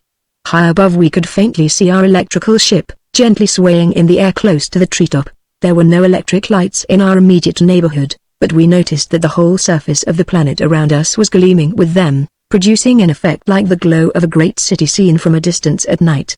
The glare was faintly reflected from the vast dome of clouds above, producing the general impression of a moonlight night upon the earth. It was a wonderfully quiet and beautiful spot where we had come down. The air had a delicate feel and a bracing temperature, while a soft breeze soughed through the leaves of the tree above our heads. Not far away was the bank of a canal, bordered by a magnificent avenue shaded by a double row of immense umbrageous trees. We approached the canal, and, getting upon the road, turned to the left to make an exploration in that direction. The shadow of the trees falling upon the roadway produced a dense gloom, in the midst of which we felt that we should be safe, unless the Martians had eyes like those of cats. An alarming encounter. As we pushed along, our hearts, I confess, beating a little quickly, a shadow stirred in front of us. Something darker than the night itself approached. As it drew near it assumed the appearance of an enormous dog, as tall as an ox, which ran swiftly our way with a threatening motion of its head. But before it could even utter a snarl the whir of Colonel Smith's disintegrator was heard and the creature vanished in the shadow. "Gracious, did you ever see such a beast?" said the colonel. "Why, he was as big as a grizzly. The people he belonged to must be nearby," I said. "Very likely he was a watch on guard. But I see no signs of a habitation." "True, but you observe there is a thick hedge on the side of the road opposite the canal. If we get through that perhaps we shall catch sight of something, a palace in view." Cautiously we pushed our way through the hedge, which was composed of shrubs as large as small trees, and very thick at the bottom, and, having traversed it, found ourselves in a great meadow-like expanse which might have been a lawn. At a considerable distance, in the midst of a clump of trees, a large building towered skyward, its walls of some red metal, gleaming like polished copper in the soft light that fell from the cloud dome. There were no lights around the building itself, and we saw nothing corresponding to windows on that side which faced us, but toward the right a door was evidently open, and out of this streamed a brilliant shaft of illumination, which lay bright upon the lawn, then crossed the highway through an opening in the hedge, and gleamed on the water of the canal beyond. Where we stood the ground had evidently been recently cleared, and there was no obstruction, but as we crept closer to the house, for our curiosity had now become irresistible, we found ourselves crawling through grass so tall that if we had stood erect it would have risen well above our heads. Taking precautions. "This affords good protection," said Colonel Smith, recalling his adventures on the western plains. "We can get close into the Indians, I beg pardon, I mean the Martians, without being seen." Heavens, what an adventure was this! To be crawling about in the night on the face of another world and venturing, perhaps, into the jaws of a danger which human experience could not measure. But on we went, and in a little while we had emerged from the tall grass and were somewhat startled by the discovery that we had got close to the wall of the building. Carefully we crept around toward the open door. As we neared it we suddenly stopped as if we had been stricken with instantaneous paralysis. Out of the door floated, on the soft night air, the sweetest music I have ever listened to. A monstrous surprise, it carried me back in an instant to my own world. It was the music of the earth. It was the melodious expression of a human soul. It thrilled us both to the heart's core. "My God!" exclaimed Colonel Smith. "What can that be? Are we dreaming, or where in heaven's name are we?" Still the enchanting harmony floated out upon the air. What the instrument was I could not tell, but the sound seemed more nearly to resemble that of a violin than of anything else I could think of. Magnificent music. When we first heard it the strains were gentle, sweet, caressing and full of an infinite depth of feeling, but in a little while its tone changed, and it became a magnificent march, throbbing upon the air in stirring notes that set our hearts beating in unison with its stride and inspiring in us a courage that we had not felt before. Then it drifted into a wild fantasia, still inexpressibly sweet, and from that changed again into the requiem or lament, whose mellifluous tide of harmony swept our thoughts back again to the earth. "I can endure this no longer," I said. "I must see who it is that makes that music. It is the product of a human heart and must come from the touch of human fingers." We carefully shifted our position until we stood in the blaze of light that poured out of the door. The doorway was an immense arched opening, magnificently ornamented, rising to a height of, I should say, not less than 20 or 25 feet and broad in proportion. The door itself stood widely open and it, together with all of its fittings and surroundings, was composed of the same beautiful red metal. A beautiful girl. Stepping out a little way into the light I could see within the door an immense apartment, glittering on all sides with metallic ornaments and gems and lighted from the center by a great chandelier of electric candles. In the middle of the great floor, holding the instrument delicately poised, and still awaking its ravishing voice, stood a figure, the sight of which almost stopped my breath. It was a slender sylph of a girl of my own race, a human being here upon the planet Mars. Her hair was loosely coiled and she was attired in graceful white drapery. "By dash!" cried Colonel Smith, "she's human." Chapter 12. Still the bewildering strains of the music came to our ears, and yet we stood there unperceived, though in the full glare of the chandelier. The girl's face was presented in profile. It was exquisite in beauty, pale, delicate with a certain pleading sadness which stirred us to the heart. An element of romance and a touch of personal interest such as we had not looked for suddenly entered into our adventure. Colonel Smith's mind still ran back to the perils of the plains. "A human prisoner, she is a prisoner," he said, "and by the 7 devils of Doña Ana we'll not leave her here." But where are the hellhounds themselves? Our attention had been so absorbed by the sight of the girl that we had scarcely thought of looking to see if there was anyone else in the room. Glancing beyond her, I now perceived sitting in richly decorated chairs 3 or 4 gigantic Martians. They were listening to the music as if charmed. The whole story told itself. This girl, if not their slave, was at any rate under their control, and she was furnishing entertainment for them by her musical skill. The fact that they could find pleasure in music so beautiful was, perhaps, an indication that they were not really as savage as they seemed, yet our hearts went out to the girl, and were turned against them with an uncontrollable hatred. They were of the same remorseless race with those who so lately had lain waste our fair earth and who would have completed its destruction had not Providence interfered in our behalf. Singularly enough, although we stood full in the light, they had not yet seen us, Martians guarding her. Suddenly the girl, moved by what impulse I know not, turned her face in our direction. Her eyes fell upon us. She paused abruptly in her playing, and her instrument dropped to the floor. Then she uttered a cry, and with extended arms ran toward us. But when she was near she stopped abruptly, the glad look fading from her face, and started back with terror-stricken eyes, as if, after all, she had found us not what she expected. Then for an instant she looked more intently at us, her countenance cleared once more, and, overcome by some strange emotion, her eyes filled with tears, and, drawing a little nearer, she stretched forth her hands to us appealingly. Meanwhile the Martians had started to their feet. They looked down upon us in astonishment. We were like pygmies to them, like little gnomes which had sprung out of the ground at their feet. One of the giants seized some kind of a weapon and started forward with a threatening gesture. The girl appealed to us. The girl sprang to my side and grasped my arm with a cry of fear. This seemed to throw the Martian into a sudden frenzy, and he raised his arms to strike, but the disintegrator was in my hand. My rage was equal to his. I felt the concentrated vengeance of the earth quivering through me as I pressed the button of the disintegrator and, sweeping it rapidly up and down, saw the gigantic form that confronted me melt into nothingness. There were 3 other giants in the room, and they had been on the point of following up the attack of their comrade. But when he disappeared from before their eyes, they paused, staring in amazement at the place where, but a moment before, he had stood, but where now only the metal weapon he had wielded lay on the floor. At first they started back, and seemed on the point of fleeing. Then, with a second glance, perceiving again how small and insignificant we were, all 3 together advanced upon us. The girl sank trembling on her knees. In the meantime I had readjusted my disintegrator for another discharge, and Colonel Smith stood by me with the light of battle upon his face. "Sweep the discharge across the 3, I exclaimed. "Otherwise there will be one left, and before we can fire again he will crush us. The Martians are killed." The whir of the 2 instruments sounded simultaneously, and with a quick, horizontal motion we swept the lines of force around in such a manner that all 3 of the Martians were caught by the vibratory streams and actually cut in 2. Long gaps were opened in the wall of the room behind them, where the destroying currents had passed, for with wrathful fierceness, we had run the vibrations through half a gamut on the index. The victory was ours. There were no other enemies, that we could see, in the house, yet at any moment others might make their appearance, and what more we did must be done quickly. The girl evidently was as much amazed as the Martians had been by the effects which we had produced. Still she was not terrified, and continued to cling to us and to glance beseechingly into our faces, expressing in her every look and gesture the fact that she knew we were of her own race. But clearly she could not speak our tongue, for the words she uttered were unintelligible. Colonel Smith, whose long experience in Indian warfare had made him intensely practical, did not lose his military instincts, even in the midst of events so strange. "It occurs to me," he said, "that we have got a chance at the enemy's supplies. Suppose we begin foraging right here. Let's see if this girl can't show us the commissary department."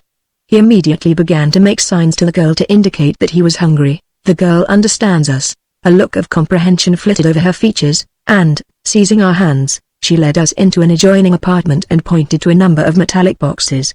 One of these she opened, taking out of it a kind of cake, which she placed between her teeth, breaking off a very small portion and then handing it to us, motioning that we should eat, but at the same time showing us that we ought to take only a small quantity. "Thank God.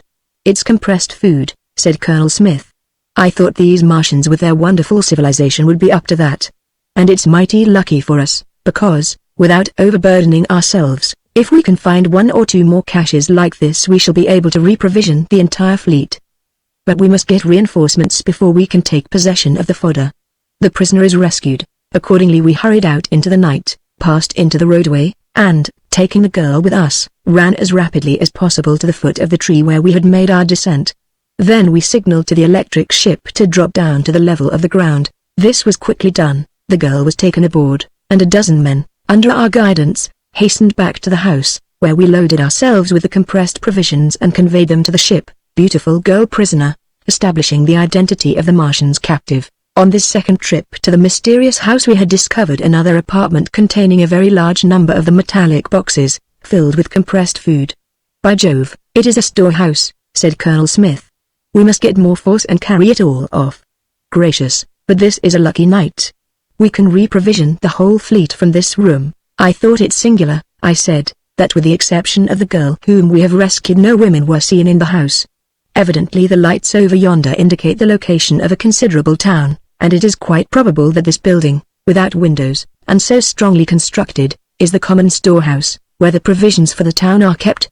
The fellows we killed must have been the watchmen in charge of the storehouse, and they were treating themselves to a little music from the slave girl when we happened to come upon them.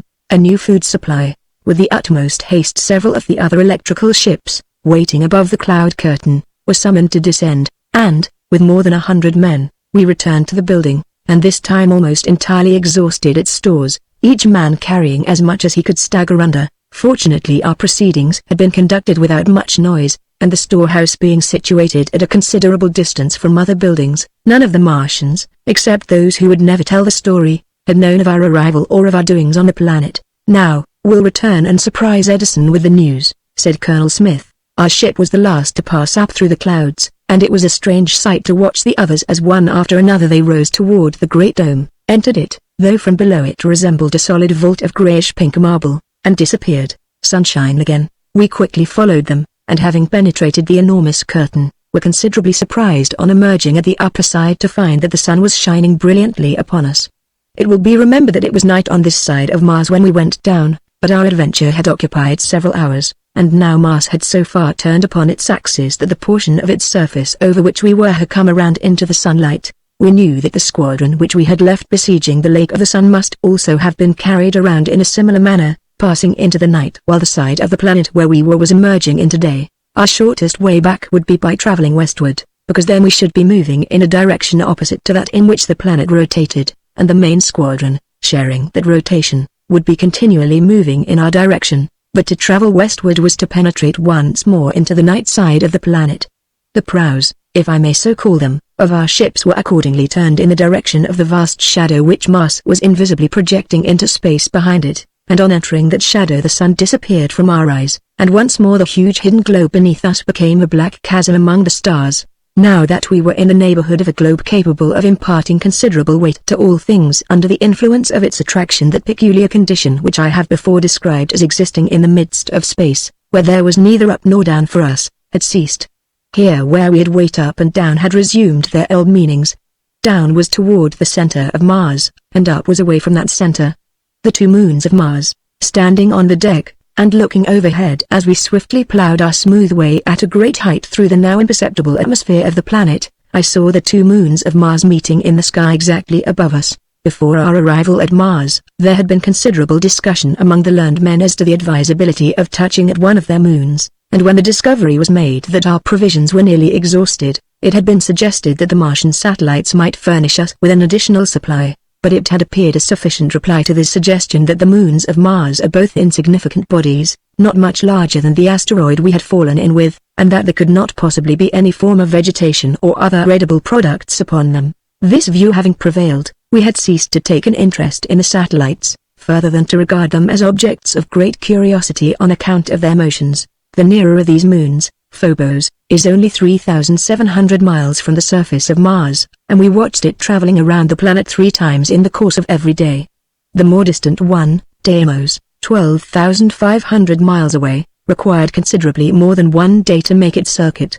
It now happened that the two had come into conjunction, as I have said, just over our heads, and, throwing myself down on my back on the deck of the electrical ship, for a long time I watched the race between the two satellites, until Phobos, rapidly gaining upon the other, had left its rival far behind. Suddenly Colonel Smith, who took very little interest in these astronomical curiosities, touched me, and pointing ahead, said, "There they are, rejoining the fleet." I looked, and sure enough there were the signal lights of the principal squadron, and as we gazed we occasionally saw, darting up from the vast cloud mass beneath, an electric bayonet, fiercely thrust into the sky, which showed that the siege was still actively going on, and that the Martians were jabbing away at their invisible enemies outside the curtain. In a short time the two fleets had joined, and Colonel Smith and I immediately transferred ourselves to the flagship. "Well, what have you done?"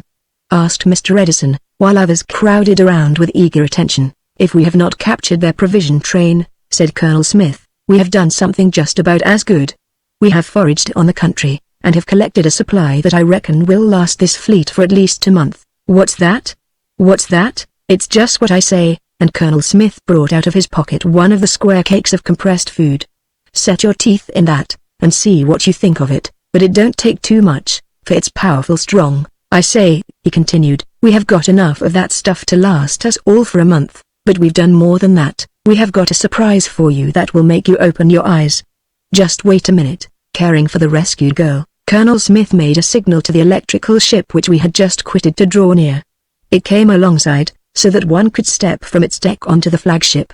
Colonel Smith disappeared for a minute in the interior of his ship, then re-emerged, leading the girl whom we had found upon the planet. "Take her inside, quick," he said, "for she is not used to this thin air." In fact, we were at so great an elevation that the rarity of the atmosphere now compelled us all to wear our airtight suits, and the girl, not being thus attired, would have fallen unconscious on the deck if we had not instantly removed her to the interior of the car. She quickly recovered from the effects of the deprivation of air and looked about her, pale, astonished, but yet apparently without fear. Every motion of this girl convinced me that she not only recognized us as members of her own race, but that she felt that her only hope lay in our aid. Therefore, strange as we were to her in many respects, nevertheless she did not think that she was in danger while among us. The circumstances under which we had found her were quickly explained. Her beauty, her strange fate and the impenetrable mystery which surrounded her excited universal admiration and wonder. How came she on Mars? How did she get on Mars? Was the question that everybody asked, and that nobody could answer. But while all were crowding around and overwhelming the poor girl with their staring, suddenly she burst into tears, and then, with arms outstretched in the same appealing manner which had so stirred our sympathies when we first saw her in the house of the Martians, she broke forth in a wild recitation, which was half a song and half a wail. As she went on I noticed that a learned professor of languages from the University of Heidelberg was listening to her with intense attention. Several times he appeared to be on the point of breaking in with an exclamation. I could plainly see that he was becoming more and more excited as the words poured from the girl's lips. Occasionally he nodded and muttered, smiling to himself. Her song finished. The girl sank half-exhausted upon the floor. She was lifted and placed in a reclining position at the side of the car. Then the Heidelberg professor stepped to the center of the car, in the sight of all, and in a most impressive manner said, "Gentlemen, our sister, I have her tongue recognized. The language that she speaks, the roots of the great Indo-European, or Aryan stock, contains, this girl, gentlemen, to the oldest family of the human race belongs. Her language every tongue that now upon the earth is spoken antedates. Convinced am I that great original speech is from which of all the languages of the civilized world sprung. How she here came, so many millions of miles from the earth, a great mystery is. But it shall be penetrated, and it is from her own lips that we the truth shall learn, because not difficult to us shall it be the language that she speaks to acquire, since to our own it is akin." The professor's astonishing statement. This announcement of the Heidelberg professor stirred us all most profoundly. It not only deepened our interest in the beautiful girl whom we had rescued, but, in a dim way, it gave us reason to hope that we should yet discover some means of mastering the Martians by dealing them a blow from within. It had been expected, the reader will remember, that the Martian whom we had made prisoner on the asteroid, might be of use to us in a similar way, and for that reason great efforts had been made to acquire his language, and considerable progress had been effected in that direction. But from the moment of our arrival at Mars itself, and especially after the battles began, the prisoner had resumed his savage and uncommunicative disposition, and had seemed continually to be expecting that we would fall victims to the prowess of his fellow beings, and that he would be released. How an outlaw, such as he evidently was, who had been caught in the act of robbing the Martian gold mines, could expect to escape punishment on returning to his native planet, it was difficult to see. Nevertheless, so strong are the ties of race, we could plainly perceive that all his sympathies were for his own people. In fact, in consequence of his surly manner, and his attempt to escape, he had been more strictly bound than before, and to get him out of the way had been removed from the flagship, which was already overcrowded, and placed in one of the other electric ships, and this ship as it happened was one of those which were lost in the great battle beneath the clouds. So after all, the Martian had perished, by a vengeful stroke launched from his native globe. But Providence had placed in our hands a far better interpreter than he could ever have been. This girl of our own race would need no urging, or coercion, on our part in order to induce her to reveal any secrets of the Martians that might be useful in our further proceedings. But one thing was first necessary to be done. We must learn to talk with her, learning her language. But for the discovery of the store of provisions it would have been impossible for us to spare the time needed to acquire the language of the girl, but now that we had been saved from the danger of starvation, we could prolong the siege for several weeks, employing the intervening time to the best advantage. The terrible disaster which we had suffered in the great battle above the Lake of the Sun, wherein we had lost nearly a third of our entire force, had been quite sufficient to convince us that our only hope of victory lay in dealing the Martians some paralyzing stroke that at one blow would deprive them of the power of resistance. A victory that cost us the loss of a single ship would be too dearly purchased now. How to deal that blow, and first of all, how to discover the means of dealing it, were at present the uppermost problems in our minds. The only hope for us lay in the girl. If, as there was every reason to believe, she was familiar with the ways and secrets of the Martians, then she might be able to direct our efforts in such a manner as to render them effective. "We can spare 2 weeks for this," said Mr. Edison. "Can you fellows of many tongues learn to talk with a girl in that time?" "We'll try it," said several. "It shall we do," cried the Heidelberg professor more confidently. "Then there is no use of staying here," continued the commander. "If we withdraw, the Martians will think that we have either given up the contest or been destroyed. Perhaps they will then pull off their blanket and let us see their face once more. That will give us a better opportunity to strike effectively when we are again ready, preparing a rendezvous." "Why not rendezvous at one of the moons?" said an astronomer. "Neither of the 2 moons is of much consequence, as far as size goes, but still it would serve as a sort of anchorage ground, and while there, if we were careful to keep on the side away from Mars, we should escape detection." This suggestion was immediately accepted, and the squadron, having been signaled to assemble, quickly bore off in the direction of the more distant moon of Mars, Deimos. We knew that it was slightly smaller than Phobos, but its greater distance gave promise that it would better serve our purpose of temporary concealment. The moons of Mars, like the Earth's moon, always keep the same face toward their master.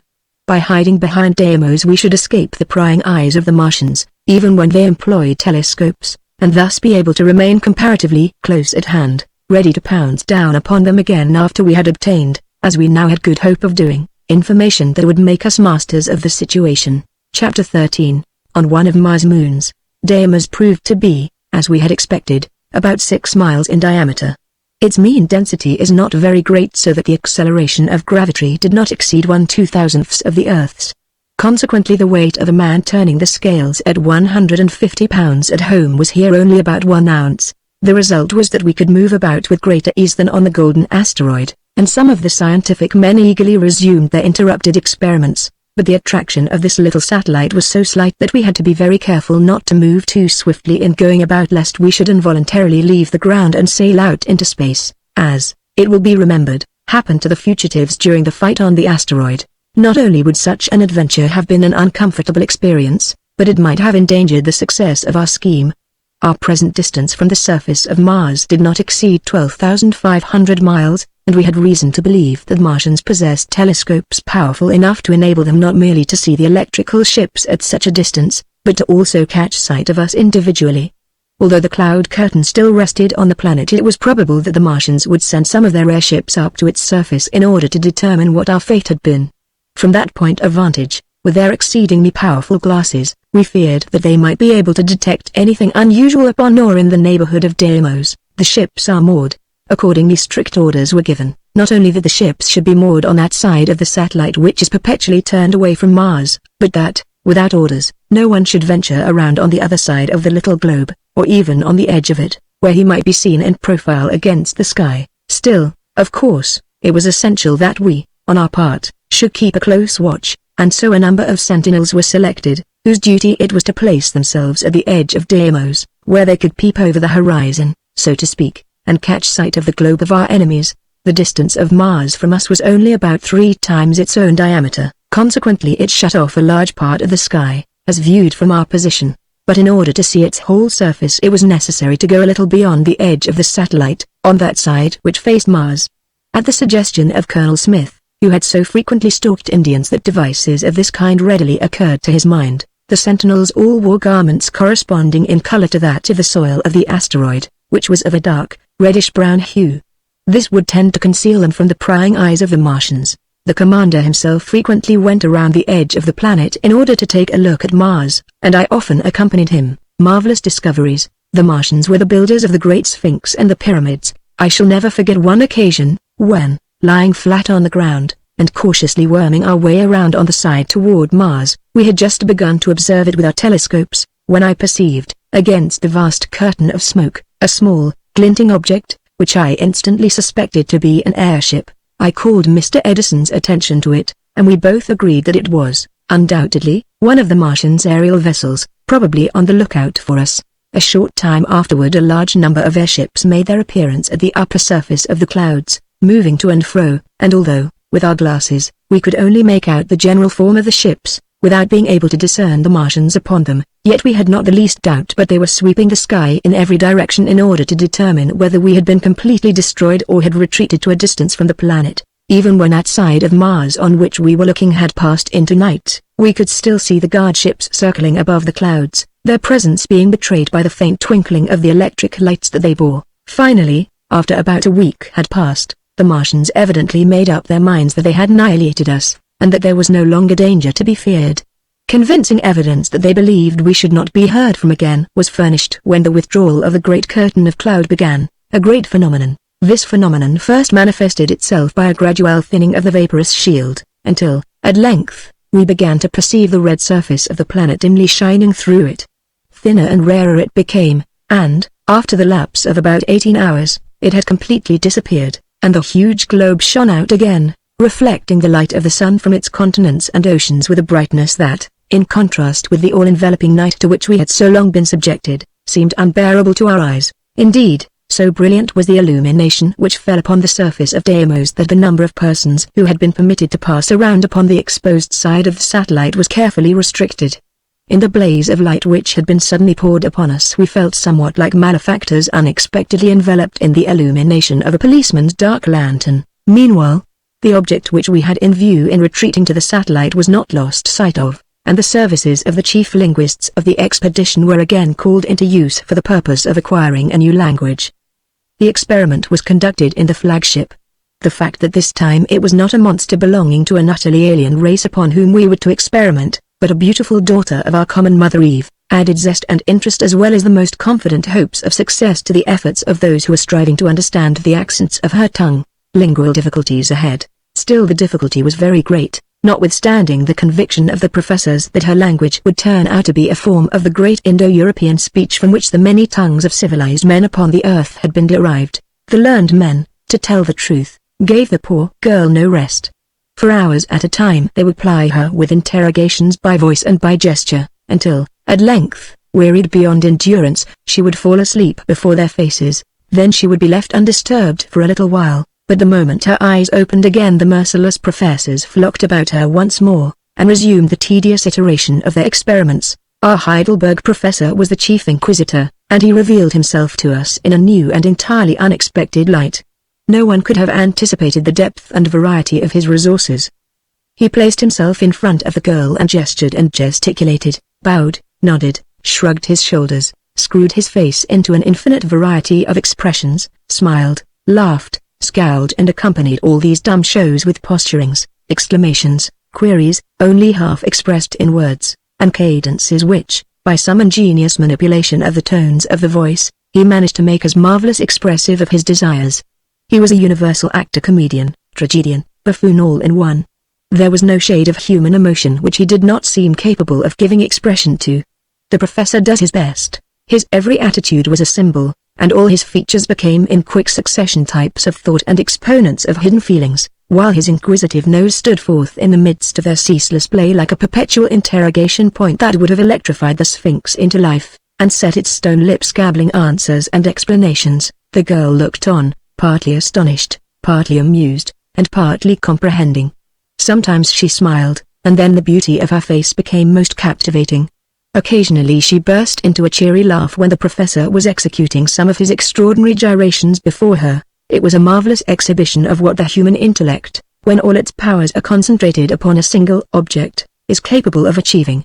It seemed to me, as I looked at the performance, that if all the races of men, who had been stricken asunder at the foot of the Tower of Babel by the miracle which made the tongues of each to speak a language unknown to the others, could be brought together again at the foot of the same tower, with all the advantages which thousands of years of education had in the meantime imparted to them, they would be able, without any miracle, to make themselves mutually understood. And it was evident that an understanding was actually growing between the girl and the professor. Their minds were plainly meeting, and when both had become focused upon the same point, it was perfectly certain that the object of the experiment would be attained. Whenever the professor got from the girl an intelligent reply to his pantomimic inquiries, or whenever he believed that he got such a reply, it was immediately jotted down in the ever-open notebook which he carried in his hand, and then he would turn to us standing by, and with one hand on his heart, and the other sweeping grandly through the air, would make a profound bow and say, "The young lady and I great progress make already. I have her words comprehended. We shall wondrous mysteries solve. Jaw will wonder leech. Make yourselves gentlemen easy.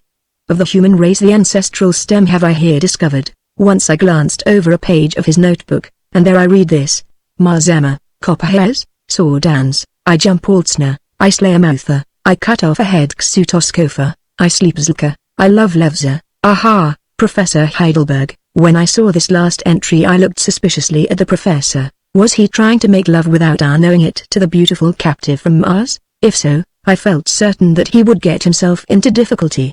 She had made a deep impression upon every man in the flagship, and I knew that there was more than one of the younger men who would have promptly called him to account if they had suspected him of trying to learn from those beautiful lips the words, "I love." I pictured to myself the state of mind of Colonel Alonzo Jefferson Smith if, in my place, he had glanced over the notebook and read what I had read, and then I thought of another handsome young fellow in the flagship, Sidney Phillips, who, if mere actions and looks could make him so, has become exceedingly devoted to this long-lost and happily recovered daughter of Eve. In fact, I had already questioned within my own mind whether the peace would be strictly kept between Colonel Smith and Mr. Phillips, for the former had, to my knowledge, noticed the young fellow's adoring glances, and had begun to regard him out of the corners of his eyes as if he considered him no better than an Apache or a Mexican greaser. Jealousy crops out, but what, I asked myself, would be the vengeance that Colonel Smith would take upon this skinny professor from Heidelberg if he thought that he, taking advantage of his linguistic powers, had stepped in between him and the damsel whom he had rescued. However, when I took a second look at the professor, I became convinced that he was innocent of any such amorous intention, and that he had learned, or believed he had learned, the word for love simply in pursuance of the method by which he meant to acquire the language of the girl. There was one thing which gave some of us considerable misgiving, and that was the question whether, after all, the language the professor was acquiring was really the girl's own tongue or one that she had learned from the Martians. But the professor bade us rest easy on that point. He assured us, in the first place, that this girl could not be the only human being living upon Mars, but that she must have friends and relatives there. That being so, they unquestionably had a language of their own, which they spoke when they were among themselves. Here, finding herself among beings belonging to her own race, she would naturally speak her own tongue and not that which she had acquired from the Martians. Moreover, gentlemen, he added, I have in her speech many roots of the great Aryan tongue already recognized. We were greatly relieved by this explanation, which seemed to all of us perfectly satisfactory. Yet, really, there was no reason why one language should be any better than the other for our present purpose. In fact, it might be more useful to us to know the language of the Martians themselves.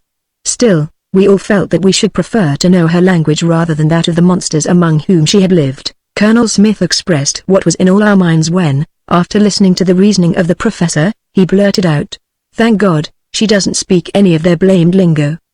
By Jove, it would soil her pretty lips, but also that she speaks, too," said the man from Heidelberg, turning to Colonel Smith with a grin. "We shall both of them eventually learn a tedious language lesson."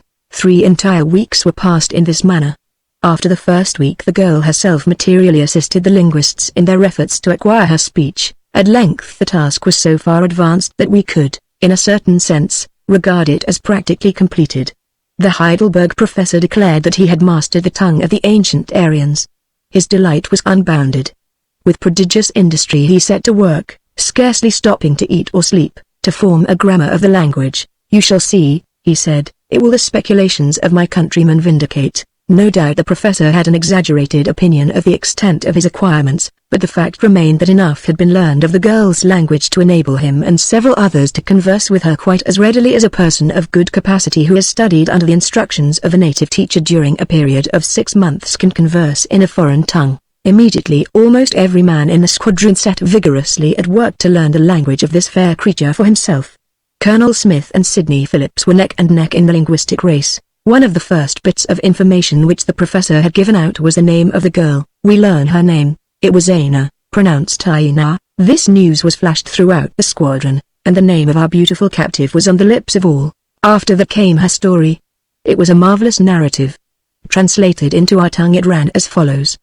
The traditions of my fathers, handed down for generations so many that no one can number them, declare that the planet of Mars was not the place of our origin. Ages and ages ago our forefathers dwelt on another and distant world that was nearer to the sun than this one is, and enjoyed brighter daylight than we have here. They dwelt as I have often heard the story from my father, who had learned it by heart from his father, and he from his, in a beautiful valley that was surrounded by enormous mountains towering into the clouds and white about their tops with snow that never melted. In the valley were lakes, around which clustered the dwellings of our race. It was, the traditions say, a land wonderful for its fertility, filled with all things that the heart could desire, splendid with flowers and rich with luscious fruits. It was a land of music, and the people who dwelt in it were very happy. While the girl was telling this part of her story, the Heidelberg professor became visibly more and more excited. Presently he could keep quiet no longer, and suddenly exclaimed, turning to us who were listening, as the words of the girl were interpreted for us by one of the other linguists. "Gentlemen, it is the Vale of Kashmir. Has not my great countryman, Edison, so declared? Has he not said that the Valley of Kashmir was the cradle of the human race already? From the Valley of Kashmir to the planet Mars, what a romance!" exclaimed one of the bystanders. Colonel Smith appeared to be particularly moved, and I heard him humming under his breath, greatly to my astonishment, for this rough soldier was not much given to poetry or music. Who has not heard of the Vale of Kashmir, with its roses the brightest that earth ever gave, its temples, its grottos, its fountains as clear as the love-lighted eyes that hang over the wave? Mr. Sidney Phillips, standing by, and also catching the murmur of Colonel Smith's words, showed in his handsome countenance some indications of distress, as if he wished he had thought of those lines himself. Anna tells her story. The girl resumed her narrative. Suddenly there dropped down out of the sky strange gigantic enemies, armed with mysterious weapons, and began to slay and burn and make desolate. Our forefathers could not withstand them. They seemed like demons, who had been sent from the abodes of evil to destroy our race. Some of the wise men said that this thing had come upon our people because they had been very wicked, and the gods in heaven were angry. Some said they came from the moon, and some from the faraway stars. But of these things my forefathers knew nothing for a certainty. The destroyers showed no mercy to the inhabitants of the beautiful valley. Not content with making it a desert, they swept over other parts of the earth. The tradition says that they carried off from the valley, which was our native land, a large number of our people, taking them first into a strange country, where there were oceans of sand, but where a great river, flowing through the midst of the sands, created a narrow land of fertility. Here, after having slain and driven out the native inhabitants, they remained for many years, keeping our people, whom they had carried into captivity, as slaves. And in this land of sand, it is said, they did many wonderful works. They had been astonished at the sight of the great mountains which surrounded our valley, for on Mars there are no mountains, and after they came into the land of sand they built there with huge blocks of stone mountains in imitation of what they had seen, and used them for purposes that our people did not understand. Then, too, it is said they left there at the foot of these mountains that they had made a gigantic image of the great chief who led them in their conquest of our world. At this point in the story the Heidelberg professor again broke in, fairly trembling with excitement. "The wonders of the Martians, gentlemen, he cried, is it that you do not understand? This land of sand and of a wonderful fertilizing river, what can it be? Gentlemen, it is Egypt. These mountains of rock that the Martians have erected, what are they? Gentlemen, they are the great mystery of the land of the Nile, the pyramids. The gigantic statue of their leader that they at the foot of their artificial mountains have set up. Gentlemen, what is that? It is the Sphinx." The professor's agitation was so great that he could go no further. And indeed there was not one of us who did not fully share his excitement. To think that we should have come to the planet Mars to solve one of the standing mysteries of the earth, which had puzzled mankind and defied all their efforts at solution for so many centuries. Here, then, was the explanation of how those gigantic blocks that constitute the Great Pyramid of Cheops had been swung to their lofty elevation. It was not the work of puny man, as many an engineer had declared that it could not be, but the work of these giants of Mars. Anna's wonderful story. The Martian's beautiful prisoner recounts her marvelous adventures. Anna resumed her story. At length, our traditions say, a great pestilence broke out in the land of sand, and a partial vengeance was granted to us in the destruction of the larger number of our enemies. At last the giants who remained, fleeing before this scourge of the gods, used the mysterious means at their command, and, carrying our ancestors with them, returned to their own world, in which we have ever since lived. "Then there are more of your people in Mars?" said one of the professors. "Alas, no," replied Anna, her eyes filling with tears. "I alone am left." For a few minutes she was unable to speak. Then she continued. an ancient Martian conquest. What fury possessed them I do not know, but not long ago an expedition departed from the planet, the purpose of which, as it was noised about over Mars, was the conquest of a distant world. After a time a few survivors of that expedition returned. The story they told caused great excitement among our masters. They had been successful in their battles with the inhabitants of the world they had invaded, but as in the days of our forefathers, in the land of sand, a pestilence smote them, and but few survivors escaped. Not long after that, you, with your mysterious ships, appeared in the sky of Mars. Our masters studied you with their telescopes, and those who had returned from the unfortunate expedition declared that you were inhabitants of the world which they had invaded, come, doubtless, to take vengeance upon them. Some of my people who were permitted to look through the telescopes of the Martians, saw you also, and recognized you as members of their own race. There were several thousand of us, altogether, and we were kept by the Martians to serve them as slaves, and particularly to delight their ears with music, for our people have always been especially skillful in the playing of musical instruments, and in songs, and while the Martians have but little musical skill themselves, they are exceedingly fond of these things. Awaiting a rescue. Although Mars had completed not less than 5,000 circuits about the Sun since our ancestors were brought as prisoners to its surface, yet the memory of our distant home had never perished from the hearts of our race, and when we recognized you, as we believed, our own brothers, come to rescue us from long imprisonment, there was great rejoicing. The news spread from mouth to mouth, wherever we were in the houses and families of our masters. We seemed to be powerless to aid you or to communicate with you in any manner. Yet our hearts went out to you, as in your ships you hung above the planet, and preparations were secretly made by all the members of our race for your reception when, as we believed, would occur, you should effect a landing upon the planet and destroy our enemies. But in some manner the fact that we had recognized you, and were preparing to welcome you, came to the ears of the Martians. At this point the girl suddenly covered her eyes with her hands, shuddering and falling back in her seat. Oh, you do not know them as I do. At length she exclaimed. The monsters. Their vengeance was too terrible. Instantly the order went forth that we should all be butchered. And that awful command was executed. How, then, did you escape? Asked the Heidelberg professor. Anna seemed unable to speak for a while. Finally mastering her emotion, she replied. Her fortunate escape. One of the chief officers of the Martians wished me to remain alive. He, with his aides, carried me to one of the military depot of supplies, where I was found and rescued, and as she said this she turned toward Colonel Smith with a smile that reflected on his ruddy face and made it glow like a Chinese lantern. By dash! Muttered Colonel Smith, that was the fellow we blew into nothing. Blast him, he got off too easy. The remainder of Anna's story may be briefly told. When Colonel Smith and I entered the mysterious building which, as it now proved, was not a storehouse belonging to a village, as we had supposed, but one of the military depots of the Martians, the girl, on catching sight of us, immediately recognized us as belonging to the strange squadron in the sky. As such she felt that we must be her friends, and saw in us her only possible hope of escape.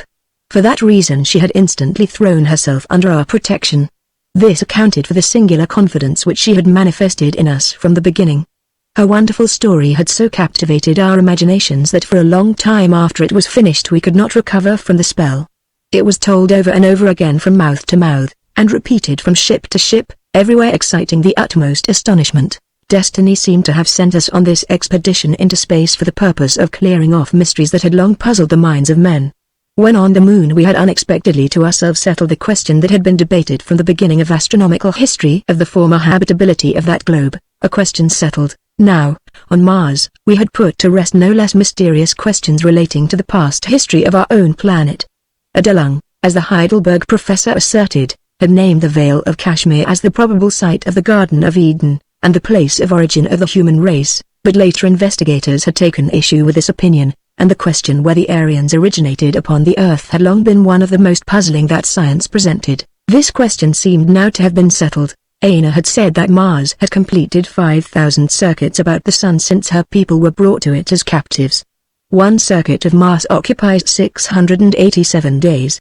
More than 9,000 years had therefore elapsed since the first invasion of the Earth by the Martians. Another great mystery, that of the origin of those gigantic and inexplicable monuments, the Great Pyramids and the Sphinx, on the banks of the Nile, had also apparently been solved by us, although these Egyptian wonders had been the furthest things from our thoughts when we set out for the planet Mars. We had traveled more than 30 millions of miles in order to get answers to questions which could not be solved at home. But from these speculations and retrospects we were recalled by the commander of the expedition. "Does Aina hold the secret? This is all very interesting and very romantic, gentlemen," he said, "but now let us get at the practical side of it. We have learned Aina's language and have heard her story.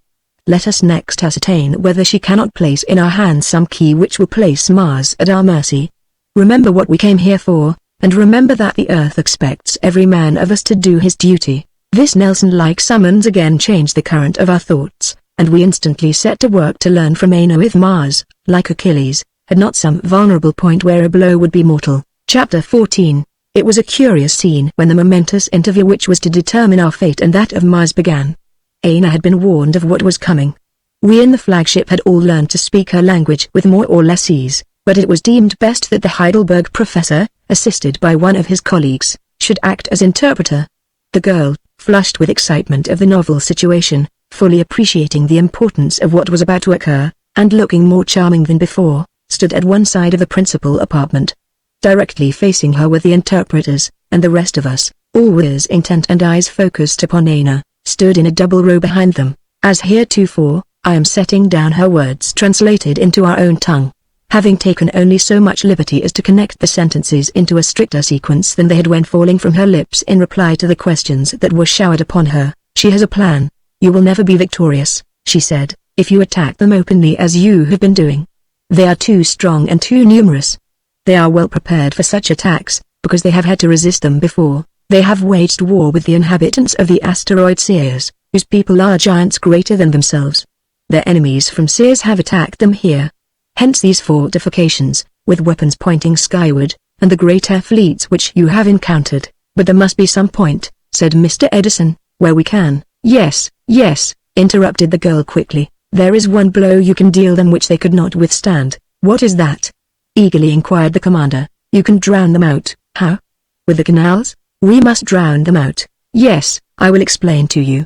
I have already told you, and, in fact, you must have seen it for yourselves, that there are almost no mountains on Mars.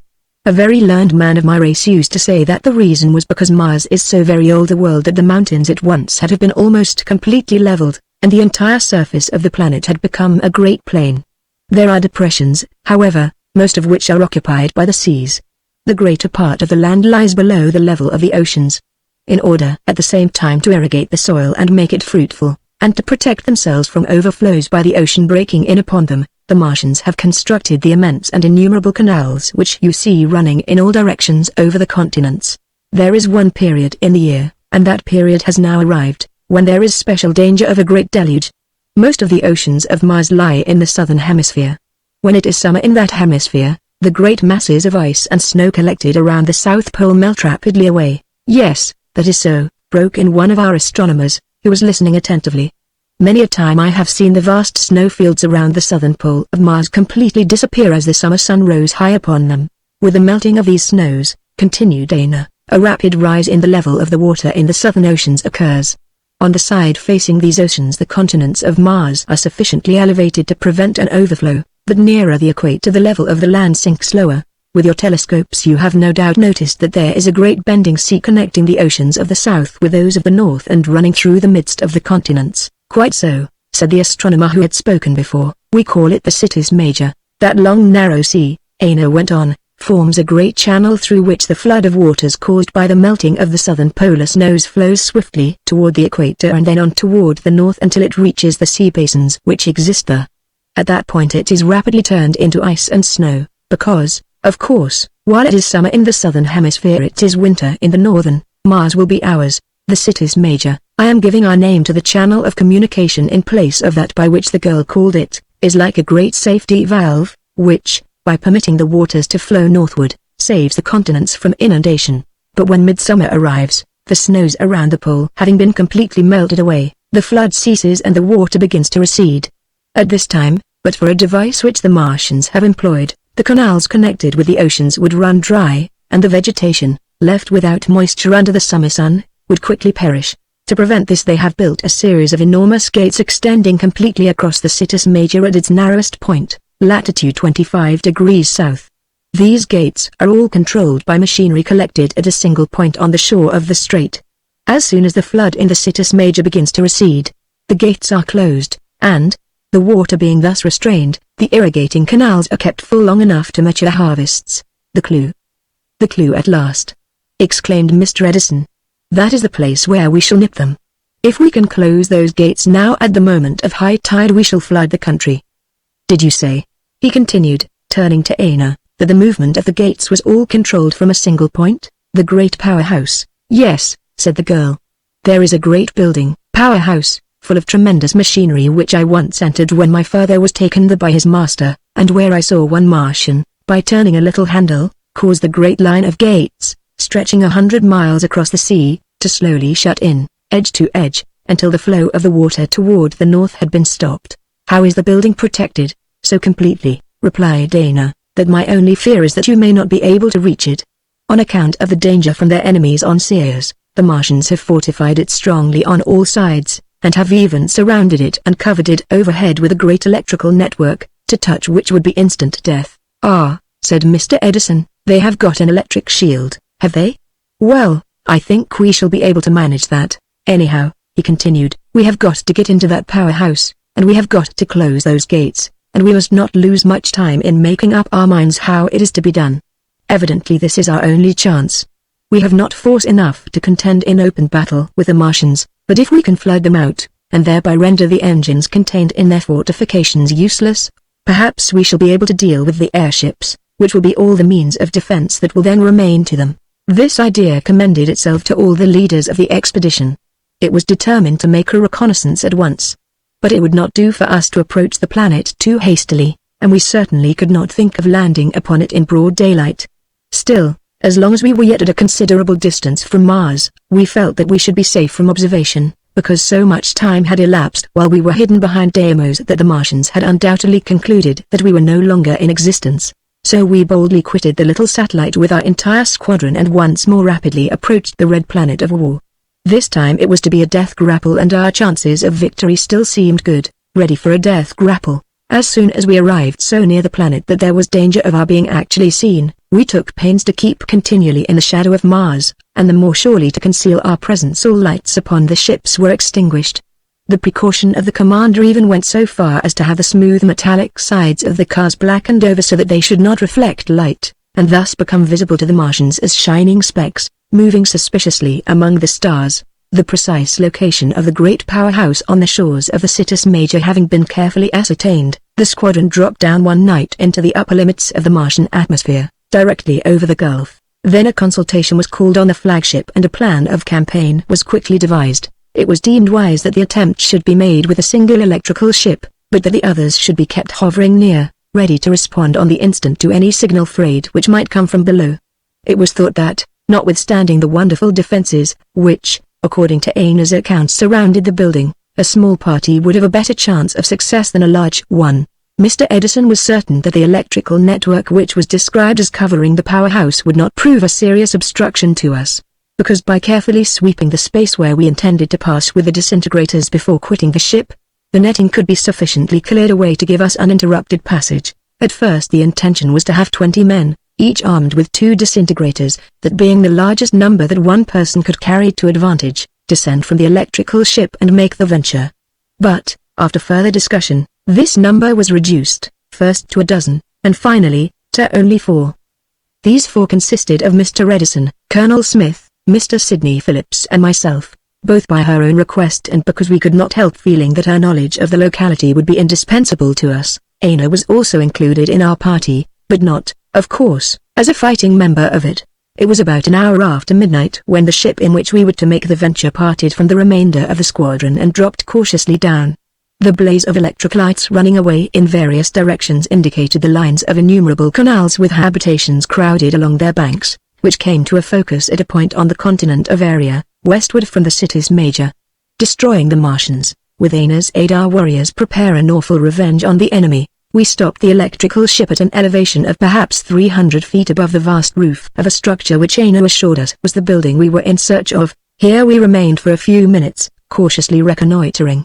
On that side of the powerhouse which was opposite to the shore of the Citus Major there was a thick grove of trees, lighted beneath, as was apparent from the illumination which here and there streamed up through the cover of leaves, but, nevertheless, dark and gloomy above the treetops. "The electric network extends over the grove as well as over the building," said Anna. "This was lucky for us, because we wished to descend among the trees, and, by destroying part of the network over the treetops, we could reach the shelter we desired and at the same time pass within the line of electric defenses, with increased caution, and almost holding our breath lest we should make some noise that might reach the ears of the sentinels beneath. We caused the car to settle gently down until we caught sight of a metallic net stretched in the air between us and the trees, after our first encounter with the Martians on the asteroid, where, as I have related, some metal which was included in their dress resisted the action of the disintegrators. Mr. Edison had readjusted the range of vibrations covered by the instruments, and since then we had found nothing that did not yield to them. Consequently, we had no fear that the metal of the network would not be destroyed. There was danger, however, of arousing attention by shattering holes through the treetops.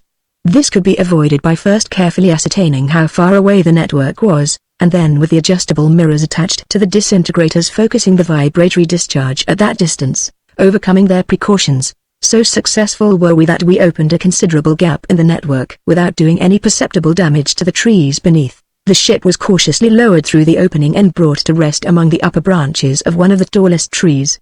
Colonel Smith, Mr. Phillips, Mr. Edison and myself at once clambered out upon a strong limb. For a moment I feared our arrival had been betrayed on account of the altogether too noisy contest that arose between Colonel Smith and Mr. Phillips as to which of them should assist Anna. To settle the dispute I took charge of her myself. At length we were all safely in the tree. Then followed the still more dangerous undertaking of descending from this great height to the ground. Fortunately, the branches were very close together and they extended down within a short distance of the soil. So the actual difficulties of the descent were not very great after all. The one thing that we had particularly to bear in mind was the absolute necessity of making no noise. At length the descent was successfully accomplished, and we all five stood together in the shadow at the foot of the great tree. The grove was so thick around that while there was an abundance of electric lights among the trees, their illumination did not fall upon us where we stood. Peering cautiously through the vistas in various directions, we ascertained our location with respect to the wall of the building. Like all the structures that we had seen on Mars, it was composed of polished red metal. Looking for an entrance. "Where is the entrance?" inquired Mr. Edison, in a whisper. "Come softly this way, and look out for the sentinel," replied Anna, gripping our disintegrators firmly, and screwing up our courage. With noiseless steps we followed the girl among the shadows of the trees. We had one very great advantage. The Martians had evidently placed so much confidence in the electric network which surrounded the powerhouse that they never dreamed of enemies being able to penetrate it, at least, without giving warning of their coming. But the hole which we had blown in this network with the disintegrators had been made noiselessly, and Mr. Edison believed, since no enemies had appeared, that our operations had not been betrayed by any automatic signal to watchers inside the building. Consequently, we had every reason to think that we now stood within the line of defense, in which they reposed the greatest confidence, without their having the least suspicion of our presence. Anna assured us that on the occasion of her former visit to the powerhouse there had been but 2 sentinels on guard at the entrance. At the inner end of a long passage leading to the interior, she said, there were 2 more. Besides these there were 3 or 4 Martian engineers watching the machinery in the interior of the building. A number of airships were supposed to be on guard around the structure, but possibly their vigilance had been relaxed, because not long ago the Martians had sent an expedition against Sears which had been so successful that the power of that planet to make an attack upon Mars had for the present been destroyed. Supposing us to have been annihilated in the recent battle among the clouds, they would have no fear or cause for vigilance on our account. The entrance to the great structure was low, at least, when measured by the stature of the Martians. Evidently the intention was that only one person at a time should find room to pass through it. Drawing cautiously near, we discerned the outlines of 2 gigantic forms, standing in the darkness, one on either side of the door. Colonel Smith whispered to me. The disintegrator again. "If you will take the fellow on the right, I will attend to the other one," adjusting our aim as carefully as was possible in the gloom. Colonel Smith and I simultaneously discharged our disintegrators, sweeping them rapidly up and down in the manner which had become familiar to us when endeavoring to destroy one of the gigantic Martians with a single stroke. And so successful were we that the 2 sentinels disappeared as if they had been ghosts of the night. Instantly we all hurried forward and entered the door. Before us extended a long, straight passage, brightly illuminated by a number of electric candles. Its polished sides gleamed with blood-red reflections, and the gallery terminated, at a distance of 200 or 300 feet, with an opening into a large chamber beyond, on the further side of which we could see part of a gigantic and complicated mass of machinery. Making as little noise as possible, we pushed ahead along the passage, but when we had arrived within a distance of a dozen paces from the inner end, we stopped, and Colonel Smith, getting down upon his knees, crept forward until he had reached the inner end of the passage. There he peered cautiously around the edge into the chamber, and, turning his head a moment later, beckoned us to come forward. We crept to his side, and, looking out into the vast apartment, could perceive no enemies. What had become of the sentinels supposed to stand at the inner end of the passage we could not imagine. At any rate, they were not at their posts. In the great powerhouse, the chamber was an immense square room at least 100 feet in height and 400 feet on a side, and almost filling the wall opposite to us was an intricate display of machinery, wheels, levers, rods and polished plates. This we had no doubt was one end of the great engine which opened and shut the great gates that could dam an ocean. "There is no one in sight," said Colonel Smith. "Then we must act quickly," said Mr. Edison. "Where," he said, turning to Aina, "is the handle by turning which you saw the Martian close the gates?" Aina looked about in bewilderment. The mechanism before us was so complicated that even an expert mechanician would have been excusable for finding himself unable to understand it. There were scores of knobs and handles, all glistening in the electric light, any one of which, so far as the uninstructed could tell, might have been the master key that controlled the whole complex apparatus. "The magic lever." "Quick," said Mr. Edison. "Where is it?" The girl in her confusion ran this way and that, gazing hopelessly upon the machinery, but evidently utterly unable to help us. To remain here inactive was not merely to invite destruction for ourselves, but was sure to bring certain failure upon the purpose of the expedition. All of us began instantly to look about in search of the proper handle, seizing every crank and wheel in sight and striving to turn it. "Stop that!" shouted Mr. Edison. "You may set the whole thing wrong. Don't touch anything until we have found the right lever." But to find that seemed to most of us now utterly beyond the power of man. It was at this critical moment that the wonderful depth and reach of Mr. Edison's mechanical genius displayed itself. He stepped back, ran his eye quickly over the whole immense mass of wheels, handles, bolts, bars and levers, paused for an instant, as if making up his mind, then said decidedly, "There it is," and, stepping quickly forward, selected a small wheel amid a dozen others, all furnished at the circumference with handles like those of a pilot's wheel, and, giving it a quick wrench, turned it halfway round. Surprised by the enemy, at this instant, a startling shout fell upon our ears. There was a thunderous clatter behind us, and, turning, we saw 3 gigantic Martians rushing forward. Chapter 15. "Sweep them! Sweep them!" cried Colonel Smith, as he brought his disintegrator to bear. Mr. Phillips and I instantly followed his example, and thus we swept the Martians into eternity, while Mr. Edison coolly continued his manipulations of the wheel. The effect of what he was doing became apparent in less than half a minute. A shiver ran through the mass of machinery and shook the entire building. "Look! Look!" cried Sidney Phillips, who had stepped a little apart from the others. "The Grand Canal." We all ran to his side and found ourselves in front of a great window which opened through the side of the engine, giving a view of what lay in front of it. There, gleaming in the electric lights, we saw the city's major, its waters washing high against the walls of the vast powerhouse. Running directly out from the shore, there was an immense metallic gate at least 400 yards in length and rising 300 feet above the present level of the water. This great gate was slowly swinging upon an invisible hinge in such a manner that in a few minutes it would evidently stand across the current of the city's major at right angles. Beyond was a second gate, which was moving in the same manner. Further on was a third gate, and then another, and another, as far as the eye could reach, evidently extending in an unbroken series completely across the great strait. As the gates, with accelerated motion when the current caught them, clanged together, we beheld a spectacle that almost stopped the beating of our hearts. A great rush of waters, the great city seemed to gather itself for a moment, and then it leapt upon the obstruction and hurled its waters into one vast foaming geyser that seemed to shoot 1,000 feet skyward. But the metal gates withstood the shock, though buried from our sight in the seething white mass, and the baffled waters instantly swirled round in 10,000 gigantic eddies, rising to the level of our window and beginning to inundate the powerhouse before we fairly comprehended our peril. "We have done the work," said Mr. Edison, smiling grimly. "Now we had better get out of this before the flood bursts upon us." The warning came none too soon. It was necessary to act upon it at once if we would save our lives. even before we could reach the entrance to the long passage through which we had come into the great engine room. The water had risen halfway to our knees. Colonel Smith, catching Anna under his arm, led the way. The roar of the maddened torrent behind deafened us. As we ran through the passage, the water followed us, with a wicked swishing sound, and within 5 seconds it was above our knees, in 10 seconds up to our waists. The great danger now was that we should be swept from our feet, and once down in that torrent there would have been little chance of our ever getting our heads above its level.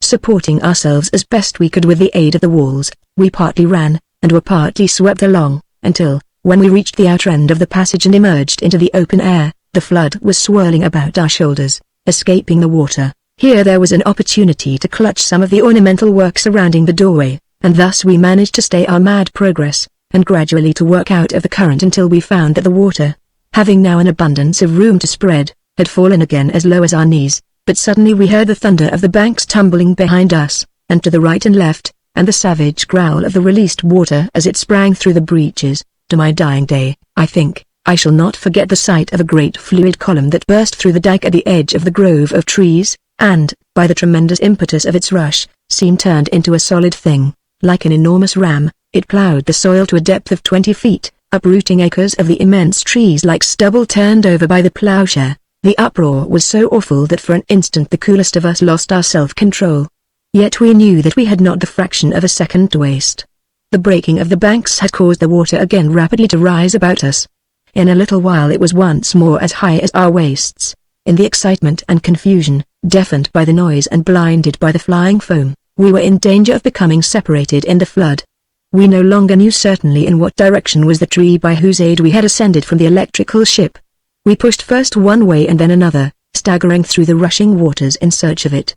Finally we succeeded in locating it, and with all our strength hurried toward it. Then there came a noise as if the globe of Mars had been split asunder, and another great head of water hurled itself down upon the soil before us, and, without taking time to spread, bored a vast cavity in the ground, and scooped out the whole of the grove before our eyes as easily as a gardener lifts a sod with his spade. Are we, too, destroyed? Our last hope was gone.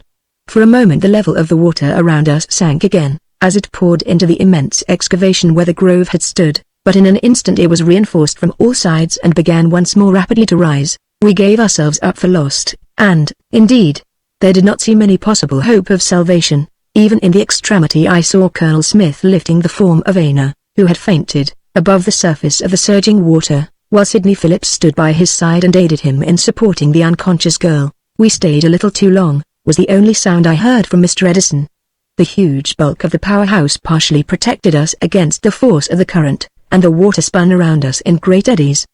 These swept us this way and that, but yet we managed to cling together, determined not to be separated in death if we could avoid it. Suddenly a cry rang out directly above our heads.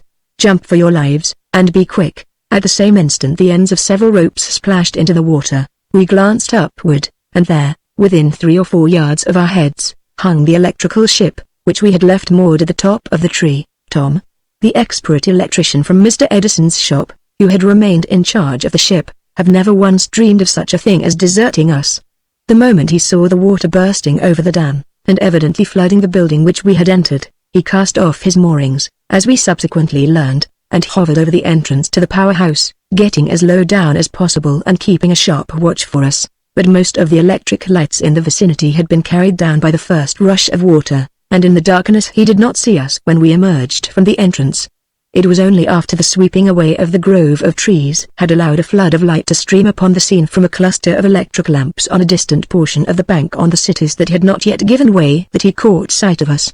"Mars is ruined." Immediately he began to shout to attract our attention, but in the awful uproar we could not hear him.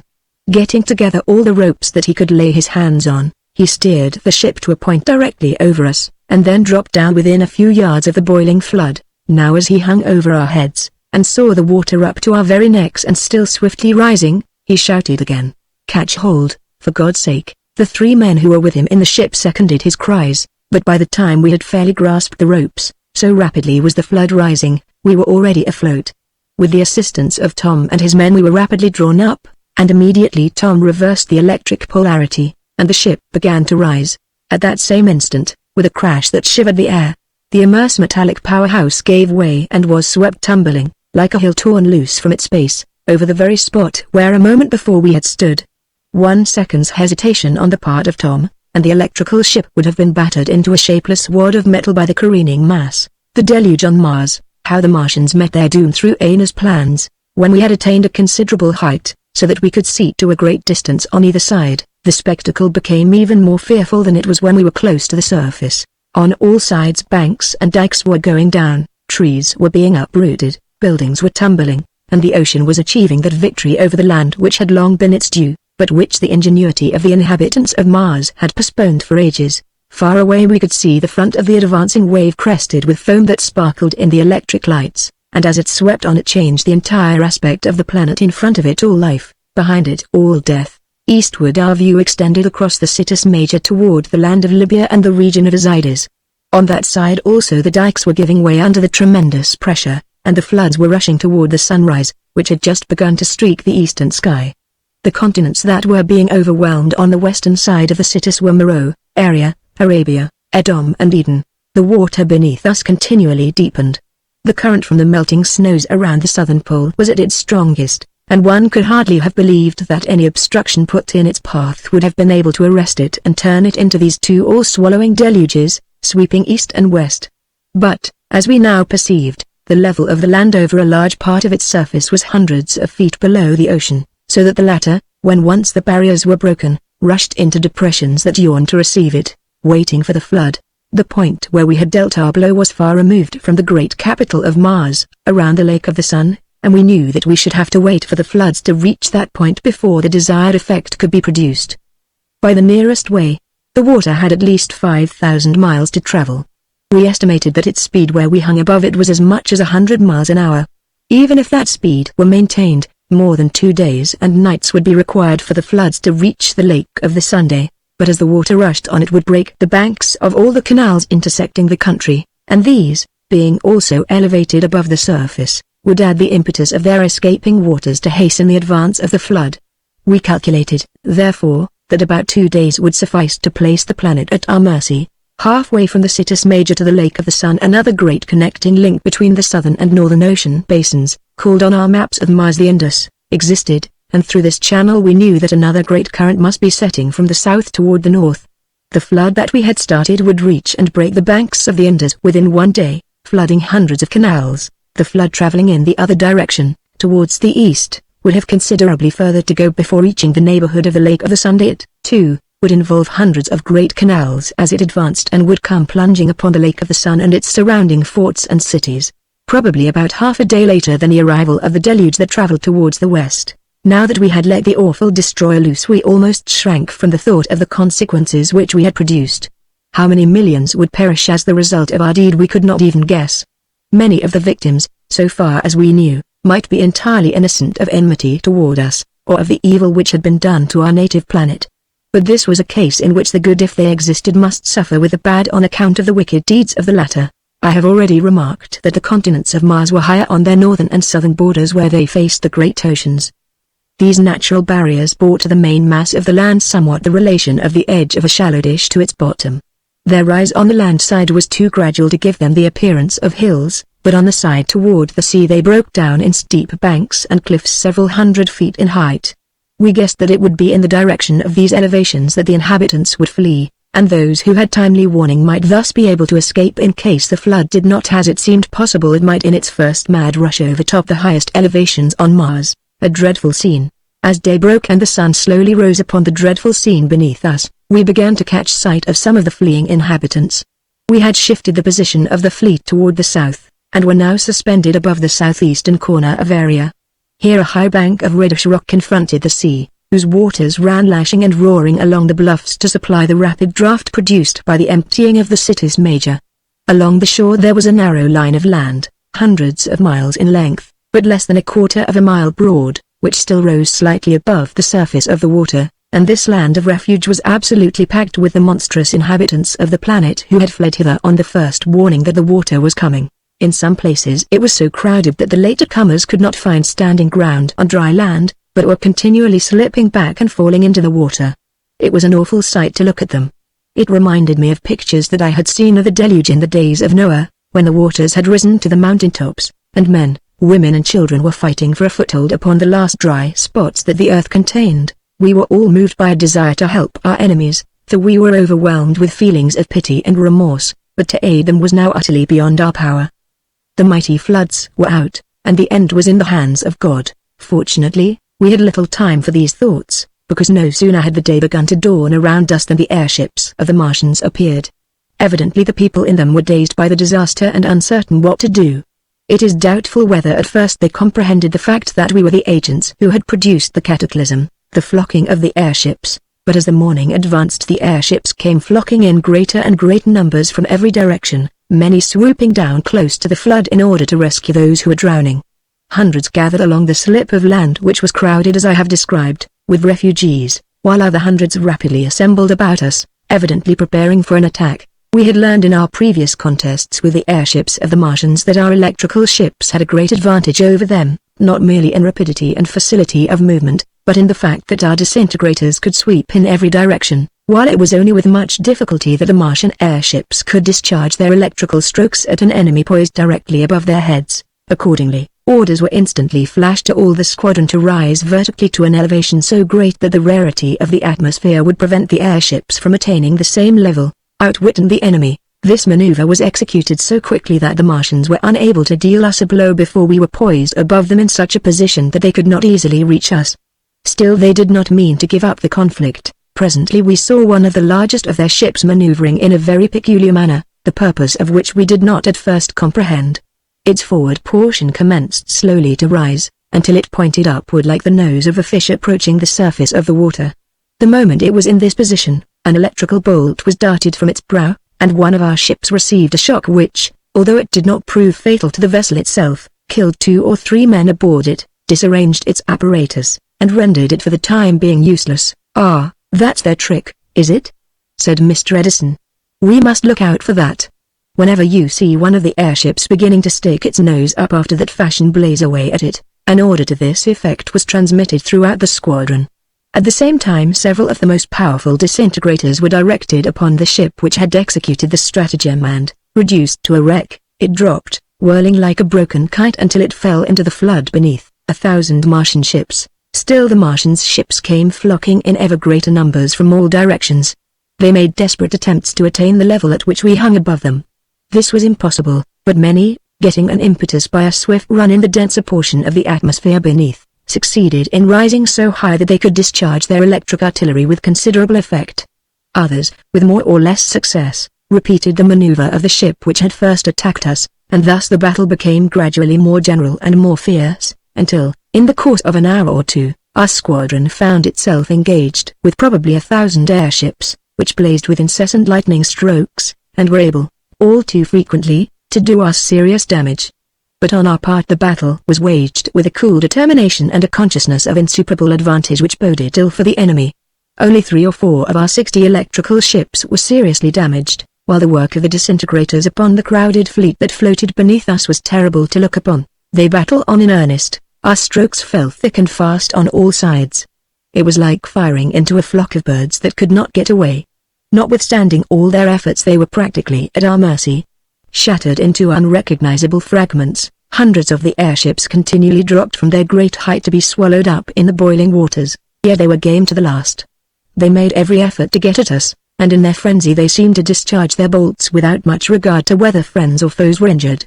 Our eyes were nearly blinded by the ceaseless glare beneath us, and the uproar was indescribable. At length, after this fearful contest had lasted for at least 3 hours, it became evident that the strength of the enemy was rapidly weakening.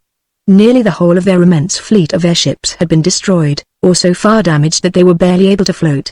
Just so long, however, as they showed signs of resistance, we continued to pour our merciless fire upon them, and the signal to cease was not given until the airships which had escaped serious damage began to flee in every direction. "Victory is ours, thank God, the thing is over," said Mr. Edison.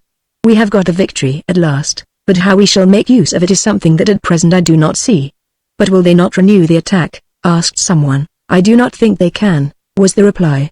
"We have destroyed the very flower of their fleet, and better than that," said Colonel Smith, "we have destroyed their elan, we have made them afraid. Their discipline is gone." But this was only the beginning of our victory. The floods below were achieving a still greater triumph, and now that we had conquered the airships we dropped within a few hundred feet of the surface of the water and then turned our faces westward in order to follow the advance of the deluge and see whether, as we had hoped, it would overwhelm our enemies in the very center of their power. The flood advances. In a little while we had overtaken the front wave, which was still devouring everything. We saw it bursting the banks of the canals, sweeping away forests of gigantic trees, and swallowing cities and villages, leaving nothing but a broad expanse of swirling and eddying waters, which, in consequence of the prevailing red hue of the vegetation and the soil, looked, as shuddering we gazed down upon it, like an ocean of blood flecked with foam and steaming with the escaping life of the planet from whose veins it gushed. As we skirted the southern borders of the continent the same dreadful scenes which we had beheld on the coast of Aria presented themselves.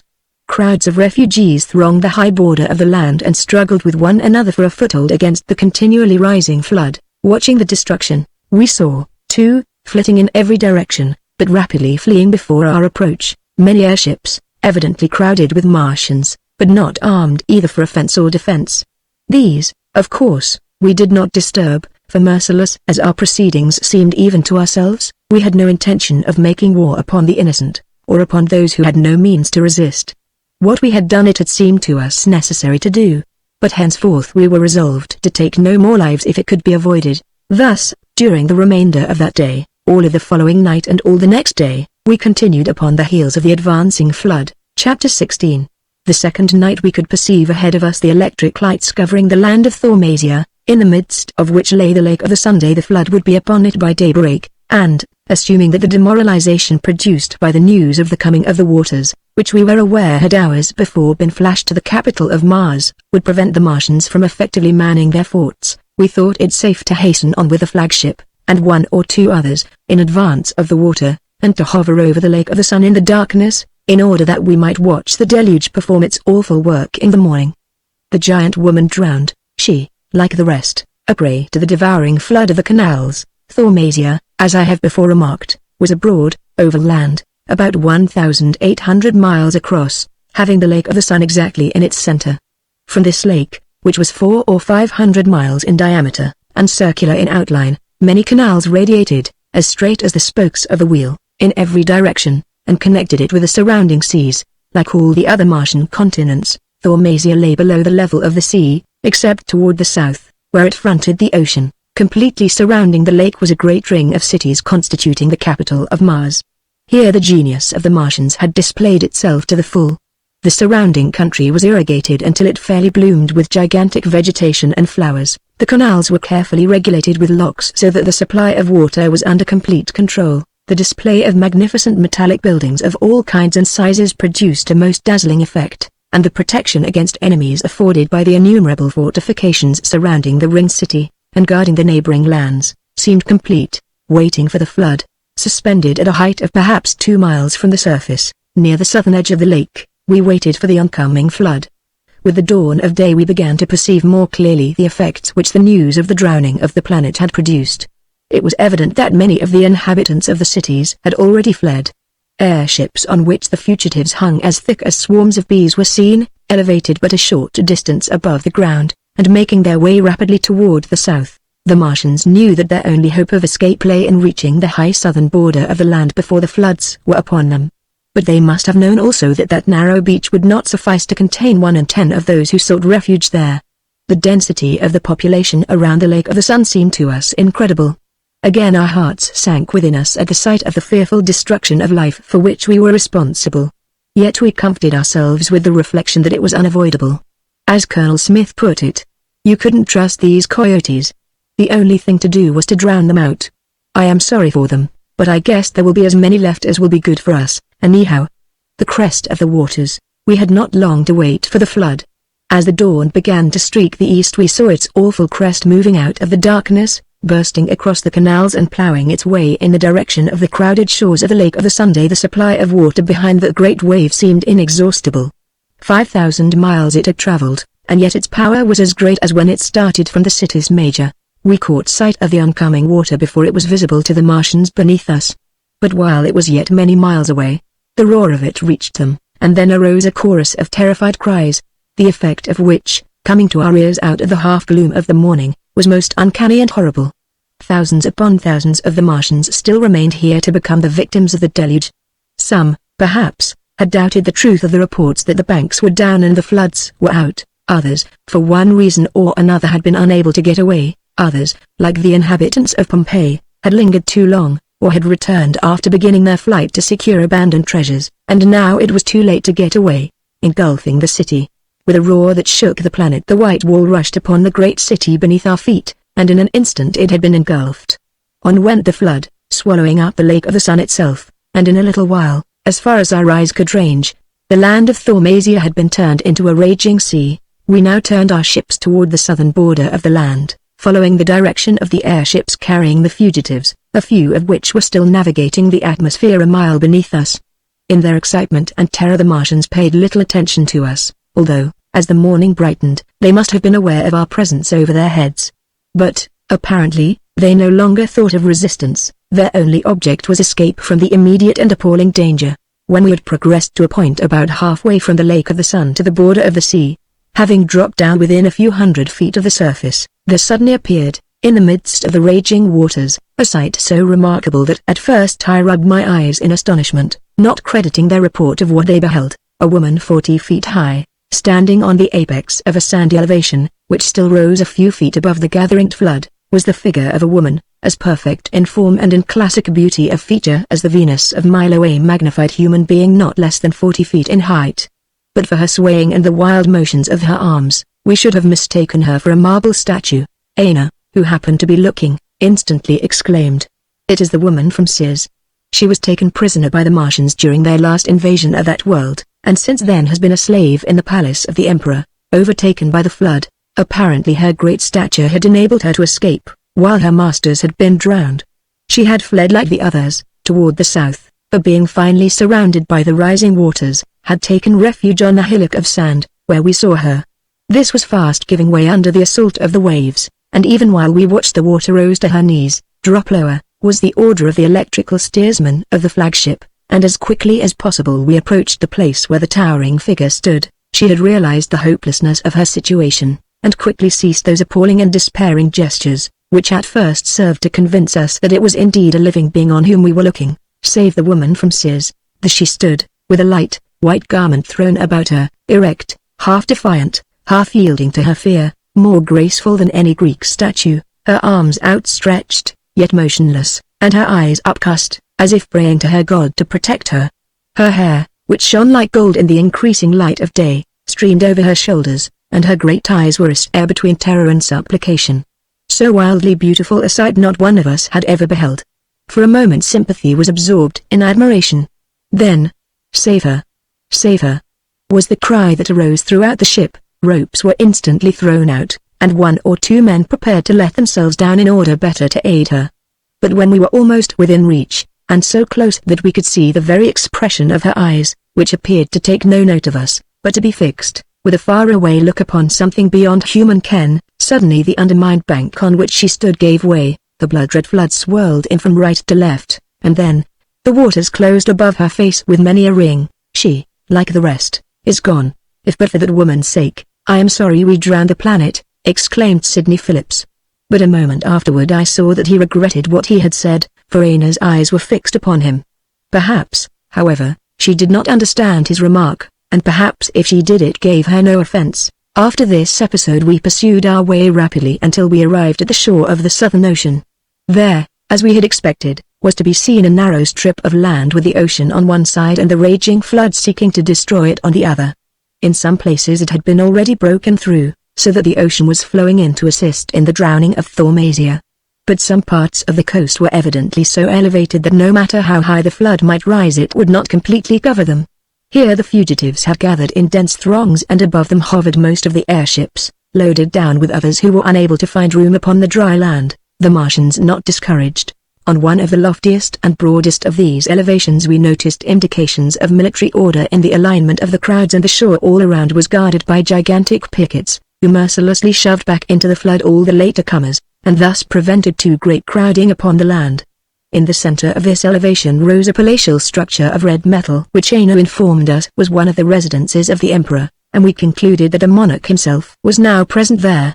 the absence of any signs of resistance on the part of the airships, and the complete drowning of all of the formidable fortifications on the surface of the planet, convinced us that all we now had to do in order to complete our conquest was to get possession of the person of the chief ruler. The fleet was, accordingly, concentrated, and we rapidly approached the great Martian palace. As we came down within 100 feet of them and boldly made our way among their airships, which retreated at our approach, the Martians gazed at us with mingled fear and astonishment. We were their conquerors and they knew it. We were coming to demand their surrender, and they evidently understood that also. As we approached the palace, signals were made from it with brilliant colored banners which Aina informed us were intended as a token of truce. "We shall have to go down and have a confab with them, I suppose," said Mr. Edison. "We can't kill them off now that they are helpless. But we must manage somehow to make them understand that unconditional surrender is their only chance, a parley with the enemy." "Let us take Aina with us," I suggested, "and since she can speak the language of the Martians we shall probably have no difficulty in arriving at an understanding." Accordingly the flagship was carefully brought further down in front of the entrance to the palace, which had been kept clear by the Martian guards, and while the remainder of the squadron assembled within a few feet directly over our heads with the disintegrators turned upon the palace and the crowd below, Mr. Edison and myself, accompanied by Aina, stepped out upon the ground. There was a forward movement in the immense crowd, but the guards sternly kept everybody back. A party of a dozen giants, preceded by one who seemed to be their commander, gorgeously attired in jeweled garments, advanced from the entrance of the palace to meet us. Aina addressed a few words to the leader, who replied sternly, and then, beckoning us to follow, retraced his steps into the palace. Notwithstanding our confidence that all resistance had ceased, we did not deem it wise actually to venture into the lion's den without having taken every precaution against a surprise.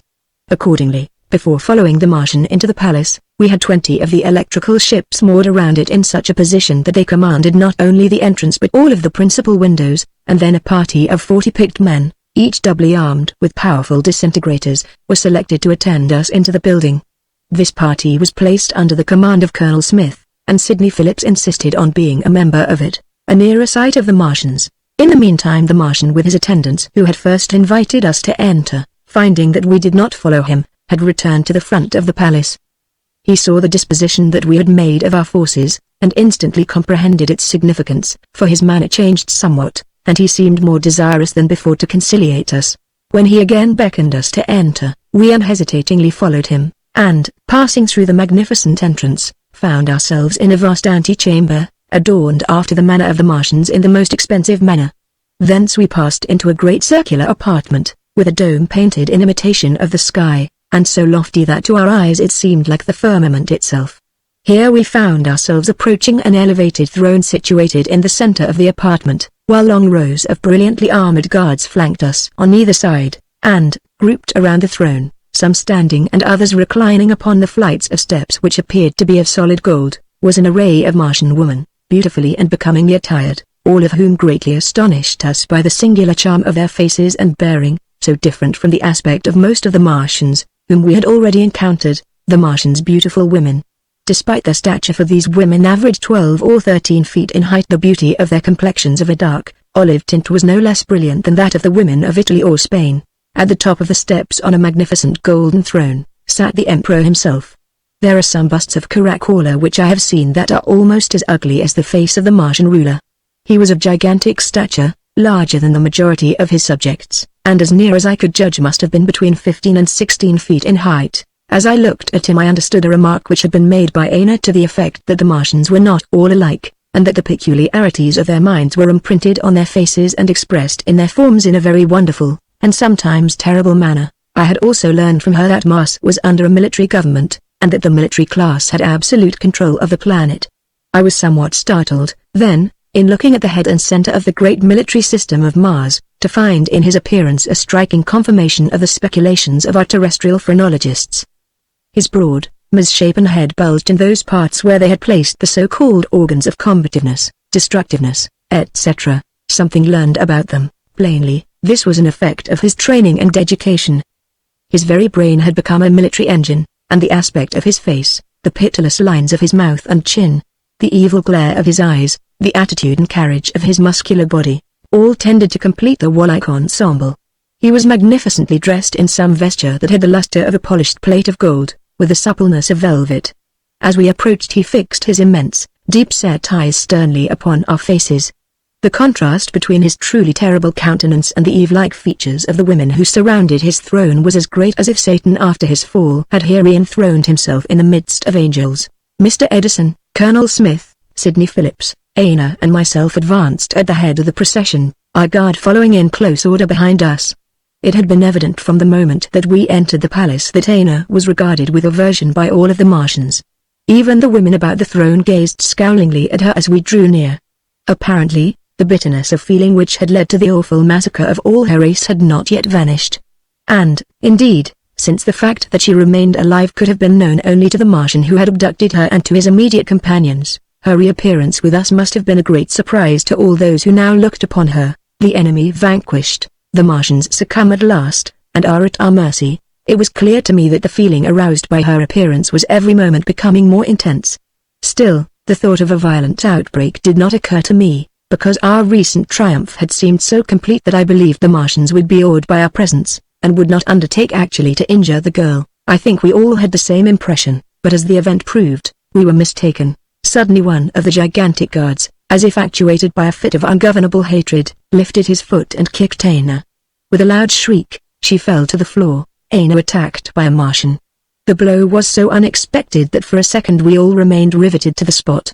Then I saw Colonel Smith's face turn livid, and at the same instant heard the whir of his disintegrator, while Sidney Phillips, forgetting the deadly instrument that he carried in his hand, sprung madly toward the brute who had kicked Aina, as if he intended to throttle him, colossus as he was. But Colonel Smith's aim, though instantaneously taken, as he had been accustomed to shoot on the plains, was true, and Phillips, plunging madly forward, seemed wreathed in a faint blue mist. All that the disintegrator had left of the gigantic Martian, swift vengeance. Who could adequately describe the scene that followed? I remember that the Martian Emperor sprang to his feet, looking tenfold more terrible than before. I remember that there instantly burst from the line of guards on either side crinkling beams of death fire that seemed to sear the eyeballs. I saw a half a dozen of our men fall in heaps of ashes, and even at that terrible moment I had time to wonder that a single one of us remained alive. Rather by instinct than in consequence of any order given, we formed ourselves in a hollow square, with Aina lying apparently lifeless in the center, and then with gritted teeth we did our work. The lines of guards melted before the disintegrators like rows of snowmen before a licking flame. A terrible battle. The discharge of the lightning engines in the hands of the Martians in that confined space made an uproar so tremendous that it seemed to pass the bounds of human sense. More of our men fell before their awful fire, and for the second time since our arrival on this dreadful planet of war our annihilation seemed inevitable. But in a moment the whole scene changed. Suddenly there was a discharge into the room which I knew came from one of the disintegrators of the electrical ships. It swept through the crowded throng like a destroying blast. Instantly from another side swished a second discharge, no less destructive, and this was quickly followed by a third. Our ships were firing through the windows, the power of the disintegrator. Almost at the same moment I saw the flagship, which had been moored in the air close to the entrance and floating only 3 or 4 feet above the ground, pushing its way through the gigantic doorway from the anteroom, with its great disintegrators pointed upon the crowd like the muzzles of a cruiser's guns. And now the Martians saw that the contest was hopeless for them, and their mad struggle to get out of the range of the disintegrators and to escape from the death chamber was more appalling to look upon than anything that had yet occurred. It was a panic of giants. They trod one another underfoot, they yelled and screamed in their terror, they tore each other with their claw-like fingers. They no longer thought of resistance. The battle spirit had been blown out of them by a breath of terror that shivered their marrow. No pity for our foes. Still the pitiless disintegrators blazed upon them until Mr. Edison, making himself heard, now that the thunder of their engines had ceased to reverberate through the chamber, commanded that our fire should cease. In the meantime the armed Martians outside the palace, hearing the uproar within, seeing our men pouring their fire through the windows, and supposing that we were guilty at once of treachery and assassination, had attempted an attack upon the electrical ships stationed round the building. But fortunately they had none of their larger engines at hand, and with their hand-arms alone they had not been able to stand up against the disintegrators. They were blown away before the withering fire of the ships by the hundred until, fleeing from destruction, they rushed madly, driving their unarmed companions before them into the seething waters of the flood close at hand. Chapter 17. The Emperor survives. Through all this terrible contest the Emperor of the Martians had remained standing upon his throne, gazing at the awful spectacle, and not moving from the spot. Neither he nor the frightened woman gathered upon the steps of the throne had been injured by the disintegrators. Their immunity was due to the fact that the position and elevation of the throne were such that it was not within the range of fire of the electrical ships which had poured their vibratory discharges through the windows, and we inside had only directed our fire toward the warriors who had attacked us. Now that the struggle was over, we turned our attention to Aina. Fortunately, the girl had not been seriously injured and she was quickly restored to consciousness. Had she been killed, we would have been practically helpless in attempting further negotiations, because the knowledge which we had acquired of the language of the Martians from the prisoner captured on the Golden Asteroid was not sufficient to meet the requirements of the occasion. The Emperor, our prisoner, when the Martian monarch saw that we had ceased the work of death, he sank upon his throne.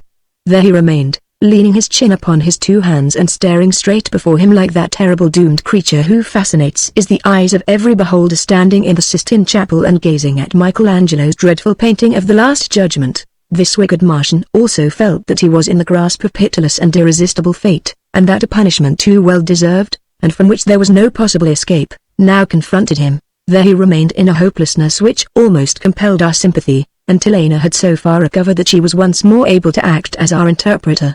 Then we made short work of the negotiations. Speaking through Aina, the commander said, "You know who we are. We have come from the earth, which, by your command, was laid waste. Our commission was not revenge, but self-protection. What we have done has been accomplished with that in view.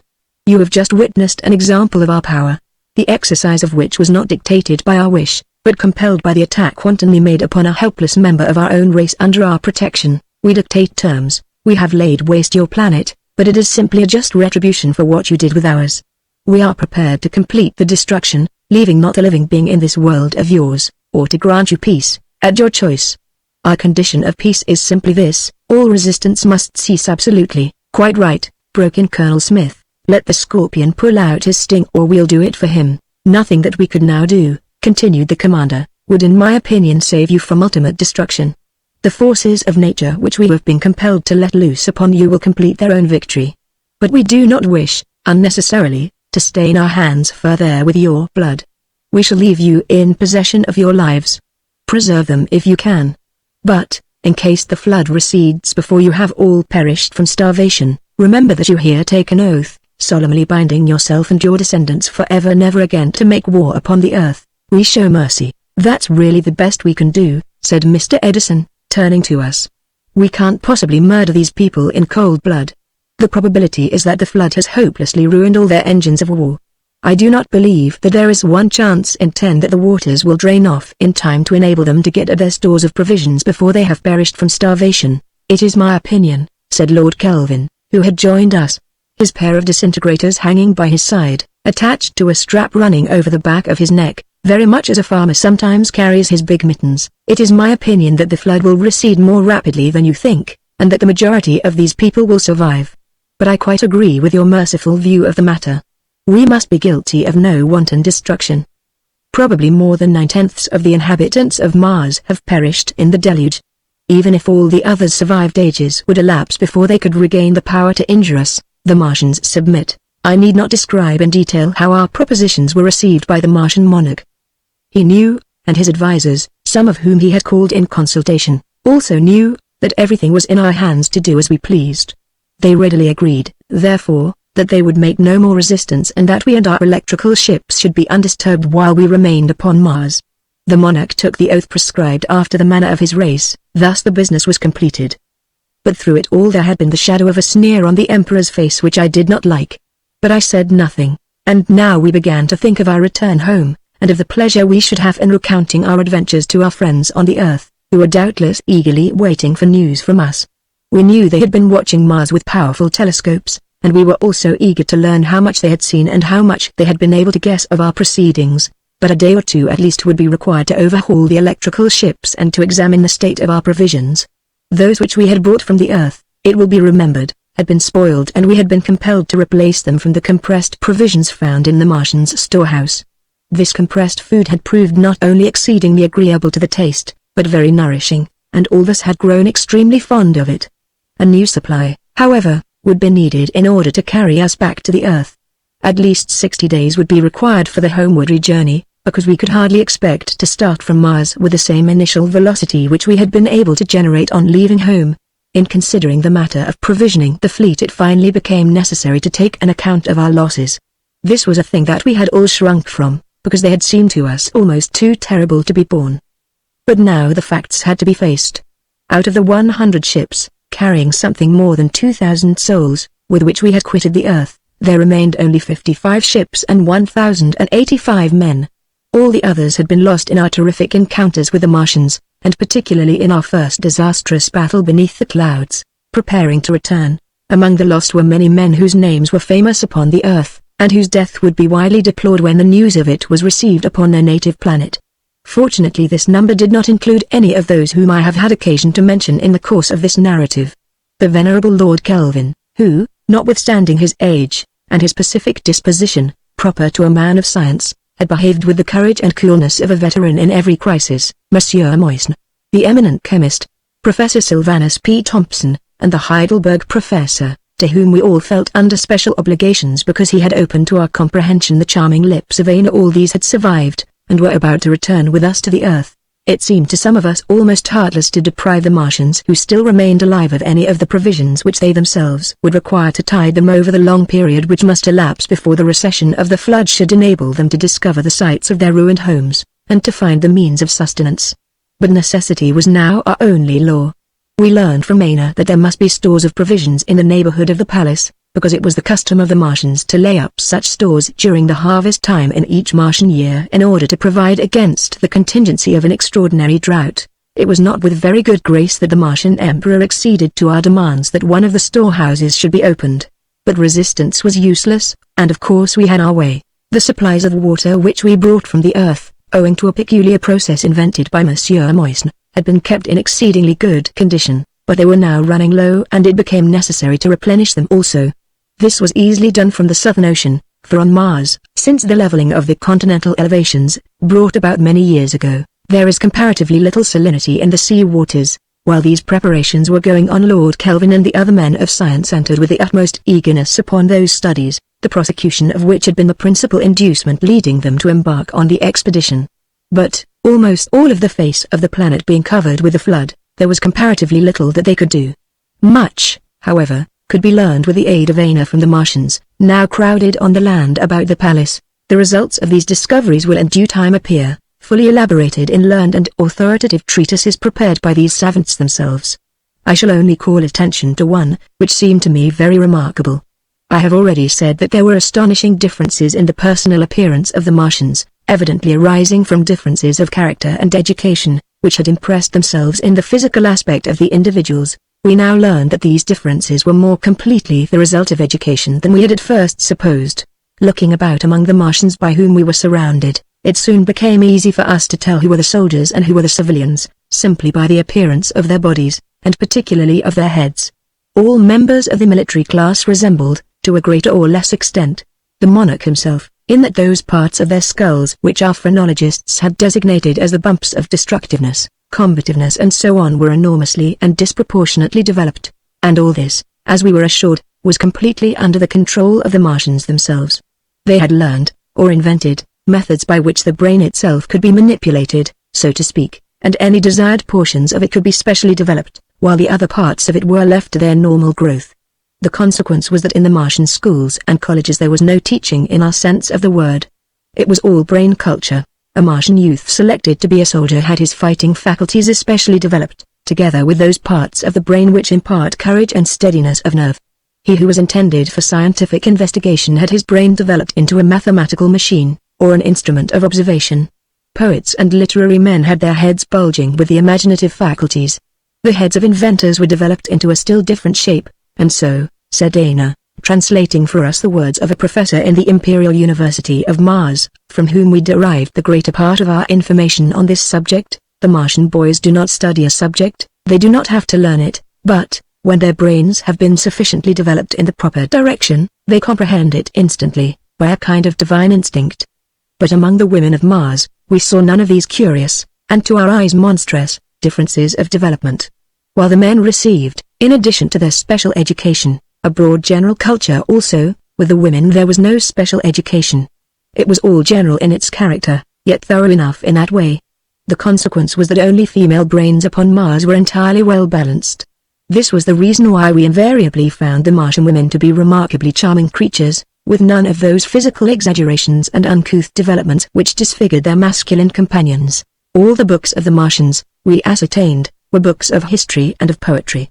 For scientific treatises they had no need, because, as I have explained, when the brains of those intended for scientific pursuits had been developed in the proper way, the knowledge of nature's laws came to them without effort, as a spring bubbles from the rocks. One word of explanation may be needed concerning the failure of the Martians, with all their marvelous powers, to invent electrical ships like those of Mr. Edison and engines of destruction comparable with our disintegrators. This failure was simply due to the fact that on Mars there did not exist the peculiar metals by the combination of which Mr. Edison had been able to effect his wonders. The theory involved in our inventions was perfectly understood by them, and had they possessed the means, doubtless they would have been able to carry it into practice even more effectively than we had done. After 2 or 3 days, all the preparations having been completed, the signal was given for our departure. The men of science were still unwilling to leave this strange world, but Mr. Edison decided that we could linger no longer. At the moment of starting, a most tragic event occurred. Our fleet was assembled around the palace, and the signal was given to rise slowly to a considerable height before imparting a great velocity to the electrical ships. As we slowly rose, we saw the immense crowd of giants beneath us, with upturned faces, watching our departure. The Martian monarch and all his suite had come out upon the terrace of the palace to look at us. At a moment when he probably supposed himself to be unwatched, he shook his fist at the retreating fleet. My eyes and those of several others in the flagship chanced to be fixed upon him. Just as he made the gesture, one of the women of his suite, in her eagerness to watch us, apparently lost her balance and stumbled against him. Without a moment's hesitation, with a tremendous blow, he felled her like an ox at his feet. A fearful oath broke from the lips of Colonel Smith, who was one of those looking on. It chanced that he stood near the principal disintegrator of the flagship. Before anybody could interfere, he had sighted and discharged it. The entire force of the terrible engine, almost capable of destroying a fort, fell upon the Martian Emperor, and not merely blew him into a cloud of atoms, but opened a great cavity in the ground on the spot where he had stood. A shout arose from the Martians, but they were too much astounded at what had occurred to make any hostile demonstrations, and, anyhow, they knew well that they were completely at our mercy. Mr. Edison was on the point of rebuking Colonel Smith for what he had done, but Hannah interposed. "I am glad it was done," said she, "for now only can you be safe. That monster was more directly responsible than any other inhabitant of Mars for all the wickedness of which they have been guilty. The expedition against the Earth was inspired solely by him. There is a tradition among the Martians which my people, however, could never credit, that he possessed a kind of immortality. They declared that it was he who led the former expedition against the Earth when my ancestors were brought away prisoners from their happy home, and that it was his image which they had set up in stone in the midst of the land of sand. He prolonged his existence, according to this legend, by drinking the waters of a wonderful fountain, the secret of whose precise location was known to him alone, but which was situated at that point where in your maps of Mars the name of the Fons Juventus occurs. He was personified wickedness, that I know, and he never would have kept his oath if power had returned to him again to injure the Earth. In destroying him, you have made your victory secure." Chapter 18. When at length we once more saw our native planet, with its well-remembered features of land and sea, rolling beneath our eyes, the feeling of joy that came over us transcended all powers of expression. In order that all the nations which had united in sending out the expedition should have visual evidence of its triumphant return, it was decided to make the entire circuit of the Earth before seeking our starting point and disembarking. Brief accounts in all that known languages, telling the story of what we had done, were accordingly prepared, and then we dropped down through the air until again we saw the well-loved blue dome over our heads, and found ourselves suspended directly above the white-topped cone of Fujiyama, the sacred mountain of Japan. Shifting our place toward the northeast, we hung above the city of Tokyo and dropped down into the crowds that had assembled to watch us. The prepared accounts of our journey, which, the moment they had been read and comprehended, led to such an outburst of rejoicing as it would be quite impossible to describe. One of the ships containing the Japanese members of the expedition dropped to the ground, and we left them in the midst of their rejoicing countrymen. Before we started, and we remained but a short time suspended above the Japanese capital, millions had assembled to greet us with their cheers. We now repeated what we had done during our first examination of the surface of Mars. We simply remained suspended in the atmosphere, allowing the Earth to turn beneath us. As Japan receded in the distance, we found China beginning to appear. Shifting our position a little toward the south, we again came to rest over the city or Pekin, where once more we parted with some of our companions, and where the outburst of universal rejoicing was repeated. From Asia, crossing the Caspian Sea, we passed over Russia, visiting in turn Moscow and St. Petersburg. Still the great globe rolled steadily beneath, and still we kept the sun with us. Now Germany appeared, and now Italy, and then France, and England, as we shifted our position, first north then south, in order to give all the world the opportunity to see that its warriors had returned victorious from their far conquest.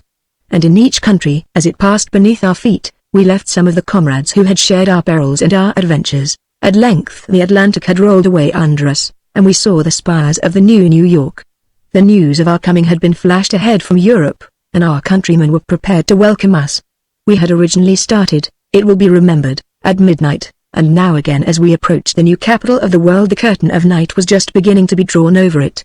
But our signal lights were ablaze, and through these they were aware of our approach. Again the air was filled with bursting rockets and shaken with the roar of cannon, and with volleying cheers, poured from millions of throats, as we came to rest directly above the city, 3 days after the landing of the fleet, and when the first enthusiasm of our reception had a little passed, I received a beautifully engraved card inviting me to be present in Trinity Church at the wedding of Anna and Sidney Phillips. When I arrived at the church, which had been splendidly decorated, I found there Mr. Edison, Lord Kelvin, and all the other members of the crew of the flagship, and, considerably to my surprise, Colonel Smith, appropriately attired, and with a grace for the possession of which I had not given him credit, gave away the beautiful bride. But Alonzo Jefferson Smith was a man and a soldier, every inch of him. I asked her for myself, he whispered to me after the ceremony, swallowing a great lump in his throat, but she has had the desire of her heart. I am going back to the plains. I can get a command again, and I still know how to fight. And thus was united, for all future time, the first stem of the Aryan race, which had been long lost, but not destroyed, with the latest offspring of the great family, and the link which had served to bring them together was the far-away planet of Mars.